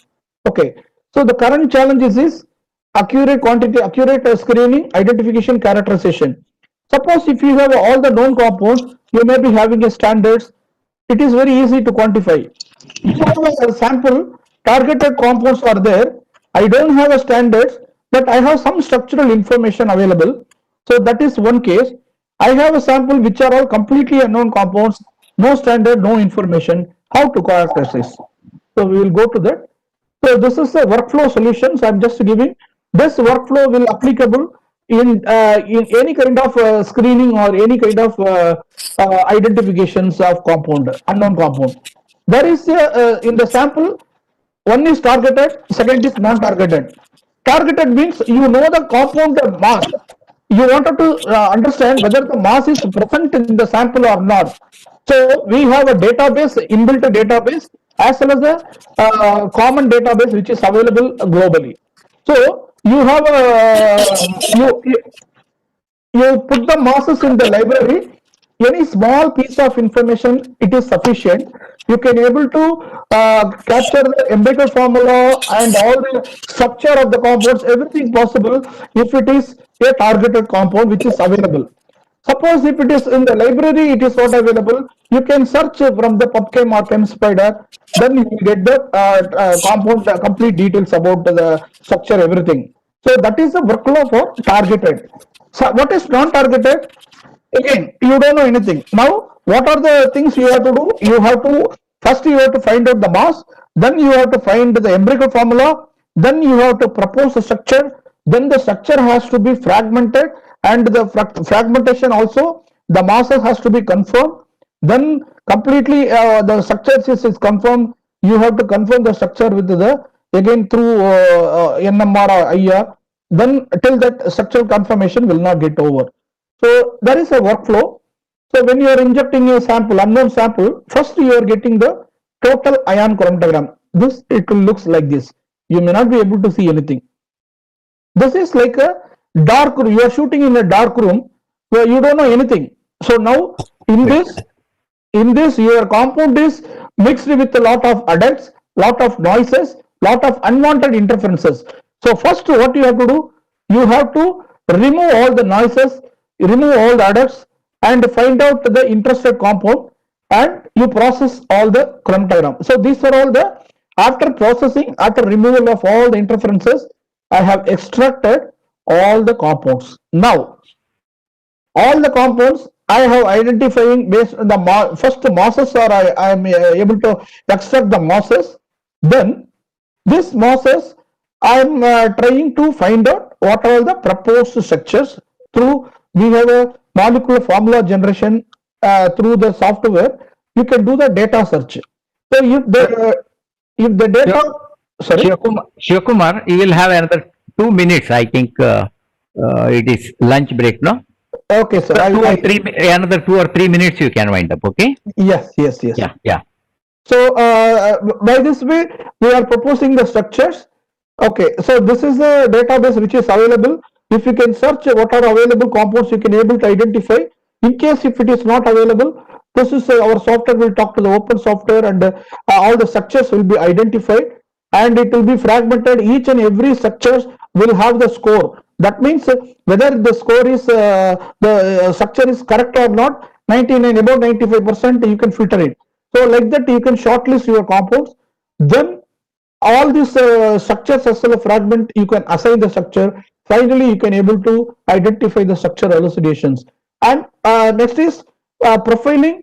You have an innovator drugs versus fake drugs. How you can compare what are all the active ingredients in the innovator drug, what are all the fake drugs you can able to profile. There are different tools are there. These are all the tools are there. We have a software called Mass Profiler Professional, PCA plots, heat map, Venn diagram. All these things will help you to identify and you can use it for profiling. Last but least, this is the ion mobility. This is the latest technology. QTOF and all two-dimensional technology, only mass and size. Here you are getting the shape also. What is the like isomers, isobaric compounds, structural isomers? They all different in same masses but different in shape. So you cannot able to identify in the QTOF also. So you required a different technology. This is like a trapping technology, ion mobility. So the same masses, but once you are fragmentation, you are implementing the fragmentation, all the fragments will move in a different directions.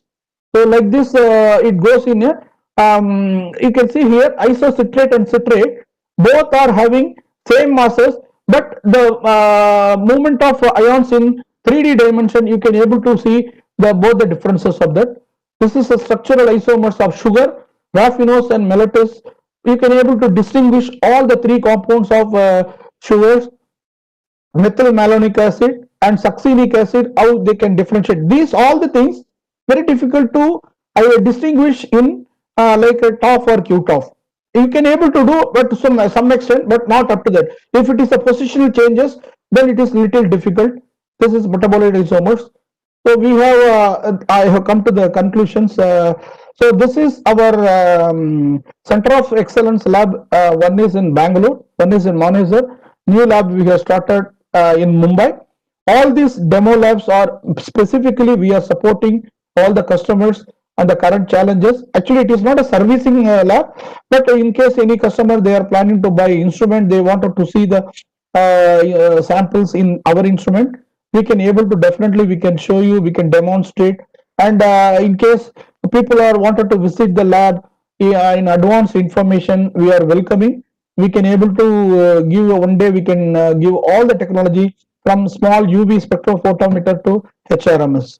So with that, I have ended up my presentations. Thank you so much, sir. Thanks for the opportunity given to me. I hope I have covered the latest technology of for water qualitation and quantitative analysis.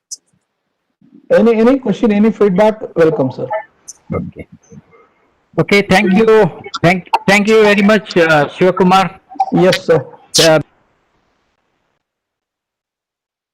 You have explained everything, the advantages of triple quadrupole over single quadrupole, how it is used in the impurity profile analysis up to the micro level, different quantitative analysis, then API quantification, then the difference between single and triple quadrupole, everything very nicely you have explained. Thank you, sir. So I think if anybody is having one or two questions, we can discuss. Yeah, either you take, if the time is not permitting, you ask them to get all the question to you, or the right to ask them to write to you, then you Yeah. forward to me each Yeah. and every question I will answer after. Yeah.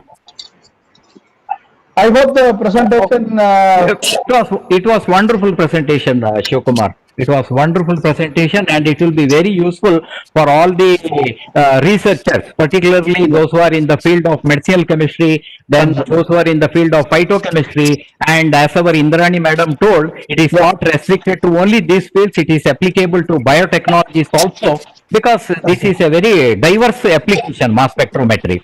I really congratulate you and take this opportunity to thank you on behalf of the organizer, as well as Nitte University, as well as NGSM Institute of Pharmaceutical Sciences. Thank you, sir. And also I'll take this opportunity to thank our organizers, that is our head of the department, Dr. Ronald Fernandez, also our organizer, Dr. Vijay Kumar, for giving me this opportunity for moderating this session. Thank you very much. Thank you, sir. Thank you so much. I have one word to tell. I have Natasha, please. I'll just take a 1 minute. Shivkumar sir, since you have told the thing, so we can visit and all.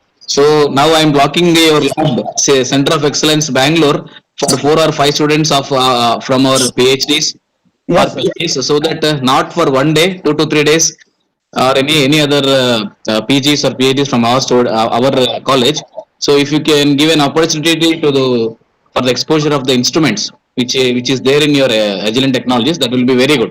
Only one small thing, because of this COVID, our labs are all currently has been blocked. Actually, even Agilent employee, I cannot go. Only the application people, out of 10 people, they can go only one. So it is blocked up to January. So we will. No, after normalcy. After normalcy, not 5 people. You can bring as many people also. Yeah. Give the complete platform. We can show you that, sir. Right. Over to Natasha. Thank you. Thanks, sir. Thank you, sir. I now request Professor Dr. Ronald Fernandez, Professor and Head, Department of Pharmaceutical Chemistry.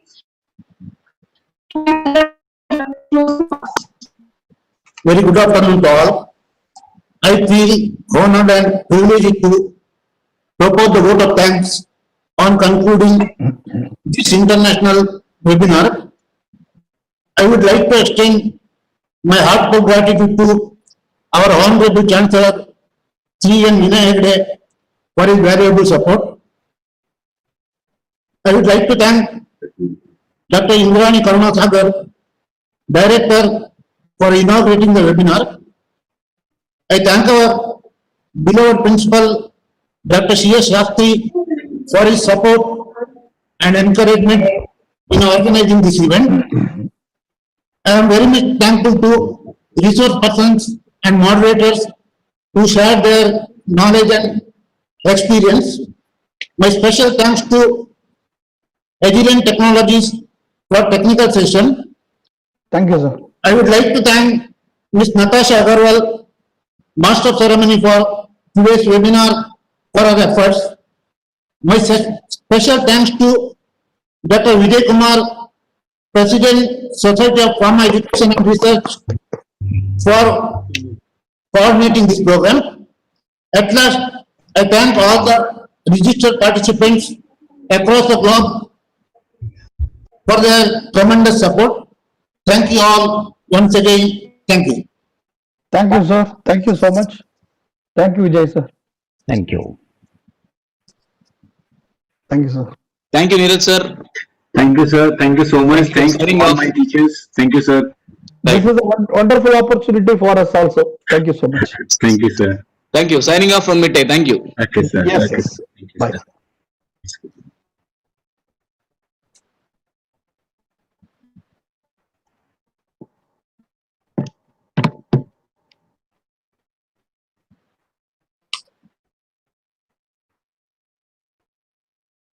சொல்லுங்கம்மா யாருங்க 100 வேணுமா